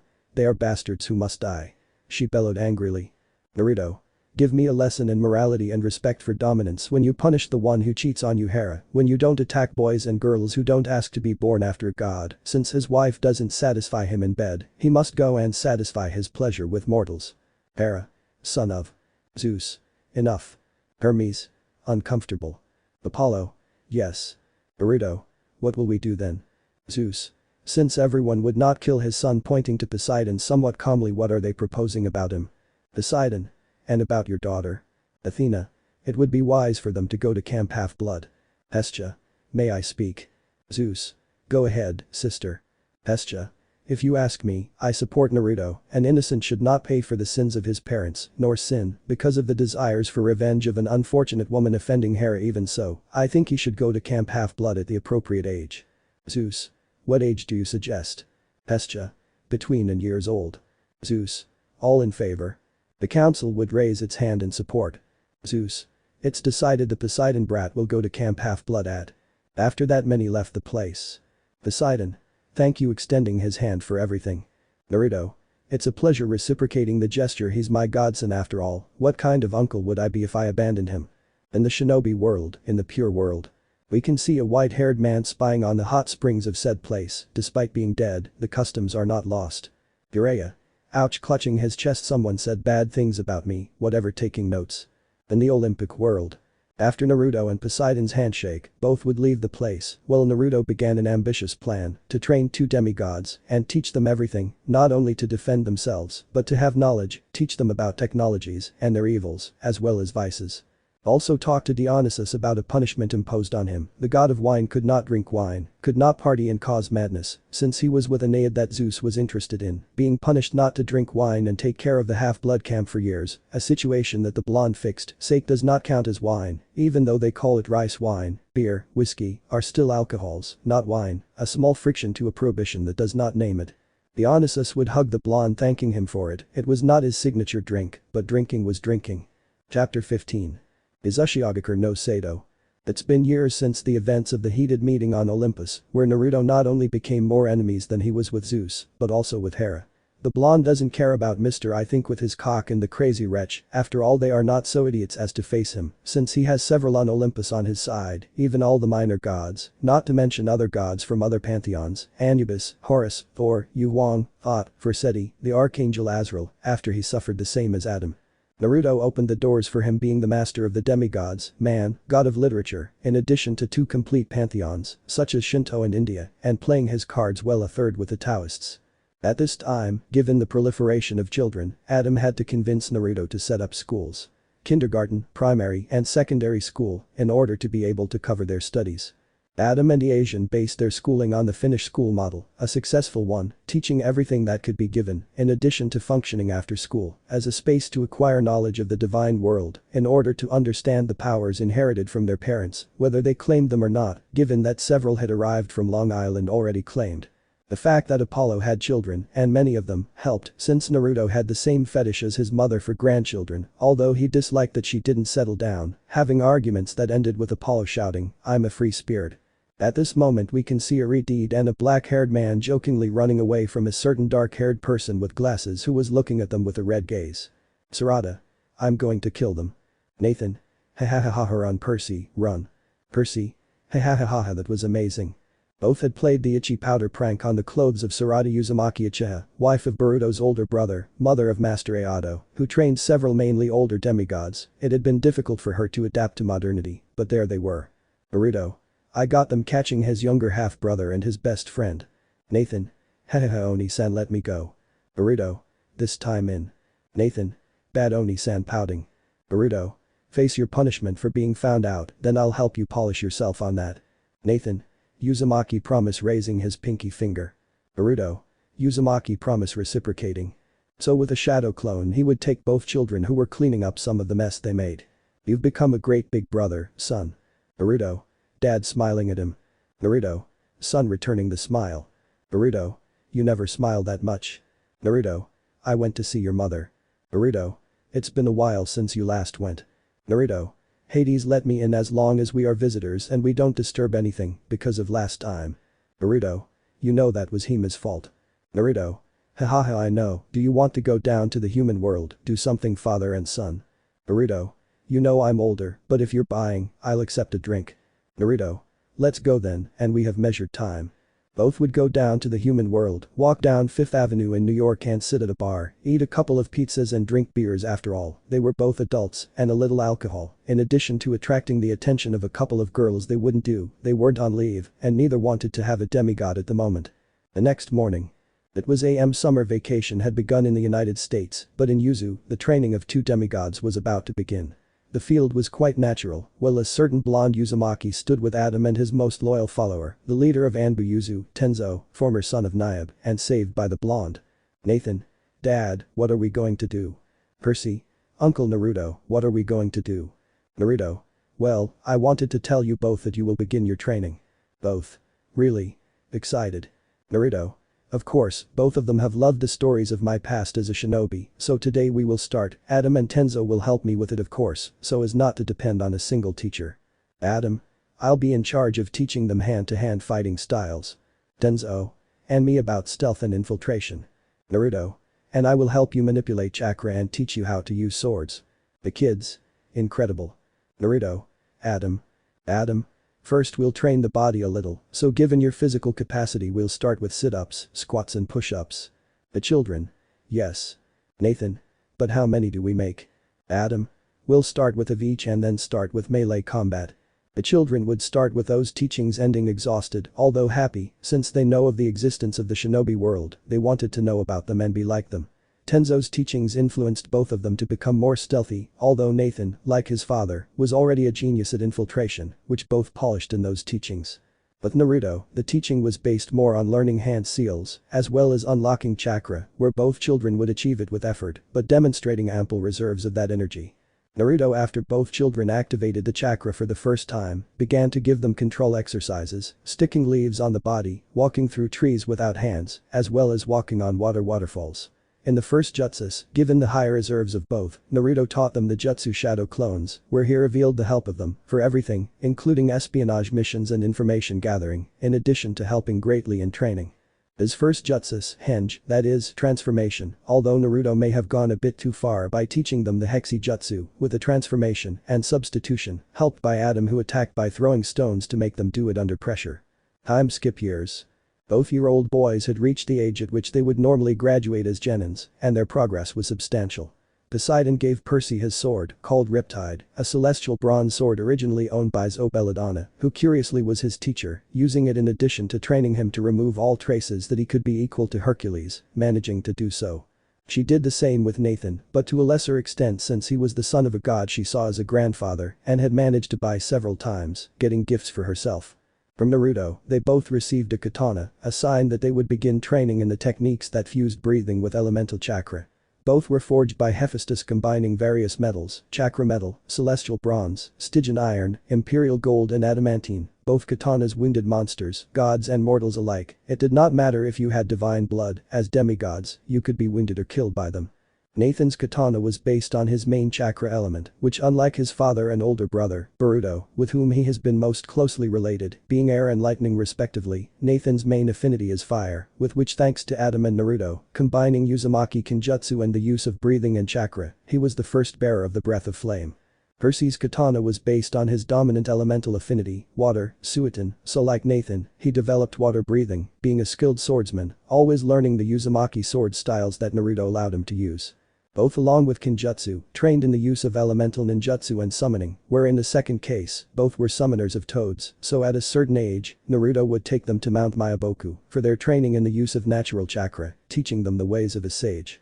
Percy was related to Suiton, water, Futon, wind, and Raton, lightning, where the latter given its similarity to Zeus was the weakest affinity, training in it strongly, achieving decent handling of it.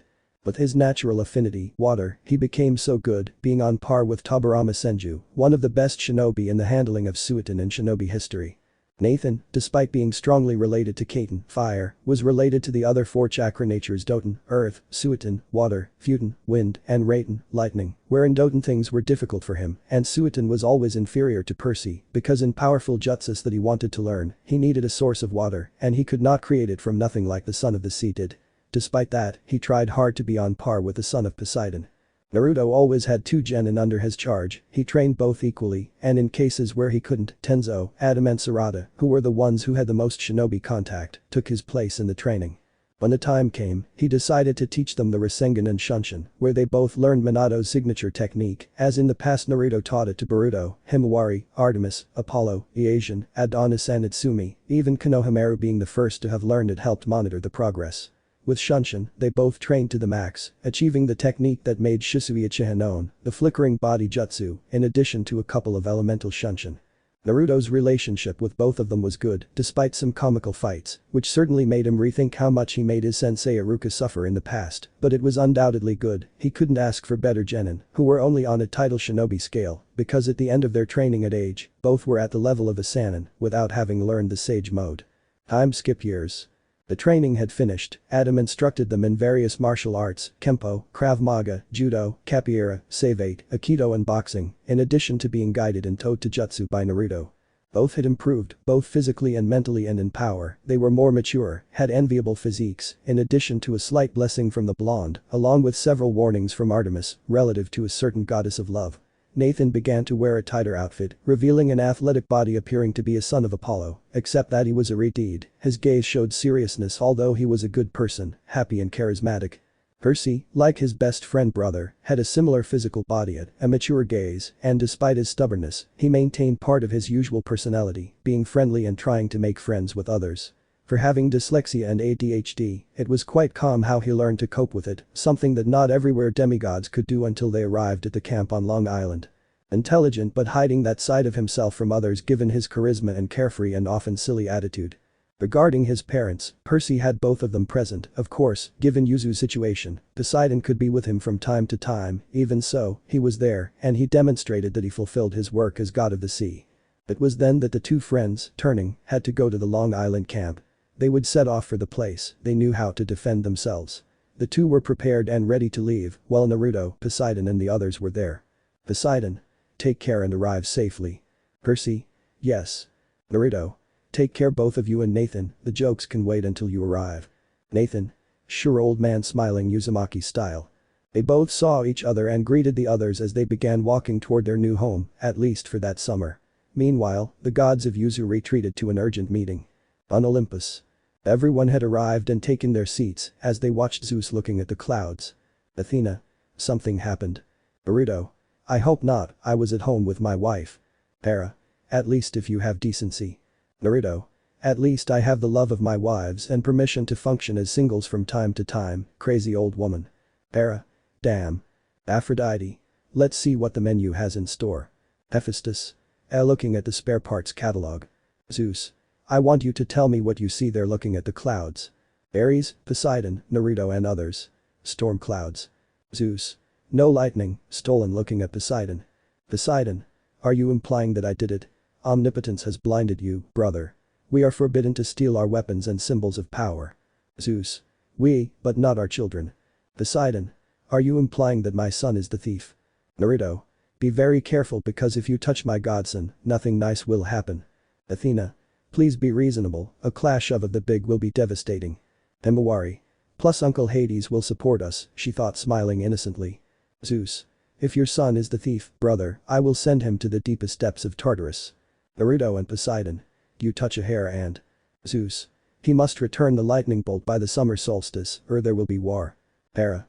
Retreat while everyone disappears and Ares leaves with a strange smile. Poseidon. What will you do? Naruto. Boruto, follow the warmonger. Naruto. Of course disappearing. Naruto. I'll tell Gamakichi to warn that pair of what's coming. Poseidon. Thank you. Naruto. Just don't betray your son in the voting, since you know that several of them were unfairly punished. Poseidon would nod and leave, while Naruto started looking for something.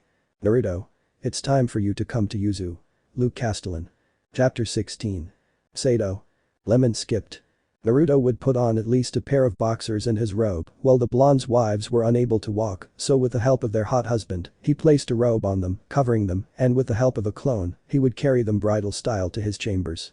Along the way, the couple would come across Boruto doing the same thing to Sarada, so the younger Uzumaki waited for his father's scolding, which never came, instead, Boruto could see his father's proud smile, returning the gesture. He might be Apollo, but his adventures with Hex were off the island. He might be Adonis, but faithful to his older sister and mentor, he had an oath of chastity. He might be Asian, but it had been a while since he had a demigod that they knew about. Artemis and Himawari were virgin goddesses, and even if they could give them a grandson, Naruto would not accept just any bastard, stealing the innocence of his princesses. A Manhattan. The Asian was attending to a rather important matter, his friend with benefits Demeter and his current date, a young kitsune originally from Kyoto, named Yasaka, leader of said faction. Both women were discussing several things, especially a slight affair of the Uzumaki with the Yakai kitsune, which gave rise to a year-old Kyuubi girl. Said discussion was quite heated, and if it weren't for his half-sister Athena, things didn't get any worse. Athena. It seems I've arrived at a bad time for our duel, little brother. The Asian. What do you think? My friend with benefits since I can remember and my fiancé arguing about things. Athena. I understand you, by the way you look good, she would say sensually. The Asian. Oh no, sorry sister. Athena. But you know that's the solution, to create the perfect boy or girl, and the smartest one there is. The Asian. I may be Greek and Uzumaki, I may be experiencing incest, but it's a moral line I won't cross. Athena. And why not? She would ask, surprised. The Asian. I swore by Styx not to fall in love with my family, with a daughter of my brothers and sisters, with a granddaughter or with my sons and brothers, and I don't agree with your method. Athena.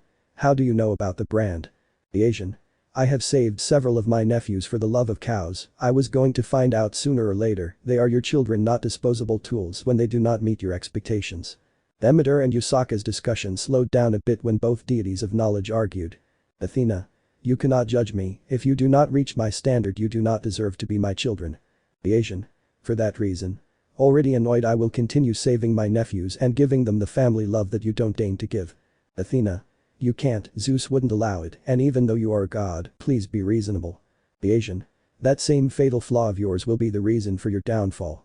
And that arrogance and haughtiness will be the reason for the fall of Olympus, and you know it. Athena. Please, who can return? She said nonchalantly. The Asian. The Crooked One, does it sound familiar to you, Gaia?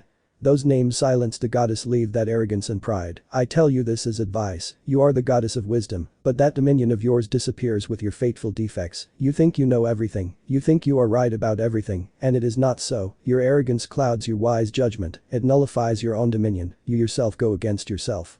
Athena. She looked at those words in surprise, she noticed his concern for her. The Asian. I'm telling you this because you're my sister on my mother's side, and it's going to hurt her to see you fall like you have no idea, and despite that arrogance and cloud of egotism, you're my sister and I love you, accepting your own mistakes and defects is wise. Demeter. Well, I better go, we'll see each other later. Yasaka and the Asian greeting with a kiss on both. But those sent to the camp.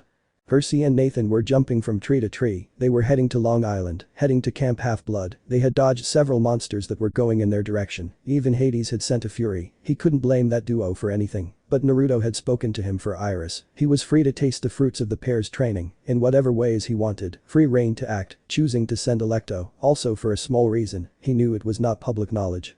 Except for those who had been to Yuzu, the subject of the other pantheons, and given the conflict and crosses of Naruto and Elohim, there were several demons and renegade fallen who had put a price on the mortal heads of those who carried the spiral, so in part he had to be careful. To these problems must be added lightning attacks towards them because of a Sparky who does not know how to wait for his toy. Nathan. So those old ladies, what are you saying, friend? Percy. Let's do it. Electo. Let's see if they live up to what we were told. The three would attack the demigods, but they did not count on. Percy. Water breathing, first stance. Electo. Sister. Watching Tisiphone being cut by a sword and water. Percy. Great, it's you preparing for combat. Electo. They are up to par, that's what her sister Majera notices. Sister. Nathan. Breath of flame, sixth posture. Circle of fire. The Fury looked at the golden dust of his sister being cut and looked at the demigods. Electo. I leave you, my lord's expectations are as expected, I only give you a suggestion in good faith, upon reaching the camp you must prove your worth. Both. We accept the suggestion. So Electo left the place, making both demigods leave again for the camp, they still had to travel quite a distance, while both were followed by a satyr. Nathan. Someone is following us. Percy. Yes, but well, when we stop to get some water and go to the bathroom we'll see. Nathan. If you say friend. Chapter 17. No Sato. In two different rooms, we can see two blonde men lying down while being embraced by the comforting warmth of their wives, completely naked, being covered by a sheet without revealing any of their privates. They had had a second round with their wives, but neither calmed the Uzumaki libido, given that both possessed an insane stamina, something that would be passed on to their sons and daughters. They both decided to sleep while thinking about the youngest Uzumaki of the family as he headed to Long Island, where the Greek half-blood camp was located. Long Island, Nueva York. 2-year-old boys were jumping from tree to tree while attacking various monsters they found on land, hunting. Since a pair of Poseidon's sons in the past had overstepped their bounds with one of Apollo's daughters, he slightly cursed the children of the sea god. They couldn't use bows, something Percy possessed, but his aim with other thrown weapons was perfect. Percy was the best of the two in aim, comparing himself to Itachi and Shisui Uchiha's in said skill, without even having the Sharigan to correct the trajectory of thrown weapons. Cyclops. What's up? Disappearing into golden dust. Giant Lestergan. What? Disappearing. Cyclops. What is this, picking up a kunai from the ground? Percy. Surprise. Cyclops. Disappearing from the place in golden dust. Percy. Cheat, that was mine. Nathan. You slept, friend, he. Percy. Hey, can you come out now? He spoke randomly. Another very good ability of Percy that differentiated him from his best friend Nathan, his sensing ability. Without the need for bloodlines, he is able to have an overview of everything around him within a radius of kilometers. An ability comparable to Tobirama Senju, Night Aim Hokage of the Leaf Village, and Idle in a way in Percy. Nathan and Percy thoroughly studied the history of the shinobi world, and since they did so during hours of training, given their attention deficit hyperactivity disorder, which favored them greatly. Nathan, upon hearing his best friend's words, would take a combat position, near his weapon holstered at his side. Wow, calm down, I'm a friend. Nathan. Wow, Satyr. Percy. But what about his horns? First, I do have pointing to 2 small horns, and second, I am Grover Underwood, I was sent to protect them. Nathan. But we just fought knowing how to defend ourselves. Grover. Well, when they put it like that, they know who their parents are. Percy. Names give power, so we couldn't say it, and I know I'm a son of the sea. Nathan. Well, my dad has several titles, so I'm an Uzumaki, right? Grover. Well, my job is easier, I'll take them to Camp Half-Blood. Nathan. The one over there? Pointing at a sign selling strawberries. Grover would blush, but then the nearby cows would fall from the sky. Grover. By the gods, alarmed. Percy. So this is what the old woman meant. Nathan. Do you want to fight? Percy. Yes, but I know you do too, so. Both. Rock, paper, scissors. Grover. This is not the time. Percy would take out scissors, and Nathan would take out stone. Nathan. I won. Percy. You won fair and square. Nathan. Ha, drawing his sword and ready. The roar, like the angry bellow of a bull as trees were torn to pieces. Grover. Are you sure he can? Percy. Sip. Grover. Very sure. Percy. Yes. A towering figure displaying horns and indescribable fury emerged as Nathan removed his yukata and slashed at the being. The monster felt like a horn, and several trees were split in half by a clean cut. He felt scared, so he launched himself punching and throwing trees, while Grover and Percy watched. Percy. Hey buddy, make burgers with that underdeveloped cow. Nathan. First making a cut, I sliced the belly, cutting off one arm of the minotaur, then I cut the throat, cutting off the other arm, and then decapitating the monster. Oh, I'm done, haha. Grover. Surprised. Percy. Okay, let's continue. Hey G-man, are you coming? Nathan. Goat boy, you will come. Grover. Yes, I'm going. Moving and observing the duo, who trained them, he thought, taking what was left of the being, a simple horn. The group began walking until they reached a Greek-style arch, written in that language, where both could read it without problems.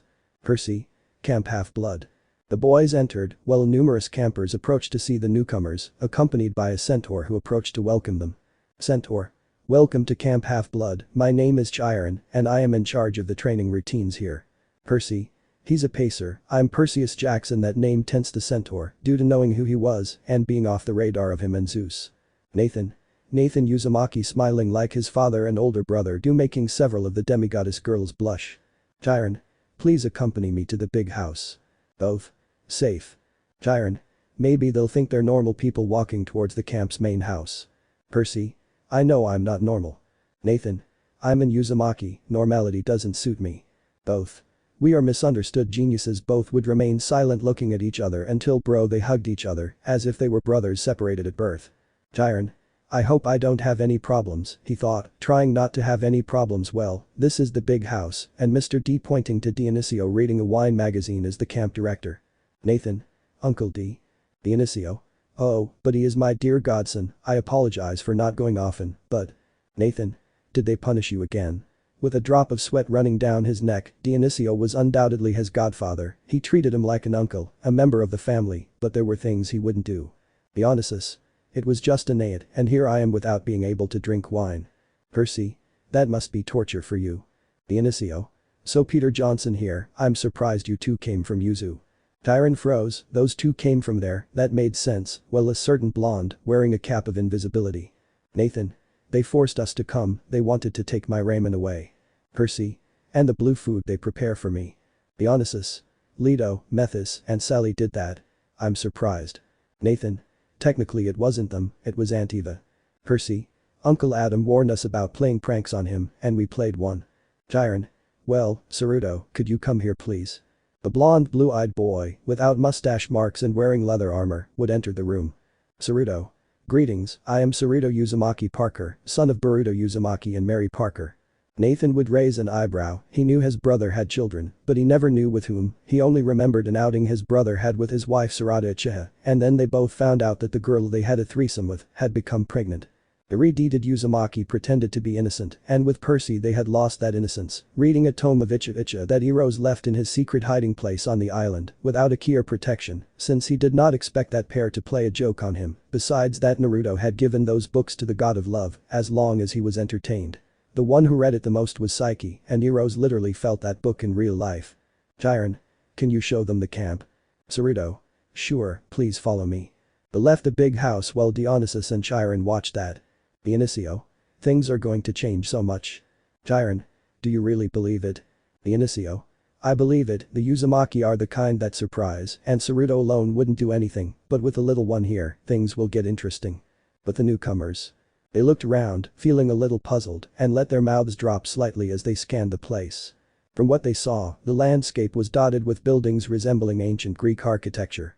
There was an open-air pavilion, a large amphitheater, a circular arena with many training dummies scattered about, with a few children attacking them with swords. There were white marble columns gleaming in the sun. Unlike Yuzu, which greatly emphasized the combination of the ancient and modern worlds, very close to the east. In a nearby sandbox, a dozen middle school boys and girls played volleyball. Canoes glided across a small lake. Kids wearing bright orange t-shirts like Grover's, when they first saw him, chased each other around a cluster of cabins nestled in the woods. Some shot targets at an archery range. Others rode horses along a wooded trail, while still others flew on winged horses. Saruto. This camp is a place where many demigods like us come to train, meet other demigods, and form close friendships. Every now and then, a mission is even issued, though one hasn't been issued for some time. For many years, Camp Half-Blood has been a place many have come to call home, because they are unable to live in the mortal worlds, due to its scent-attracting monsters. Nathan. He's similar to Yuzu. Saruto. I would like to go there, Dad invited me, but there are orders for me to stay here for Spark so. Nathan. Don't worry, I promise I'll take you there, and if Nathan Uzumaki promises, he never breaks his word. Saruto. You sound like do you know whose son you are? Nathan. Yes, but they say they have to claim me, so. Saruto. I understand you and thinking, I hope it's not my uncle, oh grandpa please don't be. Percy. Wow seeing a lake. Saruto. Ah, there's the canoeing lake. We have canoe races there from time to time. Over there are the stables pointing to the spot there are the horses and Pegasuses. Percy. Why is there a strawberry field? Saruto. Let's just say, despite being a demigod camp, it still requires mortal money, so that pays the bills. The three of them walked past the strawberry field until they came to the cabins, several of them U-shaped. They came in all shapes and sizes, and they all looked very different from each other. Right in the center of the U-shape was a stone-lined fire pit. Saruto. These are the cabins where you'll be staying. Each cabin represents one of the 12 Olympians, and when your parents claim you, you'll be staying in their cabin. But for now, you'll be staying in cabin 11, the Hermes cabin, since you haven't been claimed yet. That's where everyone else who hasn't been claimed goes. After that, he thought, I hope Dad isn't your father, because Sarada Oka-san will kill him. Nathan and Percy scanned the area. There was one that had tomato vines growing down one side with a grass roof. Another was bright pink with pink frilly curtains peeking out the windows. Then there was one that looked like it was made of solid gold. Nathan. Why are there so many gaps? Saruto. Oh well, Hera is the goddess of marriage, so she has no business with mortals. Therefore, she doesn't have any demigod children. She's just there as an honorary thing. The Zeus cabin won't have any because the big three, Zeus, Poseidon, and Hades, made a pact for no more demigod children due to some bad past events. Same with the Poseidon cabin, for now seeing the raven-haired man who nodded. Cabin 1 was a marble building resembling a mausoleum with heavy columns. The doors were made of bronze and had lightning bolt symbols on the side. Cabin 2 was similar to Cabin 1, but had a peacock-like design on the walls and columns, while Cabin 3 was a low building constructed with walls made of some sort of grey-looking rock material and seashells glued around them. On the main door was a large trident symbol. In the distance there were several foundations, which appeared to be an abandoned, half-built mausoleum. Percy? Would that be Hades' cabin? Naruto. Yes, but due to an incident with Zeus after World War II, the cabin was left unfinished, and the children of Hades at that time were lost. Some say they died, others say they are in the Lotus Casino. Nathan? The one from Vegas? Yes. They were going to continue talking but were greeted by a group of campers. Naruto. Clarice, now is not the time. Clarice. Well, it's obviously time, we'll welcome them. Percy. I'm sorry but I won't do anything. Nathan. Also against, I don't know if it's very brave or too chicken. Sons of Ares. Chicken. Did you just call us chicken? Saving Clarice, they threw themselves at Nathan and Percy, but they were faster in dodging them. Son of Ares. Damn. Throwing himself. Nathan. Sorry to use this Hinata Kaisen thing, using the Jukin stance while dodging the blows. Calm down. Percy. Sons of Ares, he said as seriously as if Tabarama had said Uchiha's. Son of Ares. Damn tomato. Nathan's gaze darkened. Percy. They're dead, haha. Nathan. What did you say? Son of Ares. Tomati. Nathan. 8 trigrams 32 palms massacring the poor devil. Naruto. You'd better leave us Clarice. Clarice. No, throwing herself. Percy. Don't believe it, tracing hand seals Suiton. Tamedan.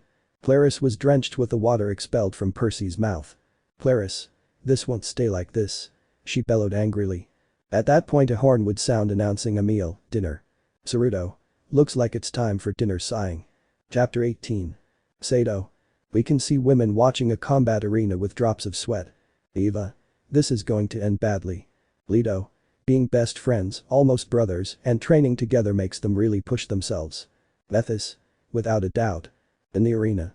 Adam and Naruto were exchanging blows of the martial arts they had learned over the years. It was a training, but even though they are friends, considered brothers from another mother or father, the competitiveness in both emerged. Naruto. Out of fights, I think we're at in my favor. Smiling. Adam.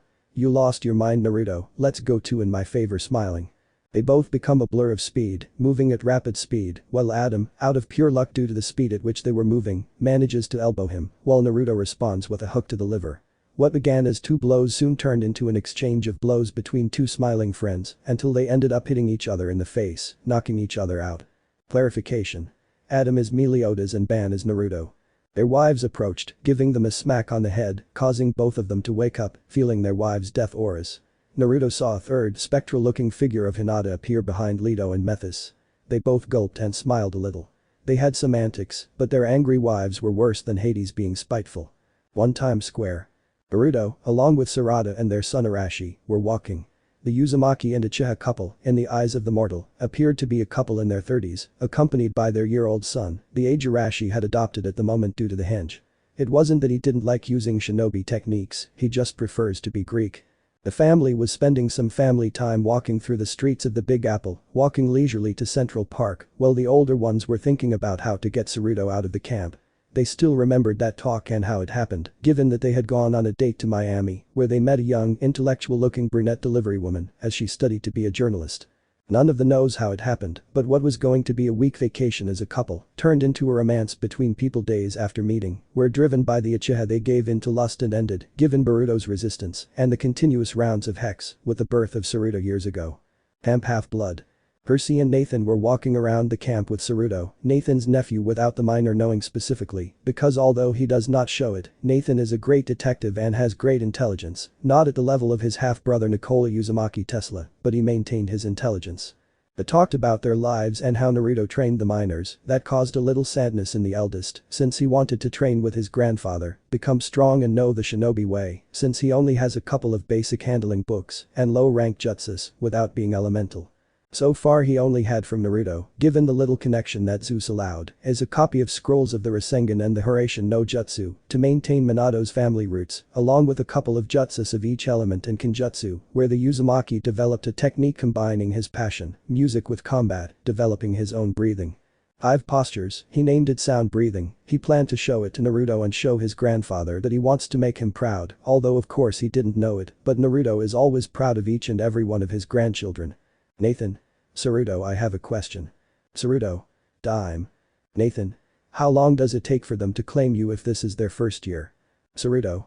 It depends on who your godly father is, usually Ares, Athena and Aphrodite claim you if there is something that interests them, if you are beautiful, a brute or have a developed intelligence, being of those with the most unknown unclaimed. If you are the child of a deity like the Nados, Morpheus, Heber Iris, they claim you, but you still stay in cabin, since their cabins do not exist by orders of Zeus. In the case of the Uzumakis, Uncle Apollo being the one who fathers the most demigods in the family claims them as soon as they arrive. Dad claimed me right away, since it is rare for there to be demigods from him. It is not known if there are any from Uncle Asian who have not arrived yet, he would claim them right away, but if there are champions from him, since several unclaimed children of Athena stay in that cabin. Grandpa, it's rare that he has demigods, and if he does, they don't come and end up in Yuzu, and if they come here, it will be right away or after an event, as long as he doesn't do anything stupid. Nathan. Like fighting with Uncle Adam and making our moms and aunts beat them both up. Saruto. I don't know all the details, but yes, Konohamaru also has demigods, but it's also rare, although he's not an Olympian, given his seal and Stygian oath, he has a cabin between dads and grandpas. After that they continued walking and went to the beach where they were walking on it, earning surprised looks from the campers and some girls who looked like Disney mermaids, that is, half beautiful girls half fish, given that Greek mermaids are part bird with a woman's head, began to flatter them, making Percy and Nathan blush, since they are not used to overly suggestive female contact. After separating from them but still walking in the water, the three wanted to have a training session, so they removed their shirts and left them on the shore, while the previous Naiad sighed like schoolgirls. They simply took out a kunai and launched into a taijutsu and kunai combat, throwing a few jutsus.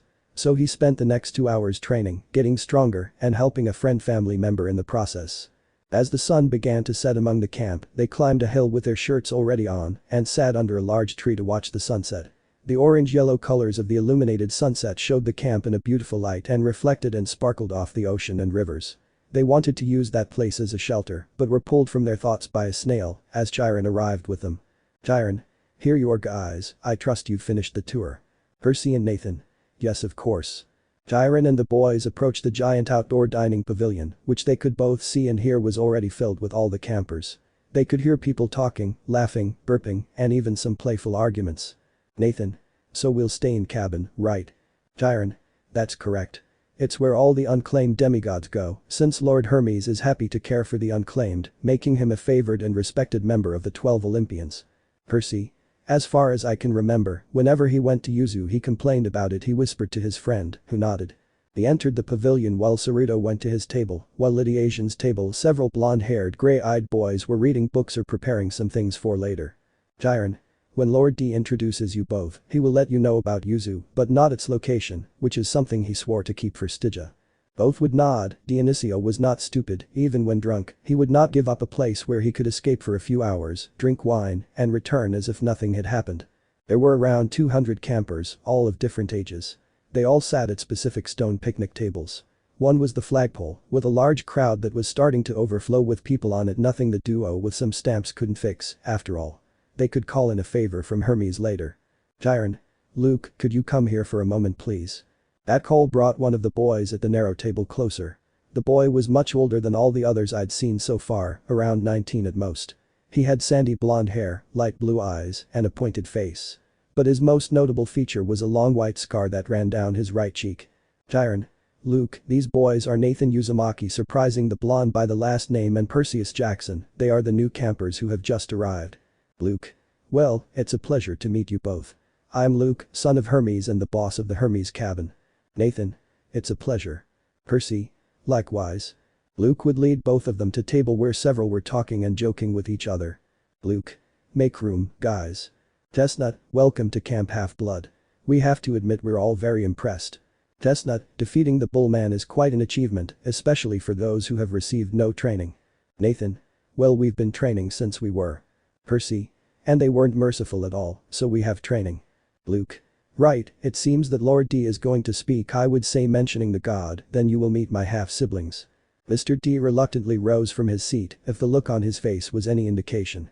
He cracked his knuckles before standing in front of everyone as the entire ward fell silent to hear what he was about to say.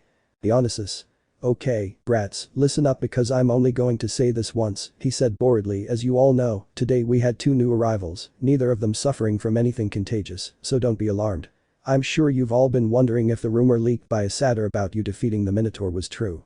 Well, I'm here to clarify that it is true. That caused many to start whispering before Mr. gave them a look that quickly silenced them all. Many looked at the 2 newcomers, making them nervous, but inside Percy a certain being spoke. Isobu. Gaki, filter my killer instinct so those envious people will shut up. Percy. What? Why if Mr. D will do it Isobu, he mentally responded. Luke. Don't worry, it's probably Ares' cabin, they're probably angry because they didn't get a chance to fight. Dionysus. Those who joined us tonight are Nathan Uzumaki and Perseus Jackson. I hope you give them a proper welcome, as they are the exchange demigods who will be coming from Yuzu, Lord Naruto's lands. Luke was surprised by that, he had heard stories about that place, but he certainly didn't believe them. Now he was looking at them with some jealousy. He may hate his father for leaving him alone, but a note left by Nathan would catch his attention. Use. If you want to know and, if necessary, hit your father, go to Yuzu at the end of the summer. There you learn a lot and you'll be able to make amends with him and even demand compensation. End of note. Luke would be left wondering. It was undoubtedly a tempting offer. Kronos had convinced him to eliminate them, but he knew nothing but anecdotes about what those living on Yuzu did. He certainly had nothing to lose by going there, trying his luck, and who knows, maybe even getting revenge without killing his father, that dropout. The campers surrounded the newcomers due to the mention of the lands of the god who could most rival the big, when no one knew more than Hades and Poseidon that surpassed them, which made them train to become stronger. Both had precious beings to care for and protect, and as Hakuyuki said in Nami's mission, knowledge that she gave to those closest to her true strength lies in protecting those she loves. Fortunately for both of them, Chiron put everything in order. Chiron. Well, now that the introduction is done, we can all eat. He clapped his hooves and shouted to the gods. Everyone present would shout to the gods before filling their plates. The wood nymphs came out with more plates of food that were filled with grapes, apples, strawberries, cheese, fresh bread, a wide variety of foods. Nathan looked around and asked about the addiction he shares with his father. Nathan. I wonder if there will be ramen. The nymph heard him and snapped her fingers, and a large ramen bowl filled with noodles and chunks of pork appeared in front of him. He felt like wrapping the wood nymph in a hug and asking her to marry him.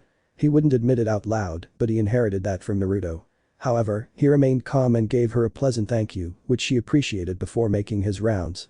Percy and Nathan knew the customs, and although Naruto didn't mind some offerings and such, Nathan would make the gesture like the others, something that Percy did although annoyed, because he was angry with his uncle, due to the lightning issue. He was happy that his father defended him as he did with his godfather, but the fact that Zeus abused his power and left Poseidon like a poor devil without giving a voice angered him.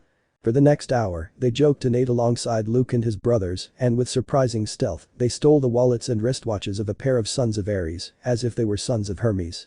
The ones they liked the most were brothers Travis and Connor stole. Both young men had taken a shine to the two when they told them about the jokes in Yuzu. Both of them burst out laughing and began to bow to the two playfully, something that caused laughter at Hermes' table. Finally, dinner was over, and everyone went down to the amphitheater where the Apollo children were singing an a cappella or instrumental version of a variety of songs, where both would join in singing a song with Naruto, accompanying them with their instruments, which they had brought on stamps, Nathan's keyboard and Percy's bass plus Naruto's guitar. As the music ended, Aphrodite's daughters screamed for the artists, where one would steal a kiss from Nathan. The aforementioned was Selena Beauregard, which would leave the Uzumaki in a state of shock, who was taken out of that train of thought by the Stoles, who took him and Percy to cabin. Luke gave them both a sleeping bag. It wasn't much, but it was something. Both appreciated the gesture, in addition to receiving an orange t-shirt for being part of the camp, with the words Camp Half-Blood in bold, plus a bear leather necklace, which depending on the years that pass, there they would receive colored beads. Chapter 19. The story of the use of the sword. We can see Naruto, Boruto and Poseidon talk about the camp issue, as well as the topic of a trip for the boys. Boruto was going to take Naruto out of that camp, despite Zeus saying no, and Naruto was planning to take both boys to the elemental nations. He wanted them to have experience. The notion of time between both worlds was palpable and strongly unpredictable, as years could pass in one and only in the other, if there was no difference or centuries had passed. Poseidon. Let's see, are you telling me that you're going to make Percy and the others go on a training trip to your homeworld? Naruto. Basically. Naruto. Sorry to break your hopes, father, but Ayato has ended the shinobi era there. Naruto. I know, sighing, I wasn't planning on that or for them to fight with renegades, but well, I guess that idea is discarded. Naruto. Sorry. Naruto. Calm down, I'm not upset, just nostalgic. Poseidon. So what are we going to do? Personally, I don't want to involve him any more than he already is, and I don't think you want any trouble. Naruto. What's happening with the Crooked One? In recent months, several monsters have talked about a possible resurrection. Poseidon. Apollo gave a prophecy about that, not that it says anything, but… Naruto. Maybe I should go and put a couple of seals on Chrono's prison to prevent his resurgence. Poseidon. Do you know about the prophecy? Naruto. No, since Apollo goes to Japan for food or girls and comes back saying stupid Hakus. Poseidon. I thought it bothered you that I'm so free. Naruto. I doubt he'll get married, but hey, there are more grandchildren to spoil. Naruto. Artemis told you to stop spoiling Zoe and Phoebe, Grandpa of the Year. Poseidon. They are man-hating hunters, why? Naruto.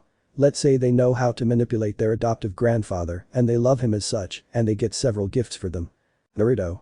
Yes, I will give your son a gift, taking out a katana. It is a replica in chakra metal, imperial gold, celestial bronze and Stygian iron, of the team sword. Naruto. How did you get Uncle Sasuke's sword? Naruto. Sarada, so I asked Hephaestus for a copy of those materials. Poseidon. He harms mortals and beings from the supernatural or mythological environment, why would you do that? Naruto. I had run-ins with a couple of exorcist priests when I went to retrieve my youngest daughter Irina Shido, except I spoke to Michael and they assigned her with another of her same age. Poseidon. And the laws. Naruto. Was born outside Olympic territory, Methus and Leto already know it was a crazy night, I even asked your mother to go out for hours, where we enjoyed it a lot remembering his first wife. Naruto. I don't want to know your hex life with my mother's, man. He said, blushing. Naruto. Do I have to remind you of your crazy nights with Sarada, Searches Lucifer's wife, and 3 Valkyries? Because just thinking about it makes me even more proud of my firstborn. Poseidon. We're getting off topic. Uzumaki. It's true, I gave the prophecy. Poseidon. Ahem, coughing of the oldest gods, a half-breed will reach 16 against all predictions. In an endless dream, the world will be seen. The hero's soul, a cursed blade will reap. A single decision will end his days. Olympus will preserve or ravage. Naruto. Tell me, did you all think he's talking about a demigod, son of the the big of Olympus? Poseidon. Zeus, Hera, the owl-brained, the warmonger, do you want me to continue? Naruto. No, that's not enough. Half-blood. The fight broke out between the Ares cabin and the newcomers again. They had woken up so well that it surprised everyone. Initially, after breakfast, the demigods began their routines. Chiron had begun with archery classes, where, strangely, he didn't see the newcomers. Instead, he saw them in a secluded clearing in the camp, the two of them having a sparring match. Both were trained in various martial arts, in various weapons of diverse caliber, both shinobi and otherwise, as well as some of the modern weapons were taught, mostly as a hobby. The specialty of both was hand-to-hand combat, sword and katana, plus the use of ninjutsu, elemental and non-elemental. In fact, both were specialists in the use of the second jutsu, shadow clones, not on par with Naruto who created thousands, but they could create hundreds effortlessly. Nathan. Not bad. Percy putting a cross seal, making clones. Percy. Same here, starting to trace hand seals. Nathan. So that's what we have, tracing seals with the clones Kaiten Gakakyu no Jutsu. Percy. Shit, finishing the seal Suiten. Takatsubo no Jutsu. The clash of techniques caused an intense cloud of steam to appear, surprising Chiron, but this surprise turned into annoyance when he saw 2 sons of Ares, Sherman Yang and another named Ellis Wakefield, who wanted revenge for a humiliation in the camp by not allowing the new ones to be baptized. Sherman. Where are those bastards? Ellis. We'll give them a baptism, so don't interfere. What no one knew but Chiron wanted to see, since he saw them behind them trace hand seals, the centaur wanted to see what that pair would do, while Luke, Annabeth, Lee Fletcher and other demigods arrived to feel the impact of 2 powerful things. Nathan and Percy.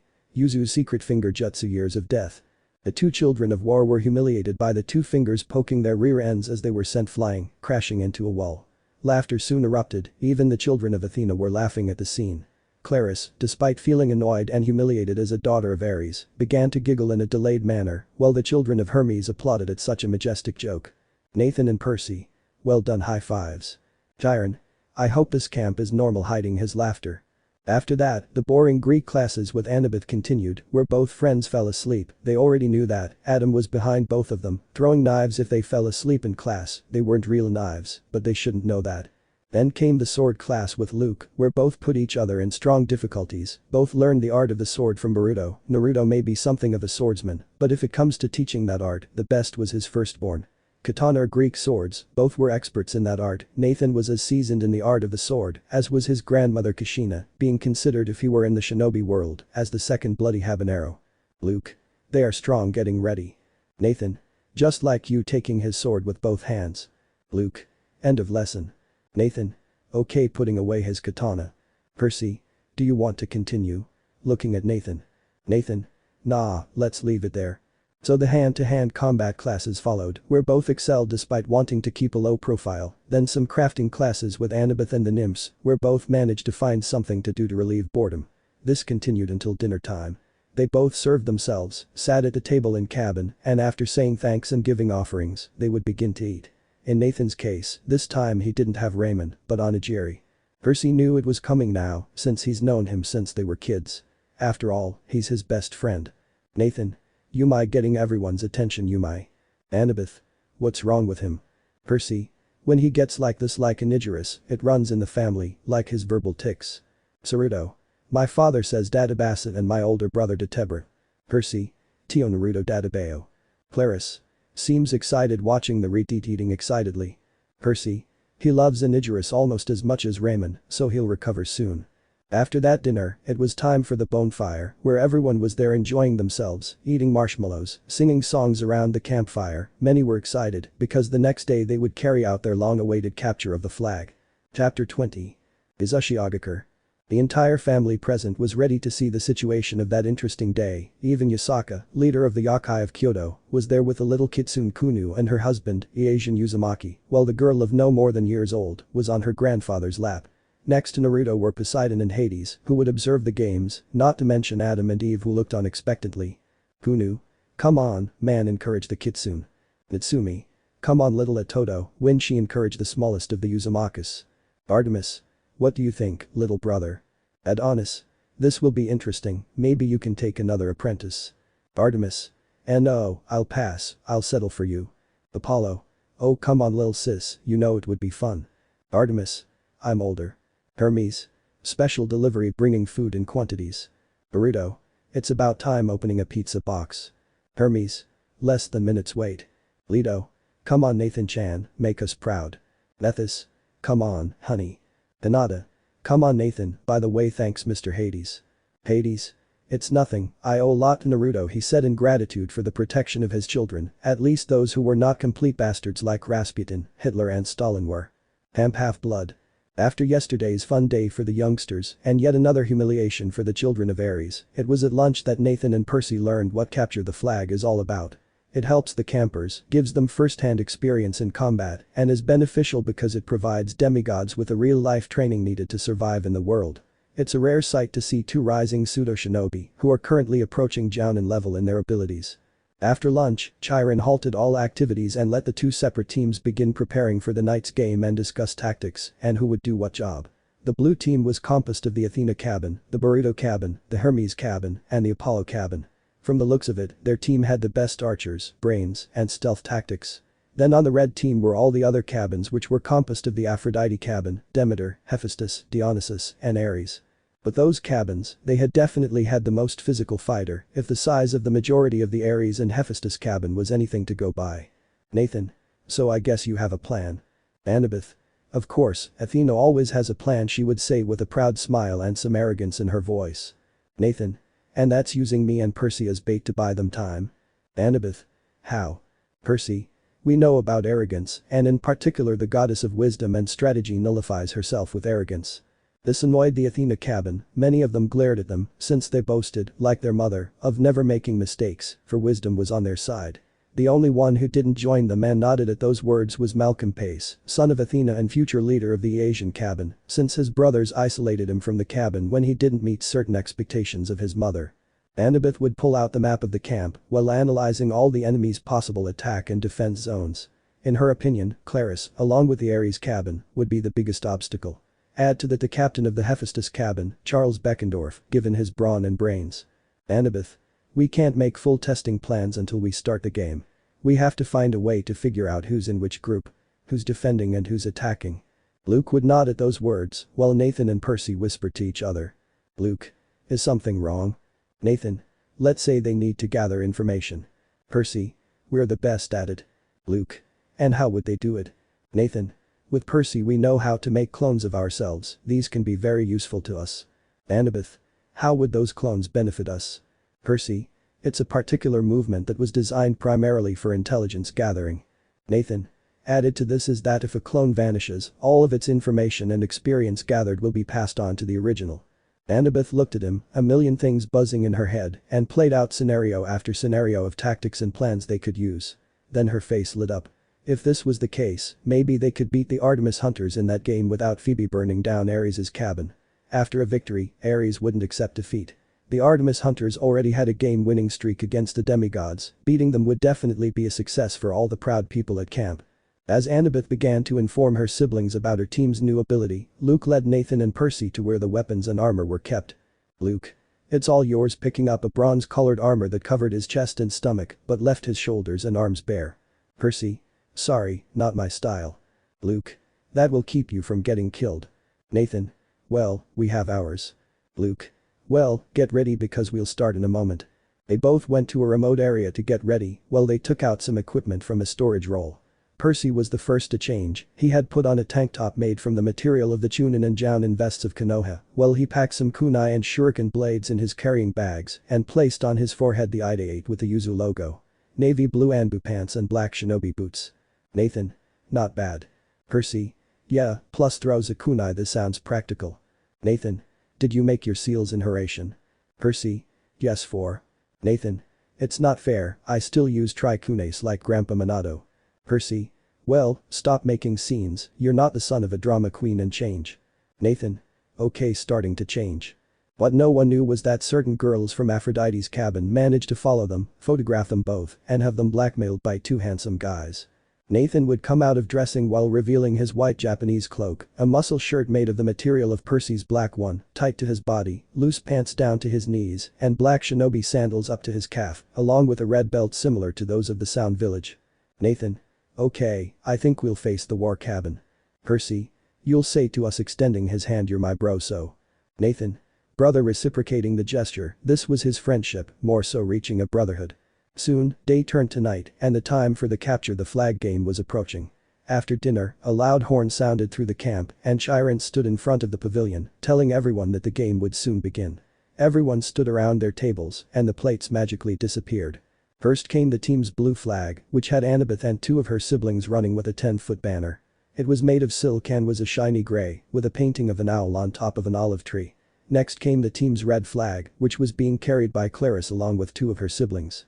Their banner was the same length, except it was blood red and painted with a bloody spear and a boar's head. Everyone started cheering when the flags arrived and much of the jeering started again, just like at the beginning of the day. Chiron, watching with pride and amusement, clapped before the tables were filled with equipment. The dreamy glances of the girls, especially those from Cabin Aphrodite, were immediately fixed on the newcomers as they traded photos of the two newcomers with the brothers, sons of Hermes, Connor and Travis Stoll, and made some money. It was then that Chiron tapped his hoof on the marble floor, drawing everyone's attention to him. Chiron. Heroes. Calling everyone's attention, you know the rules. The stream is the boundary line. The entire forest is fair game. All magic items are allowed. The team banner must be prominently displayed and have no more than 2 guards. Prisoners may be unarmed, but they may not be bound or gagged. Killing or mutilating is not allowed. I'll be the field medic. I wish you all luck. The blue team had the south side of the forest, while the red team had the north side. Annabeth would take Nathan and Percy to her side, while Luke carried the banner to locate it. As soon as the horn sounded, Annabeth nodded to the dynamic duo who would cross their fingers to perform the iconic phrase from her father, uncle and teacher. Percy and Nathan. Kage Bunshin no Jutsu. A dozen Nathan and Percys were scattered around the entire blue team's field. Saruto. Whoa, so many, I can barely do 4 with effort. Nathan. We'll be training with Dad soon, so you'll be with your grandpa. Percy. We'll be stronger together. Annabeth. Whoa. Nathan. You know what to do. Percy. Same to you. Clones. Boss right away. All the clones jumped from tree to tree, while with a duo's nod they sat down to wait. One of them, Percy, would get up when he felt that a clone dissipated before reaching its target. Percy. Okay, there are 4 different groups. One group goes down the left side of the forest in a group of 12. They're led by that big camper Hephaestus. Nathan for his part felt the same, adding. Nathan. Another team of the same size will come from the right side. It looks like they'll try to get us when they get to the flag. Percy. The third one is what we suspected, with Nathan, Clarice and 4 of their siblings from the Ares cabin going straight after us. Nathan. The rest take care of the flag. Annabeth. Guys, this is fantastic. Thank the gods you're on our team. With those words, she formulated the necessary plans to win this match. The group led by Annabeth's brother, Malcolm, would attack Beckendorf and his group on the left side of the forest. Connor and Travis would lead another group against a group on the right, while Annabeth and Luke would lead a battalion against the forces around the flag. The two would then go against Clarice, where they noticed 6 other children of Ares had joined them. Annabeth. Good luck everyone. Percy and Nathan would start jumping through the treetops, while 2 remaining clones of each of them made sure to spot the others. The sound of metallic clashing began soon, and Nathan was the first to receive the information. Annabeth's brother and his squad had ambushed Beckendorf's group, and, although they managed to take down his group fairly easily, Beckendorf was struggling with resistance. Next up was Percy, who saw that Connor and Travis, along with their group, were still engaged with theirs, but were quickly gaining the advantage. Patiently they waited from the trees as several bushes broke or moved, revealing several children of Ares led by Clarice. Clarice. We'll kill those 2 for humiliating us. Sherman. Yes. In the tree. Nathan. Versus. Percy. Sounds fair. Both would jump to stand in front of them, while the same children of the god of war smiled with arrogance, sadism and haughtiness. Clarice. Anything to say, Percy? Percy. Just get ready. Nathan would stand next to her in the Juken position, an art taught by Hinata, once she went down with her father to the underworld to visit her. At first, the Hyuga was surprised, but after Nathan called her like his stepmother's Kachan, she smiled and showed her what her father and the other shitty elders of the Hyuga clan taught her. Clarice. To them. Percy would throw a couple of shurikens, while he began to trace hand seals, bewildering the children of Ares, who did not understand anything. Percy. Shuriken Kage Bunshin no Jutsu. Clarice and her siblings had to duck, although they were left with scratches and cuts, very surprised. Nathan. Not bad starting to trace hand seals, Kaiten. Heisakishma. A large amount of chakra-laced ash and gunpowder from his mouth, filling the entire place, astonishing everyone and drawing the attention of several, including Mr. D and Chiron. Clarice. What is this coughing I don't see? Chiron. It smells like. Nathan. Trap taking out 2 tricunates and colliding them together, creating a spark. Sherman. Shit. A huge explosion of fire was felt in the area that would burn the entire place, where fortunately they were near a lake. Chiron. What was that? Clarice and her siblings stood up, very charred, and threw themselves at Nathan and Percy, who guided them to the water where, given their lack of ability, the children of Ares became slow, compared to both friends who walked on water, while everyone, including Mr. D, had their jaws hanging down. Clarice. That won't save you. Percy would begin to draw hand seals, warning Chiron that this would be catastrophic, since in the past when he met Naruto, he saw that they are minimally harmful. Percy. Suiton. Miserapa. Percy created a jet of water from his mouth that hit Clarice, who would use her spear to protect herself, but it would be useless since she would be pushed by the jet of pressurized water, leaving her completely soaked. Clarice. My spear getting angry, punk cream. Clarice's brothers would throw themselves at Percy, but they didn't count on Nathan making hand seals and using his affinity for the lightning element in his chakra. Chiron. Get out of there, he shouted, realizing. Nathan. Rayton. Kuraponsa. All of Ares' children who jumped in, along with Clarice, would be affected by the technique, which Nathan, knowing was used for assassination, reduced its power to only paralyze the children, achieving his goal. When the small battle calmed down, shouts and applause were heard. When Nathan and Percy looked, they smiled when they saw Luke with the Ares flag, with a dozen soldiers from the blue team around him to defend themselves from the red team soldiers. At the same time, Clarice wanted to scream and complain, but being paralyzed by the lightning and Percy and Nathan's abilities, she wouldn't let her. Chiron would come out of his stupor. Chiron. The blue team wins. Suddenly the waters and nature began to come alive. Then Yuzu. Naruto. It's time using his power. Poseidon. Walking doing the same. At the camp. Percy's damage, if any, vanished instantly. Annabeth. Get out of the water, she demanded. Percy. So now in the middle of this, I thought you weren't dramatic, Dad. The light began to shine, temporarily blinding everyone. It drew everyone who wasn't there toward it, including those who were just watching and saw the light above Percy. The light was blue-green and then took the shape of a three-pronged spear. A trident. Annabeth. Oh gods, I assumed it would be Zeus's. Chiron. Poseidon, Earthshaker, Stormbringer, father of horses. Hail, Perseus Jackson, son of the sea god. Many began to kneel before Percy, and before Nathan could even seem to upset his friend, an orange, red, and yellow light began to envelop him. Nathan looked at all the faces as they stared at the light that slowly began to turn into a symbol. However, when they did, he saw their faces change from shock to surprise and then to disbelief. He saw all their eyes widen, including Chiron's, who even dropped his bow in disbelief. Annabeth. It can't be, he hasn't had demigods in a long time, he wouldn't have them. The Inicio. I can see that your carefree crazy Raymond-loving attitude came from somewhere, he said, laughing a little. Nathan. How dramatic too, San. Naruto. So you're my uncle and you're younger than me. Why grandpa? Chiron. Hail Nathan Uzumaki, son of Naruto, god of nature, eclipse, peace, war, love, marriage, elements, animals and bloodlines. Chapter 21. Everyone in the camp was tense, nerves augured their minds. After all, Naruto hasn't had demigods in years, and most of them have been renowned guys. Nikola Uzumaki Tesla was the first example, a great scientist who ridiculed several children of Athena in scientific fields. Wolfgang Amadeus Uzumaki Mozart, a son of Naruto who undoubtedly stood out in other fields such as music. Siddhartha Gautama Uzumaki in India and known as Buddha. Something strange that has appeared given that it was without their knowing an unexpected birth, thanks to a drunkenness with Shiva, where Boruto had a son in those lands helping his unknowing uncle to indirectly create a new religion. Annabeth. No way, he hasn't had demigods in years. Chiron. And a son of Poseidon, this is something we can't take lightly either. Naruto. And that's even though my dad also had demigods in several years. Annabeth. But your grandfather had some really impressive guys. Naruto. Are you implying that my half-brothers, Constantine I, Hernan Uzumaki Cortez, and Alexander Uzumaki the Great, were not great? Annabeth. Well, I didn't think so. Percy. Like the mother, she acts without thinking, being the goddess of wisdom, she whispered to Nathan, who nodded, but was heard by several demigods including Annabeth. Annabeth. Shut up, seaweed cessations. Percy. Calm down, wise girl, if you continue like this you'll have a heart attack. Clarice. Grrr, I'm going to get revenge, little fish. Percy. Tranquila, war girl. In Malibu.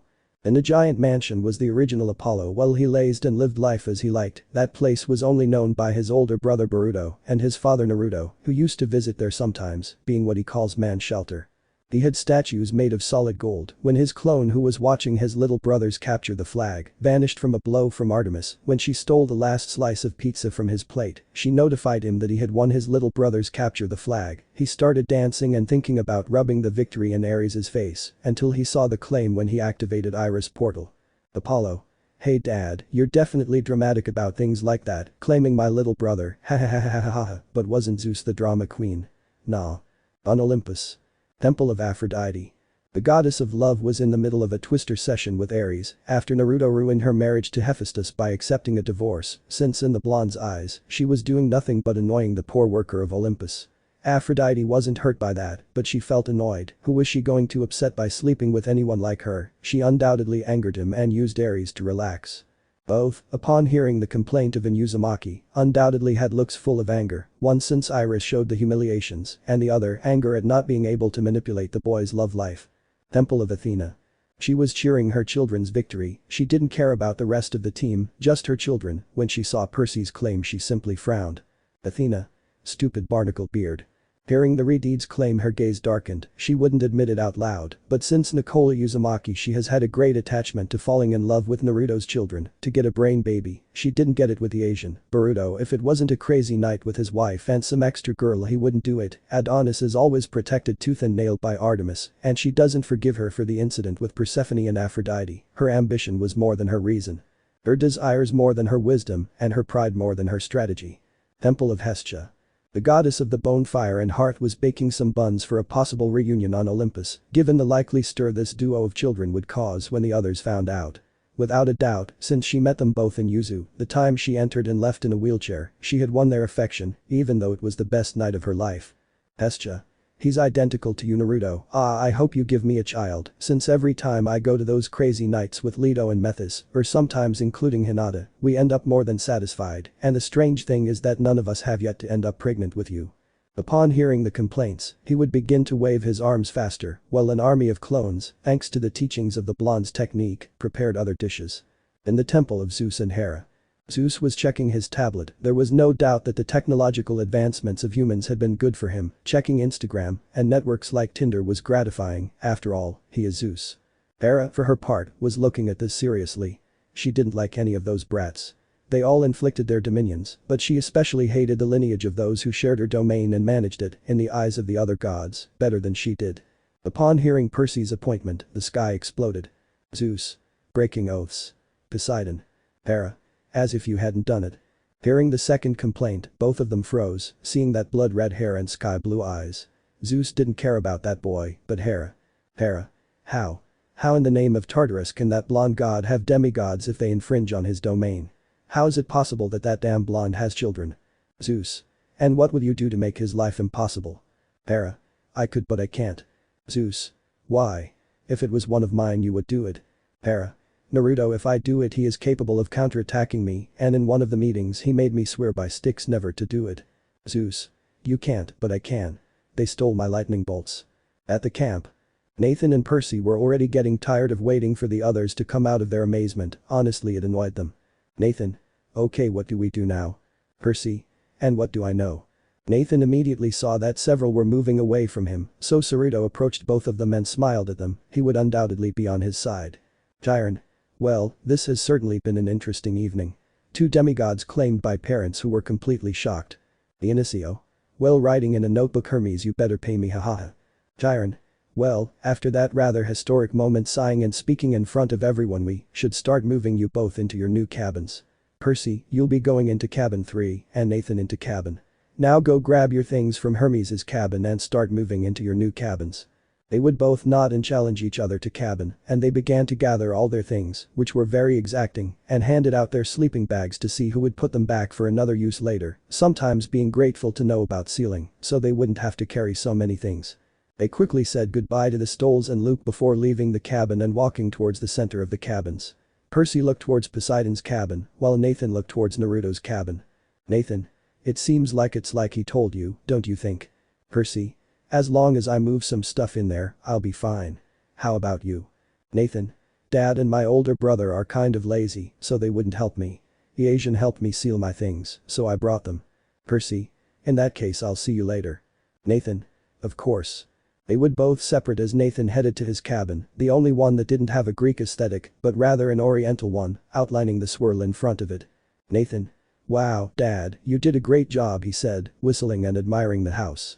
He entered the cabin and noticed that it was somewhat similar to the mansion in Yuzu, despite its feudal appearance, it maintained the features of modernity, lighting, appliances, and state-of-the-art screens. Gamer room, equipped with a beanbag, 2 rooms with computers, screens with different consoles, Xbox, PlayStation, Nintendo Switch. Nathan. Boruto, bro, you really went too far this time lol. Nathan continued to walk around the cabin, noticing that it was stocked with whatever he needed, ramen since he inherited that addiction from his father, hamburgers, a vice passed on from his older brother, and of course a soda dispenser, a portable refrigerator. Nathan. And my room, opening the door, Dad, don't make things up, smiling and throwing himself on the bed, you're the best. On Olympus, Empire State Building. Naruto and Poseidon were arriving near the elevator that leads directly to Olympus. Poseidon. Zeus. Naruto. Zeus. Zeus. Brother, Naruto looking up at the sky, what do you see there? Naruto. Clouds. Poseidon. Storm clouds. Zeus. No lightning, stolen. Naruto. What? Poseidon. Omnipotence has blinded you, brother. Naruto. We are prohibited from stealing our powers or weapons that reflect the same. Zeus. But our children don't. Poseidon. You accuse my son. Naruto. And mine. Poseidon. Given your laws, I haven't seen him since he was a baby. Naruto. And mine lives in Yuzu, he has never visited Olympus for you to accuse Zeus.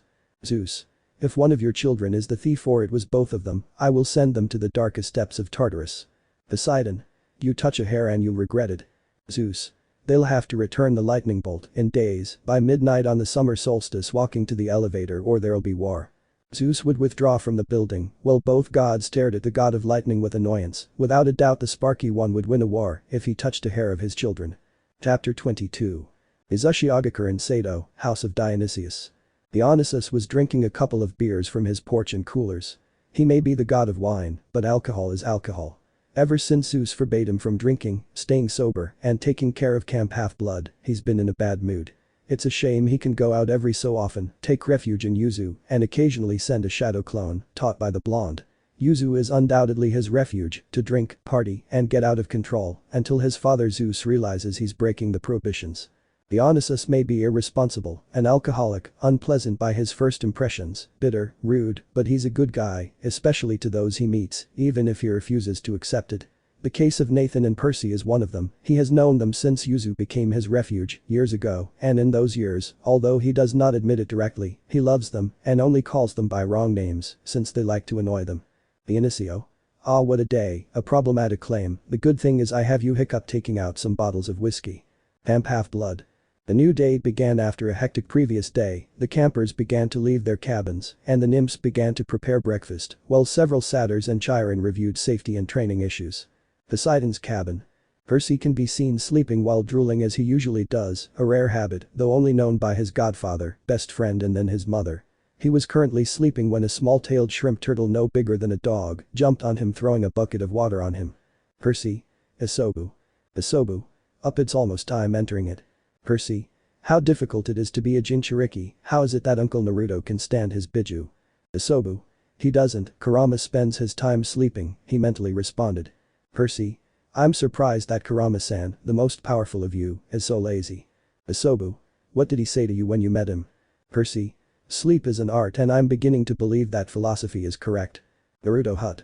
Nathan stretched as he stepped out of his cabin, wearing a light blue shirt, his camp t-shirt, black jeans, and gray and black conversation sneakers. He felt completely refreshed after having one of the best night's sleep he'd ever had. Thanks to his dad and older brother for the comfortable mattresses. People looked at him from leaving his cabin, the reason, because several children of Ares wanted to vandalize his cabin before the arrival, was known by all the tensions between both deities of the war, but Ares was very vengeful sending his children against that cabin, to teach the blonde that he was in charge. It did not go so well, since Naruto would simply snap his fingers, and the aggressors woke up with several jokes made. In addition to having woken up desperate due to the salivated finger, something funny for other cabins, although those who passed were turned into foxes for a few hours, adorable cuddly foxes, causing tenderness instead of violence, which the daughters of Aphrodite took advantage of to dress. Worst of all, when the punishment was over, the clothes were turned into human clothes, embarrassing several for being dressed like rags. Nathan.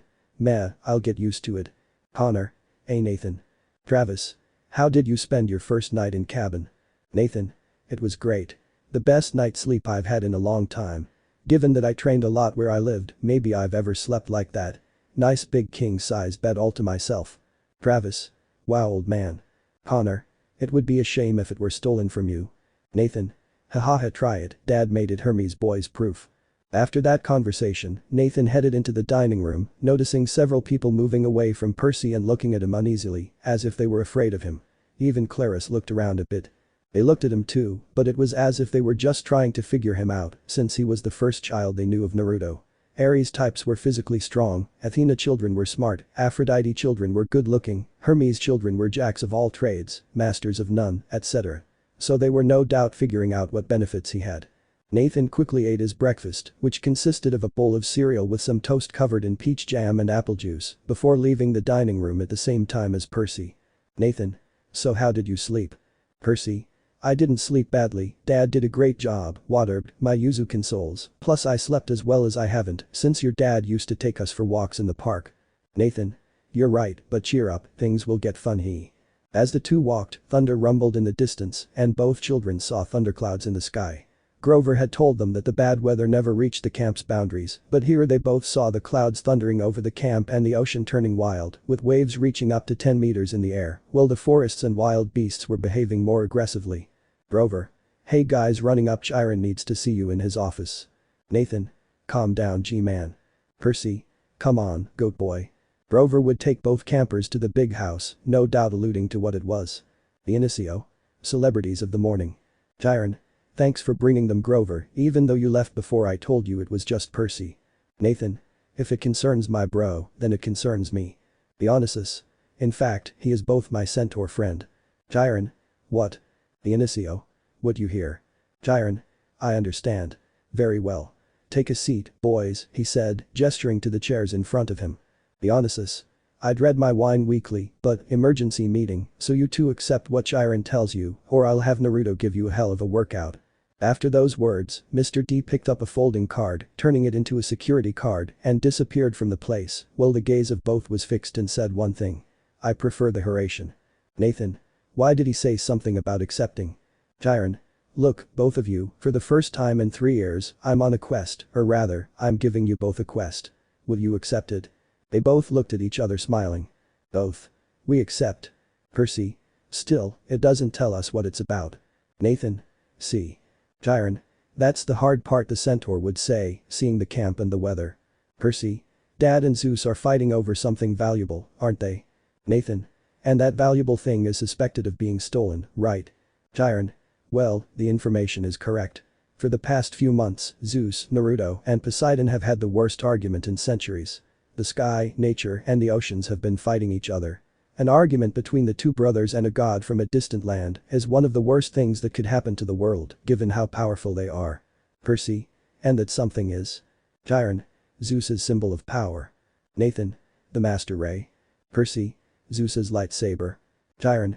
Zeus's Master Bolt was stolen during the winter solstice and has not been found since. The Master Bolt is the symbol of his power, after which all other bolts are modeled. The first weapon made by the Cyclops for the war against the Titans, the bolt that covered the summit of Mount Etna and threw Kronos from his throne. The Master Bolt, which has enough power to make deadly hydrogen bombs look like firecrackers. Both. Curse. Chiron. And the reason you both get involved is because Zeus believes one or both of you stole it. At first, it wasn't known who did it, but when your parents claimed it, they immediately took the blame for it. Nathan.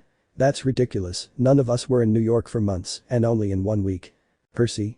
Sparky already blames us. Chiron. Unfortunately, Zeus doesn't always think rashly about these kinds of events. Ever since Poseidon helped Hera get caught in a golden net by some of the other gods to make him a better ruler, Zeus has always been wary of Poseidon, since the sea god is one of only 2 gods who have the strength to match Zeus in power. And in Naruto's case, relations since his arrival have always been tense, and in several human wars, even though they couldn't intervene, Zeus and Naruto have argued over the matter, most notably after the Trojan War, the two have argued with each other, often strongly. Unfortunately, Zeus is not hasty in attacking your father. Nathan. He knows that several pantheons are coming to them. Percy. Yes, and Zeus would have no allies left. Chiron. How do they know other pantheons exist? Nathan. We grew up in Yuzu, and there were always gods from other pantheons, so. Percy. It's normal that we know, and Athena, Zeus and Hera thinking that keeping that secret will only condemn Olympus. Nathan. Plus Dad, Uncle P, and the old lesbian fighting will only make nature go to war with itself. Chiron. The Olympians forced to choose sides between Zeus and Poseidon. Naruto. Destruction. Carnage. Millions dead. Western civilization turned into a battlefield so vast it'll make the Trojan War look like a water fight in comparison. Percy. Bottom line, we have to return the lightning bolt to Zeus. Chiron. What better peace offering, besides nobody knows where it is. Nathan. In that case, you suspect that Uncle Hades has it, right? Chiron's look meant that yes, for Nathan that was stupid, Hades was seen even by Percy as a good guy, not like the depressed emo that others talk about. Percy. What should we do? Chiron. You should visit the oracle. Nathan. No, if the limit I heard mentioned in the camps is the solstice it would be a waste of time. Percy. We're leaving in the afternoon. Chiron. It's okay sighing, it was something strange, but contact with Naruto made both of them stop believing in destiny, or that a prophecy guides them. If it's going to happen it will happen, period, it's not something to be avoided. Chapter 23. After the mission was delivered by Chiron, both wanted to leave now, but there was a new problem. Hades notified Naruto about the theft of his helmet. This could be 2 things, the first that a demigod had stolen it, or 2 that someone from Olympus was plotting something. Naruto knew that both things could happen, so he didn't rule anything out until he saw something that left him with a drop of sweat. Poseidon was hugging his trident like a little child. While Sally and Amphitrite began to scold him. But the demigods. Nathan and Percy set off early, without having to join anyone, since they were both faster than the rest, and Annabeth and Grover would slow them down. It's not as if the satyr and the girl of Athena, who is usually quite arrogant and stubborn, even to the point of boasting that she knows everything when she doesn't, and that only condemns her to inevitable death, didn't wait for them. Grover. Are you ready? Annabeth. I was born ready for this, I prepared a lot, so I expect consideration. Grover. What time is it? Annabeth. In the morning 4. Grover. They said they would leave first thing in the morning, how strange. While they waited, a blond man with a scar on his face would approach them. This was Luke Castellan. He was one of those who spent much more time in the camp. Naruto's message to go to Yuzu was tempting to him, but he hated the gods. Even so, he was determined to go. If Yuzu was a refuge for demigods, maybe he could convince them to join the Crooked One's army. Luke. Mission morning. Annabeth. Yes, we're waiting for Nathan and Percy. Luke. Ah, them. They left an hour ago. Grover and Annabeth. What? But Percy and Nathan. Both friends and shinobi heirs of Naruto were jumping at full speed from tree to tree in just over an hour. At that pace they had already traveled kilometers since leaving Camp Half-Blood. It's not that they wanted to go alone, but if time is pressing, it's better to go fast and not take people who could delay the mission, as is the case of Annabeth and Grover, who since they did not train in high movements and speeds, would slow them down. They could have waited for them, without a doubt, but they preferred to carry out the mission and return, rather than take more time than necessary, because the sooner the lightning is returned, the better for everyone. Nathan was dressed like a normal teenager, wearing long white pants with red stripes, a turquoise short-sleeved shirt, black Adidas sneakers, and a black jacket with white and gold details. He also wore his shinobi tool bags and a sword strapped to his back. Percy, for his part, was dressed in a short-sleeved metal shirt, a French blue jounin vest, grey Anbu pants, black Nike sneakers, along with his shinobi bags, and a kluzmos on his right side and a tanto on his back. Percy. Question, do you know what we need? Nathan. You know Horatian, so. Percy. Yes, we can leave. Besides, I doubt Uncle Hades will let us stay. Nathan. I was the one who gave him the secret of the paperwork, friend. Percy. But I suggested it. Nathan. Okay, where should we go? Percy. Los Angeles, there's a building. I curse the hour for not marking Uncle Hades' house with my stamps. Nathan. You know he forbade us from putting those stamps on because he would be, as he said, busy with Aunt Persephone. Percy. And he complains that Dad is a pervert, he's a closet pervert. Since we're on a quest, what will happen to Grover? Nathan. Are you saying that because of your cousin Thalia? Percy nods. They probably won't let him be a guardian anymore, but I can ask Dad to let him go to Yuzu, since it's Pan's current home. Percy. He will be disappointed when he sees you, fat, abandoned and depressed. Nathan. Can you blame him? I mean, humans forgot, they pollute the natural environment and well, that affects him. Percy. I don't, I just think it's stupid to think of this idea of looking for someone who told us more than once that he wouldn't let them find him. If they forgot him there was a reason. Nathan. You're right, but that's his fanaticism for the satyrs. They both decided to continue, chatting occasionally, while playing music, saving money and figuring out how to give something to Hades to try to get his symbol back. On Olympus. Zeus had summoned all the gods to an emergency meeting and would keep them there or in their temples until the lightning was returned or war broke out. It's not like he was going to win, since with Poseidon there was Naruto and possibly Hades, plus all the gods related to the blonde, Boruto, Himawari, Artemis, Apollo, Demeter, Hermes, Hephaestus, and most likely Hestia would join him, while he, more than Ares, Aphrodite, Athena and Hera, had no one left. Not counting the rumors of Naruto's dealings, since attacking him was messing with Shiva, Yu Huang, Thor, and one of the lovers of Naruto's eldest son, Quetzalcoatl, plus one of the Moes of the biblical underworld, Sarada's self-proclaimed harem sister, Seraphol Leviathan. It was no secret of the love affairs of the blonde Uzumakis in lands outside of Olympus, although more than one were organized by their partners due to the sexual avidity of the Uzumakis, something that made Aphrodite envious, because with the younger blonde, even Freya of the Nordics, already tried that. Zeus always envied Naruto, since he had found out about all his affairs, with permission and organized by Leto who barely supported her husband, so with Methys, they organized an evening with Hestia, Amaterasu, Amunet and Bastet, added to the fact that both father and firstborn had done it with Freya, both men managing to satisfy the Norse goddess. For his part, Ares envied Boruto, for his multiple adventures with his wife, Seraphol Leviathan was passable, but that he slept with Quetzalcoatl, leader of the Aztec deities, Freya together with her father, while both were on a short leave, Chang'e, goddess of the Chinese moon, Guanyin, goddess of compassion and mercy of the Chinese. Zeus. I want my lightning bolt, I know you have it, I want it back. Naruto. I won't return something I don't have. In thinking, God, this guy is unbearable, how could Leto Heim and Methys Heim put up with him, plus I think that after this I'll need to de-stress and they in Hina Heim won't be able to handle it. Naruto. I hope Sarada doesn't gather all my girls again, he thought somewhat annoyed. Himawari. Something is wrong with a warlike god, she thought seeing Ares acting strange, could it be that someone gave it to him? Artemis. Himani discovered something, she thought seriously. Poseidon. I will not return something I do not have. Zeus. It's annoying that mom loves me more than you. Naruto. It's lucky his mother loves him, he whispered to Hermes. Hermes. PFFFJJJ ahem being seen by everyone. Apollo. Interesting seeing something strange. But Nathan and Percy. The two had come across a large garden which appeared to be abandoned. Fortunately, they managed to come across a fountain filled with drachmas while resting. They collected them as payment to Charon. The poor man, as they called him, was very busy and barely paid. The god of wealth was somewhat stingy, like any Republican capitalist, as a good friend, son of Ares, from the Democratic Party of both, would say. Nathan. Wait a minute, sniffing, there's something behind it. Percy. What do you smell? Nathan. I think I smell something with the scent of a woman, but with something reptilian. Percy. Medusa-san sisters. Nathan. Probably, so we'll negotiate with them. Woman. Kukikuku, so a son of the new god and a son of the little sea fish Kukuku. Nathan. Miss Thino, Miss Uriel, two of the three Gorgon sisters, we have come to negotiate. Uriel. Demigod speaks. Nathan. My father is willing to change your ways, you would stop being good to yourselves, to return to being the beautiful ladies you were before. Stino.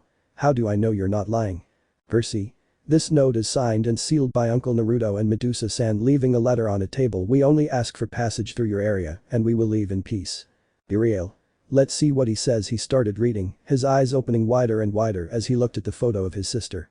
Stino. Oh my god, that hair, that figure, oh my god, she's gorgeous. Uriel. How did Lord Naruto do that? Nathan. Dad has modified her curse, giving her a defensive ability of her own, allowing her to use her Gorgon powers at will when she wants and be human when she doesn't use them. Stino. Tell your father that we accept. Uriel. What we do. Percy. You must sign that sheet with blood, after that, the note will help you get there. Uriel. Get out of this place. So both friends left the place, resuming their trip to Los Angeles, while a certain god of war watched them while following them. His plan was to intercept them in Las Vegas, to ask them a favor about a shield and give them something. A pity that Nathan and Percy are censors and see it coming. Nathan. I have an idea. Percy. I'm following you. Nathan. Could we do a surprise attack on the spoiled warmonger? Percy. Okay, we didn't miss anything. Chapter 24. We can see two teenagers jumping from tree to tree on their way to Las Vegas. They had alternated the use of vehicles and their shinobi trips on their trips. After all, they both had a decent level of genjutsu to convince people who made them look like good Samaritans. They had passed through San Luis, since a certain god of lightning was angry and summoned monsters to attack them and create war with Poseidon and Naruto. Of course that would be the Olympic destruction itself, since Shiva and Thor were aware of it, and well, since several gods from other pantheons would join Naruto's side, well, Zeus's side would not fare well. Of all the monsters there was a lion, its impenetrable skin, its indestructible claws, its imposing mane, were no match for two sealing masters like Percy and Nathan. Naruto had taught them that discipline to such an extent that both of them and more Percy, without being Uzumaki, were level out of sealing on the Uchiha scale. But the simple seal, the ancient attacker of demigods, very difficult to kill even for hunters, was tamed by two demigods. They didn't even kill him, simply with seals, they managed to make the wild and fearsome monster of the Nemean lion become a tame kitten. They had to use Hermes, who nearly died of a heart attack, despite knowing some things about the Uzumakis, having to take some pills designed by Hiruzen, which the blonde himself gave him, since he had seen how rare and unexpected the Uzumakis were. Hermes was the one who took the lion to Yuzu, where he was placed in an enclosure prepared for him, accompanied by the highest quality cattle and goats. Given this feat, they decided to continue ignoring a woman accompanied by a chihuahua, Echidna along with a chimera, those sent by Zeus to stop both demigods, but none of the crossed paths, so the path was fast and constant. Their next stop was Denver. Honestly, both were grateful to have gone out on their own, leaving Grover and Annabeth behind. Given what they had done in days of traveling, it was fast enough to have taken other people. In St. Louis, Annabeth would have stopped to see architecture, and Grover was not fast in doing what they did, so with just enough time, they preferred to arrive much more efficiently than effectively. They decided to take a train, and thanks to their knowledge of stealing basic necessities on shinobi survival missions, something they wouldn't use often, but they knew it, they had bought food and different clothes to change into. Those days of continuous travel would wear anyone out, and the soldier pills they had thanks to Boruto and Naruto's trips to the elemental nations had run out. After loading and sealing supplies, they decided to continue the journey. It wasn't very productive, but they did it. They managed to reach a small restaurant on the side of the road where they decided to rest a bit. They were going to get some coffee to drink, but a loud engine sounded. They, along with everyone else in the restaurant, looked out the window to see a giant motorcycle that looked like it was built like a tank appear in the parking lot and a large man hop on and drive into the restaurant. When he walked in, everyone tensed up a little. The guy was massive in terms of muscles. He made the professional wrestler look like a kid compared to him. However, despite his physical appearance, Naruto could feel enormous power radiating from this guy. Whoever he wasn't someone you wanted to anger. He wore black jeans, combat boots, a leather duster, and a red shirt with a bulletproof vest and an iron padlock collar around his neck. He wore red sunglasses around his eyes. His gaze darted all over the place before he swung his arm miserably. Once he'd done all that, the mortals stopped staring and went back to what they were doing. The boys immediately recognized who it was, so, remembering the lessons of staying calm in moments like these, they waited. Waitress. Excuse me, I'll take your orders. Aries. Oh yeah, I want to buy the guys over there coffee, pointing at the duo, this will be enough, handing over drachmas. Girl. It is, yes, she said with fear when she saw a knife in the guy's jacket. Nathan. You know you shouldn't scare innocent people like that. That woman didn't deserve that kind of treatment. Aries. I don't care, so stop ordering me around, fishcake son. Percy. What do you want, cousin? Aries. And that coldness. Not even a hug, cousin. Both were censors to a certain extent. They had managed to make an area of the bike emanate power, a very great power, but not only because of that, but because of something both demigods recognized. The Helm of Hades. That confirmed some of their suspicions. Who would benefit from it all, and how could it not, a deity of war? Percy. References aside, what are you talking about? Are you usually looking for war wherever you can? Aries. I have a proposition for both of us. I need you to do me a favor. Nathan. As shinobi that we are, we don't do it for free. Aries. Ha ha ha ha, I like that, taking out a bag of drachmas and a couple of tokens. I offer this, they date from an era that many want to forget. It is said that they contain the spirit of beings who participated in a glorious war. Nathan. Interesting. Percy. What are you saying? Nathan. We have nothing to lose, and besides, he'll pay us. Percy. What's the deal? Aries. I left my shield at an abandoned water park here in town. I was going on a little date with my girlfriend. We got interrupted. I left my shield behind. I want it brought back to me. Nathan secretly made a shadow clone and, thanks to a genjutsu, without even Aries noticing, sent it to steal what they sensed from the motorcycle. Both of these things reflected a lot of power, so you didn't have to be a genius to know they contained something inside. Percy. Basically, after all that love and passion, you forgot the shield. Aries. I couldn't have described it better. Plus, as a bonus, I can provide transportation to the rest of Los Angeles. Nathan. Done receiving signals from the robo-clone done. Aries. The water park is about a mile west of Delancey. You can't miss it. Look for the Tunnel of Love ride. I'll see you back here when I'm done. After that, Aries disappeared confidently while the waitress brought the coffees for the boys. Percy. Did you get it? Nathan. Yep. So we'll send clones to do Aries' job. Oh, they're just asking for my shield, a figure next to them spoke. Nathan and Percy. Uncle Eros. The god of love, Naruto's adopted son after his past fights with Aphrodite, dressed in a brown leather jacket with a youthful and modern hairstyle, blue jeans, Adidas Superstar sneakers, and a white t-shirt. Recognized as the traitorous son by Ares and Aphrodite for his greater devotion to Naruto after the affair with Psyche. Eros. I honestly didn't think he would get into that trap, it seems we did well with Hephaestus. Percy. I know you like to tease him. Nathan. No doubt. Eros. He entered the Waterland Tunnel of Love, so without realizing it, with his essence, although repressed, he activated the mechanisms that Hephaestus and I made for him. Nathan. How vindictive. Eros. As far as I know, your father was like that in his own way. Anyway, I'll leave it to you. It's more likely he wants to hit you with a lightning bolt handing over the shield. Percy. We already stole it without him noticing. Eros. My father is usually very vengeful, just be careful both of you. Nathan. Of course. Eros. I'll see you in Yuzu, fading away, unnoticed thanks to the mist. They decided to leave afterward, leaving a tip for the waitress for the trouble they'd caused. They also decided to kill time and explore the surrounding area. Later time. They both returned to the restaurant parking lot. They found the god of war waiting for them while he sat on his motorcycle. Aries. I'm a little impressed. Honestly, I didn't think two of them would make it out alive. Despite being a crippled idiot, my brother makes him half-decent machines every now and then. Percy. Does good things. Aries. But he doesn't use them, the crippled fool. Nathan. Shouldn't you treat him better? I mean, he's your brother. I thought family was supposed to look out for each other and not fight. Aries. Not all of us are like you, Uzumaki, with your rules among them, your most sacred, family comes first. Nathan felt insulted. He may not believe in family, but for the Uzumakis, it is one of the most sacred beliefs. Nathan. Imbecile. Percy for his part would hand over the shield to the god of war. They both saw that the man was obviously trying to keep his temper under control, as his eye sockets, which were burning like wildfire, caused his sunglasses to melt slightly. Ares grabbed his shield as he switched from a shield to a bulletproof vest. A dark look crossed his face before it quickly disappeared. When he snapped his fingers, a truck appeared across the street from the restaurant. Ares. That's your trip. It'll take you directly to Los Angeles, with a stop in Las Vegas. You're lucky I even bothered to help you. I hope your parents don't bother me for a while. After those words Ares left, leaving a paper with a note. Use.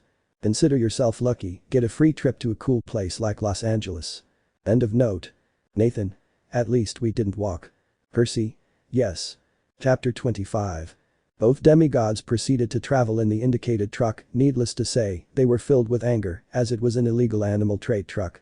The poor beings were isolated from everything, improperly fed, beaten, and extremely weak.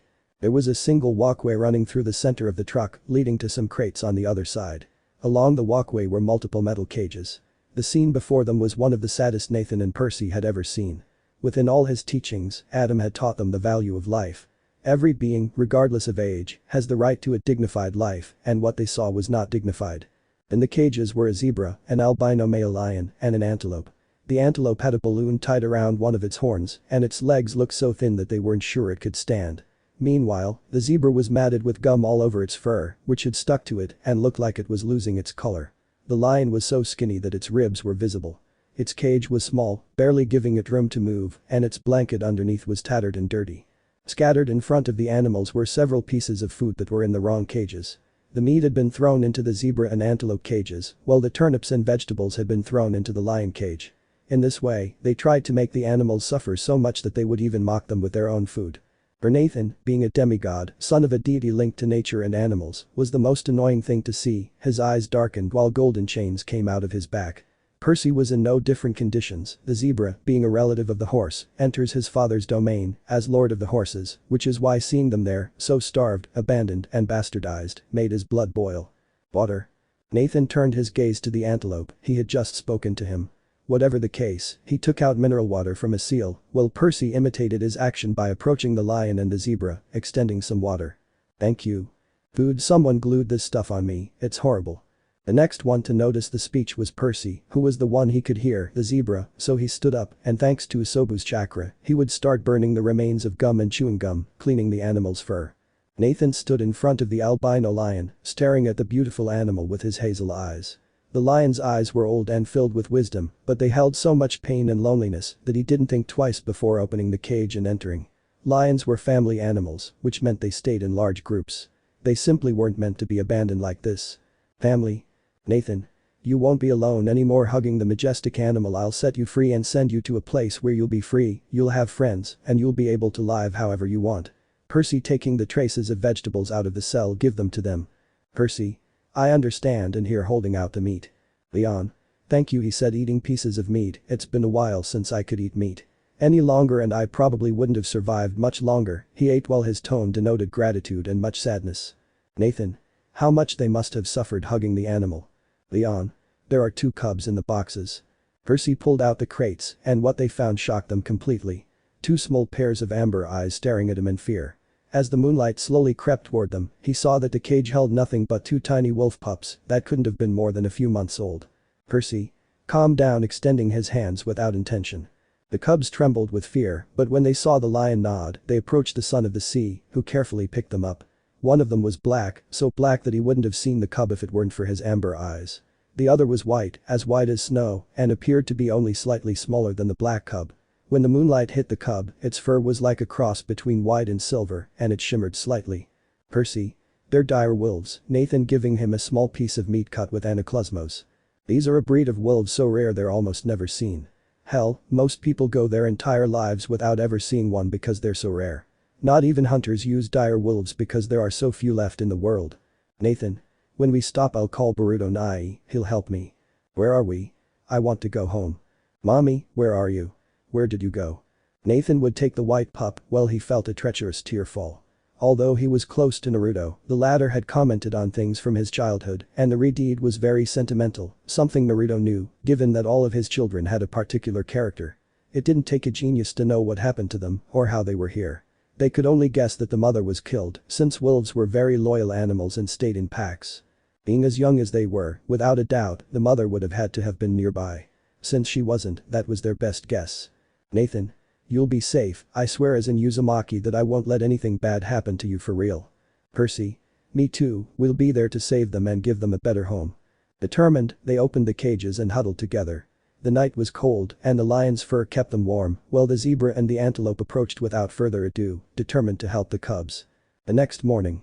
Nathan winced as his head hit one of the crates as the truck drove over bumpy terrain, waking him from his sleep.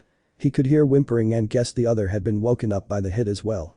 He had kept his eyes closed in an attempt to go back to sleep, but suddenly he felt small paws press against his chest and something tickle his chin.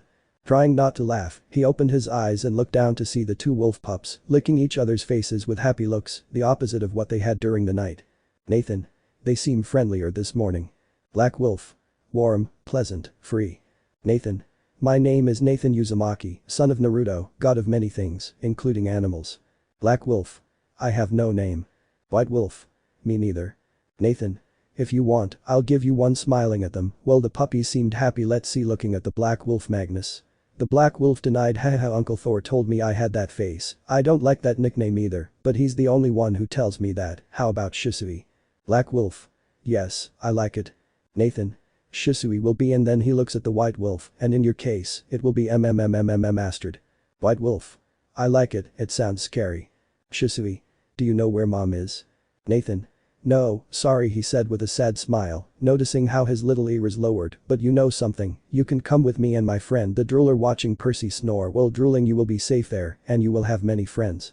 After that, the hours of travel continued, where Percy was crushed by the lion, waking up due to the extra weight on him, but it had to stop when they felt the trailer stop violently. Nathan. We stopped. Leon. They'll come to check you, so you'll have to hide, he said resignedly. It was obvious that the drivers would punish them. Nathan. No, Percy. Percy would nod. Being the best of the two at casting Jinjutsu was incredible, so he concentrated chakra and cast an illusion, making the drivers look as if everything was in order. When one of them tried to throw water in the lion's face, Nathan would use Shunshin and hit both of them with a senbon on their necks, leaving them fast asleep. Nathan. Ready. Percy. Come down. By the way, is this legal? Zebra. I don't love them, they're smugglers.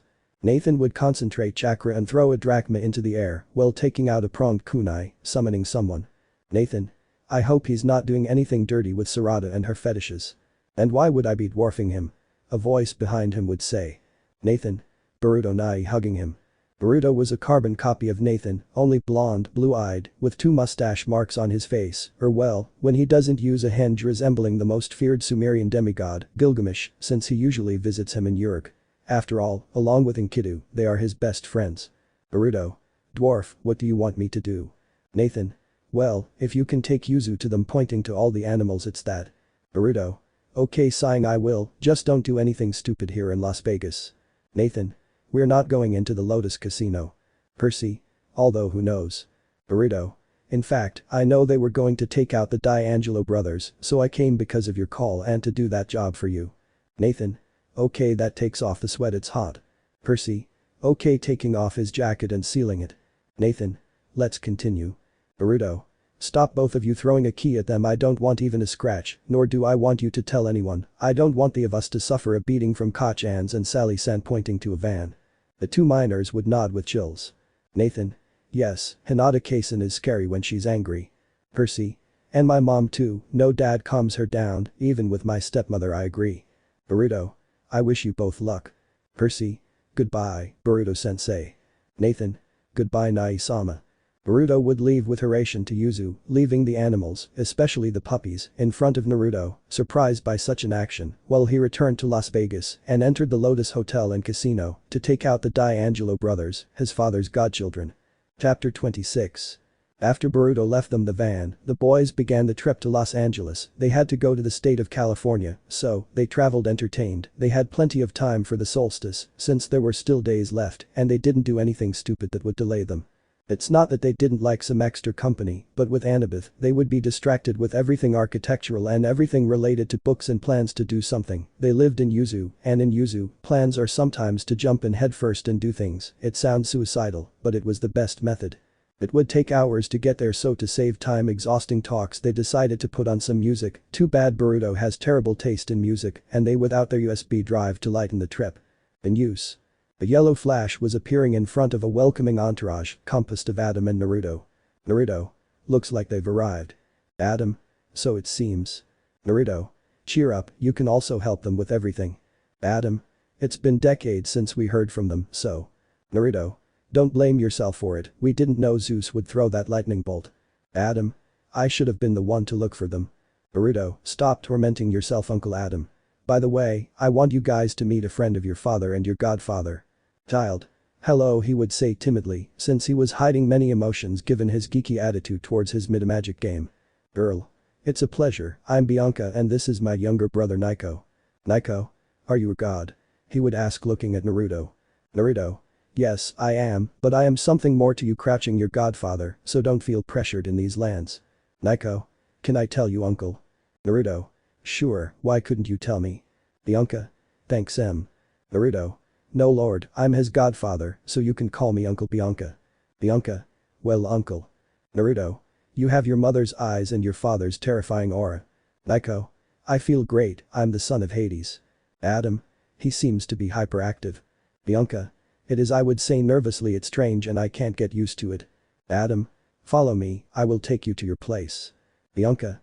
Shouldn't we stop somewhere before or they'll have to claim us? Naruto. We don't do that here. Nico. So where are we going, he said, jumping on Naruto's back while laughing. Sorry. Naruto. Don't worry, we're family in a way, so smiling, go ahead my brave ones. Adam. Reminds me of my days with Abel and Cain, he thought melancholically. The two older ones would guide the two children to a cabin near Yuzu Castle, where upon seeing the place, the younger ones would be amazed. Nico. Wow. Naruto. This is where you'll be staying, so make yourselves comfortable. Bianca. What will we do next? Adam. My wife will then give you your itineraries. In Nico's case, being so young, the school is able to accept him, and don't worry, everyone here is like you too. Naruto. They will be accepted here. Nico. Thanks, man. Bianca. Thank you very much. But the search party. They passed through Death Valley, which looked like a giant, dry, uninhabited desert. They knew people lived there, but they wondered why they couldn't see a speck of life anywhere. It seemed like no plants even grew here. At sunset, they stopped at Santa Monica Beach. The beach looked like a typical California beach, but there was a foul odor in the air. Everyone seemed to smell it as they wrinkled their noses. There was a carnival down the pier that was well attended, but there was hardly anyone on the beach except for those walking their dogs and the few remaining surfers trying to catch the last waves of the day. Enjoying the view? Percy? Dad? Hugging the god. Poseidon. What's up, champ, and hello to you too, Godson, he would say, sipping a mojito. Nathan. It's a pleasure, man. Poseidon. I know Hades didn't let you mark his castle with seals, so taking out pearls for them, use them well, and not for something silly. Nathan. Okay, he would say, blushing with embarrassment, he is in Uzumaki, some stupid things go with them. Percy. Thanks dad, by the way, shouldn't you be on Olympus? Poseidon. The wonder of shadow clones, he would say, smiling, don't tell your mother. Percy. I won't tell him, because if I tell him I'll fall and I don't want that, he would say, smiling. Poseidon. Thank you son, and see you later, he said, emerging in a vortex of water. Nathan. Okay, now what? Percy. Esteno told me we should go to Do Recording Studios. Nathan. I guess Sharon will be there. Good thing we got the entire Ichigo series to bribe him. Percy. Why are you so sure it's going to work? Nathan. He's Greek, most if not all Greeks in the supernatural world are perverted, some still in the closet. They got into the van and continued their journey for a few more hours. It wasn't far from where they were, just about minutes of travel, and they would make it there. They made their way through Los Angeles, avoiding any gangs or groups, since they had a bit of a tight schedule before reaching their destination, since Himawari sent them a message through the Iris portal, warning them that Hades was angry. They looked up at the building in front of them and saw gold letters etched into black marble. Do Recording Studios. Below, emblazoned on the glass doors, were the words. No solicitors. No loitering. No living. Nathan. And I thought Zeus was dramatic. Percy. I think it's something Zeus shows more, while Dad and Uncle H are more cautious. They both entered as several eyes fixed on them. The lobby was filled with people waiting in line, standing along the walls on either side, looking very miserable. Then again, they must have been, since they were dead. Percy. Okay, here we are. Are you ready to scream some ass from the underworld? Nathan. Not since I was banned from eating Onigerus and raiment because of the prank we played on Persephone. Percy. How could we forget, even Uncle H asked that they not take away our video games as punishment. Nathan. You say that because without us he can't play Counter-Strike, Call of Duty, Warfare and other online fighting games. As they walked along, Nathan took a good look around the place. The carpet and walls were steel gray. Pencil cacti grew out of the corners like skeletal hands. The furniture was black leather and every seat was taken. There were people sitting on couches, people standing, people staring out the windows or waiting for the elevator. No one spoke and the only sound that could be heard was the music in the lobby and the sound of their walking.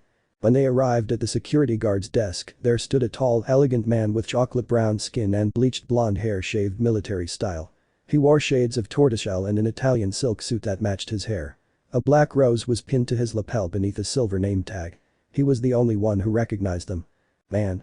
They can't both be here, he would say seriously, but internally nervous. Those two were an unstoppable duo making jokes. Percy.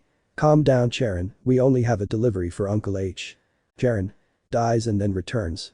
Nathan. What a shame, we have this premium edition of books excluding the Ichigo, and if that weren't enough, this whole bag full of drachmas.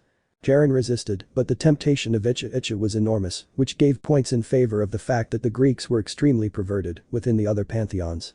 Charon. Fine, just don't tell your father's story. Percy. I'm intrigued to know that about Uncle Naruto. Nathan. He'd said he was on a nice little walk when a black cat crossed his path and he had to take the long way home. On his walk, he saw an old lady who needed help with her bags. So, being a gentleman, he thought he'd help her. Once he'd done this, he ran up to a little girl and they started dancing for 10 minutes. After that, he got so lost on life's road that he didn't see the bus coming toward him. Percy. It's a brutal origin story. Charon. The first time I heard it, I thought it was very surprising, then he realized there were only books and turned to see the two children in his boat. What do you think? Percy. If you take us to the books that perverts like so much, we'll give you the interest you want taking out bags full of drachmas and we'll talk to Uncle H about getting your salary raised. Charon. Well, in thinking about taking hairs in brand pills, surprisingly, Uzumaki or those related to them give headaches. They stood inside an elevator when they felt themselves going down. Then they all felt a little dizzy and before long, they felt like they were moving forward instead of down. They all noticed that Charon's clothes had now changed to long black robes. The elevator they were in turned into a wooden barge and they were sailing on some kind of oily river. At that point, the ferryman would start sailing. Nathan. Stygian River. Percy. It looks too polluted. Charon looked at them and let a creepy smile in the other's eyes look into his black lifeless eyes. Charon. Well, children, here we are, welcome to the underworld. Chapter 27. After Charon revealed the underworld, the children were not impressed. The reason, it was not the first time they came, since they played a joke on Persephone in the past, and the goddess of spring, despite loving them as family, a heavy joke, deserved her punishment.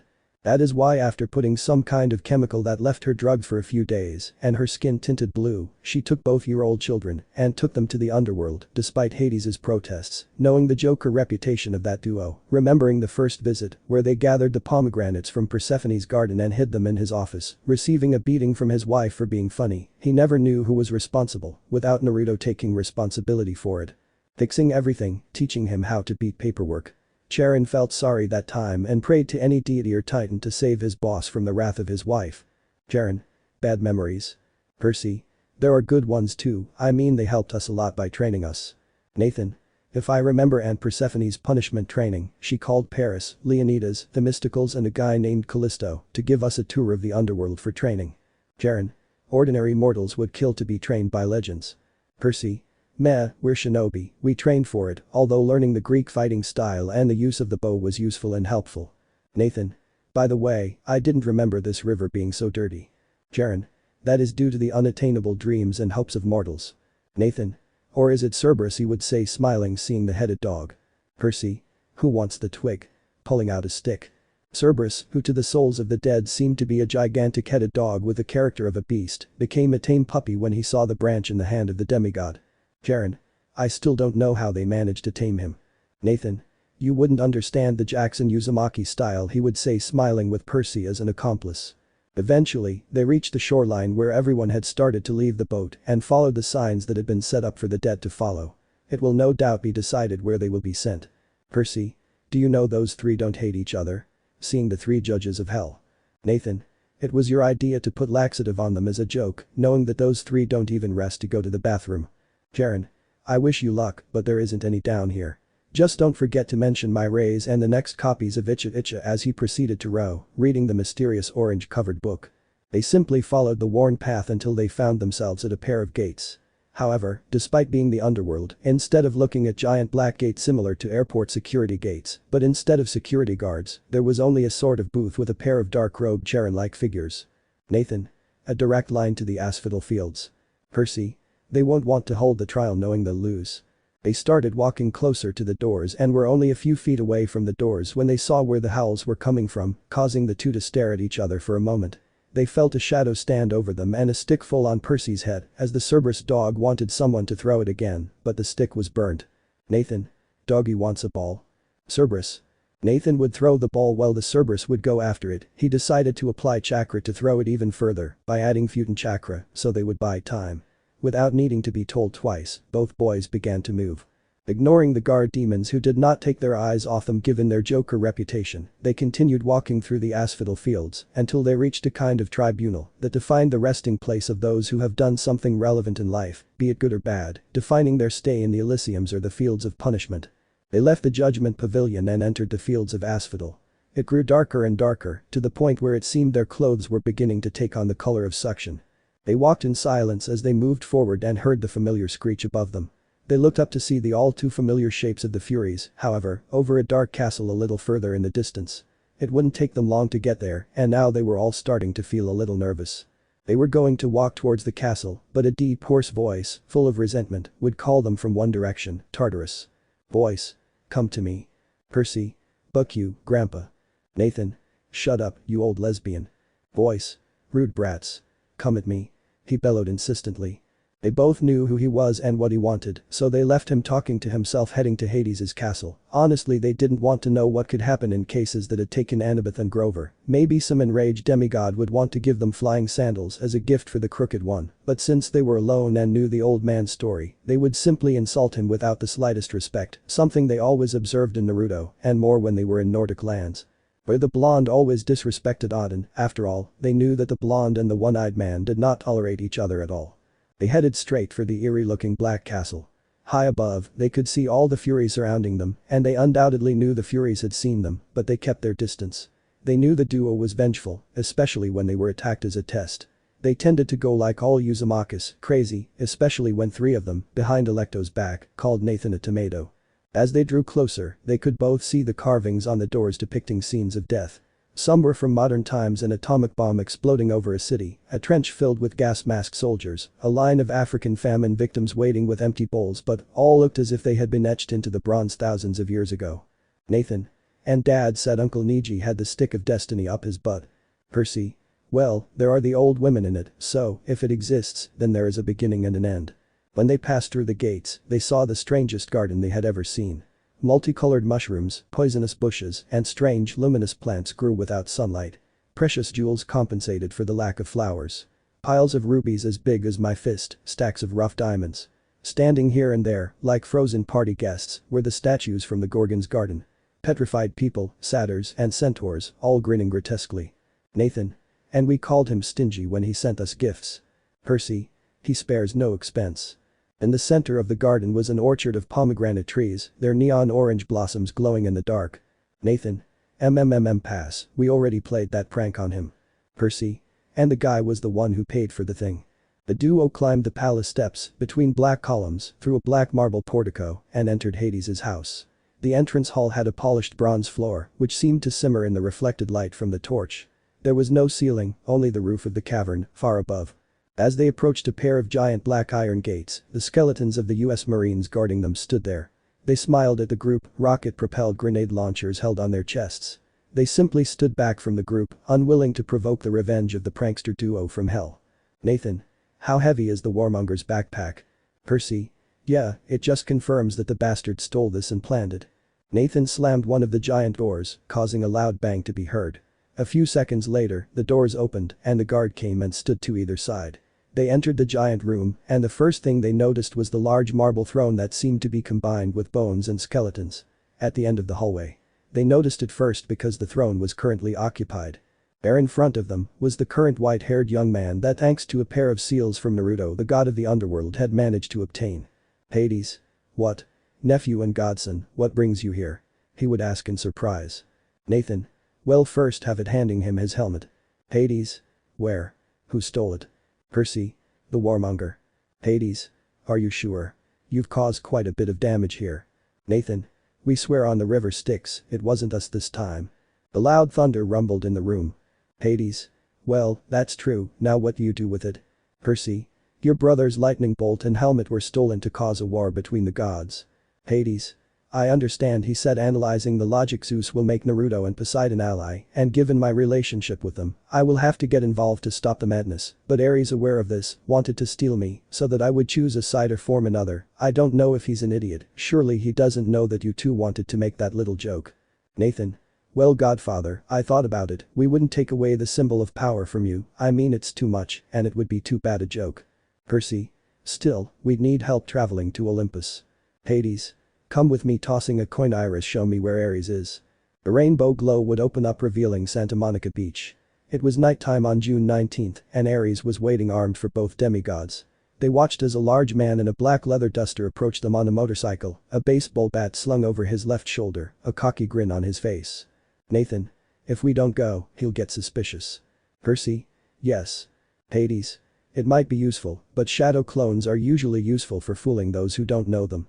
Nathan. You're right. Percy. Yes. Nathan. Why Percy? The Percy and a Nathan appeared in front of them. Nathan. You already know the plan. Percy. Distract Ares so we can get to Olympus. Clones. Yes boss, vanishing into Haration. Hades. I guess it's my turn to drive. Percy. Are we going in your car? Nathan. A golden chariot pulled by spectral black Pegassi. Hades. If Apollo uses a Maserati, would you think I wouldn't use the wonderful inventions of humans? Opening a kind of garage, showing Hades's car. Percy. Do you have a Lamborghini Aventador? Hades. Apollo uses the latest gold Maserati, Ferrari, and Rolls-Royce models to serve as solar cars. After that, the three of them would get into the car heading to Olympus, while the clones would face a certain war-mad god. Let me know in the comments below if you guys want the next part. Also check out my other video that has been shown in left. Thank you for watching. If you enjoyed this video, please like and share this video. And have a fantastic day. Bye.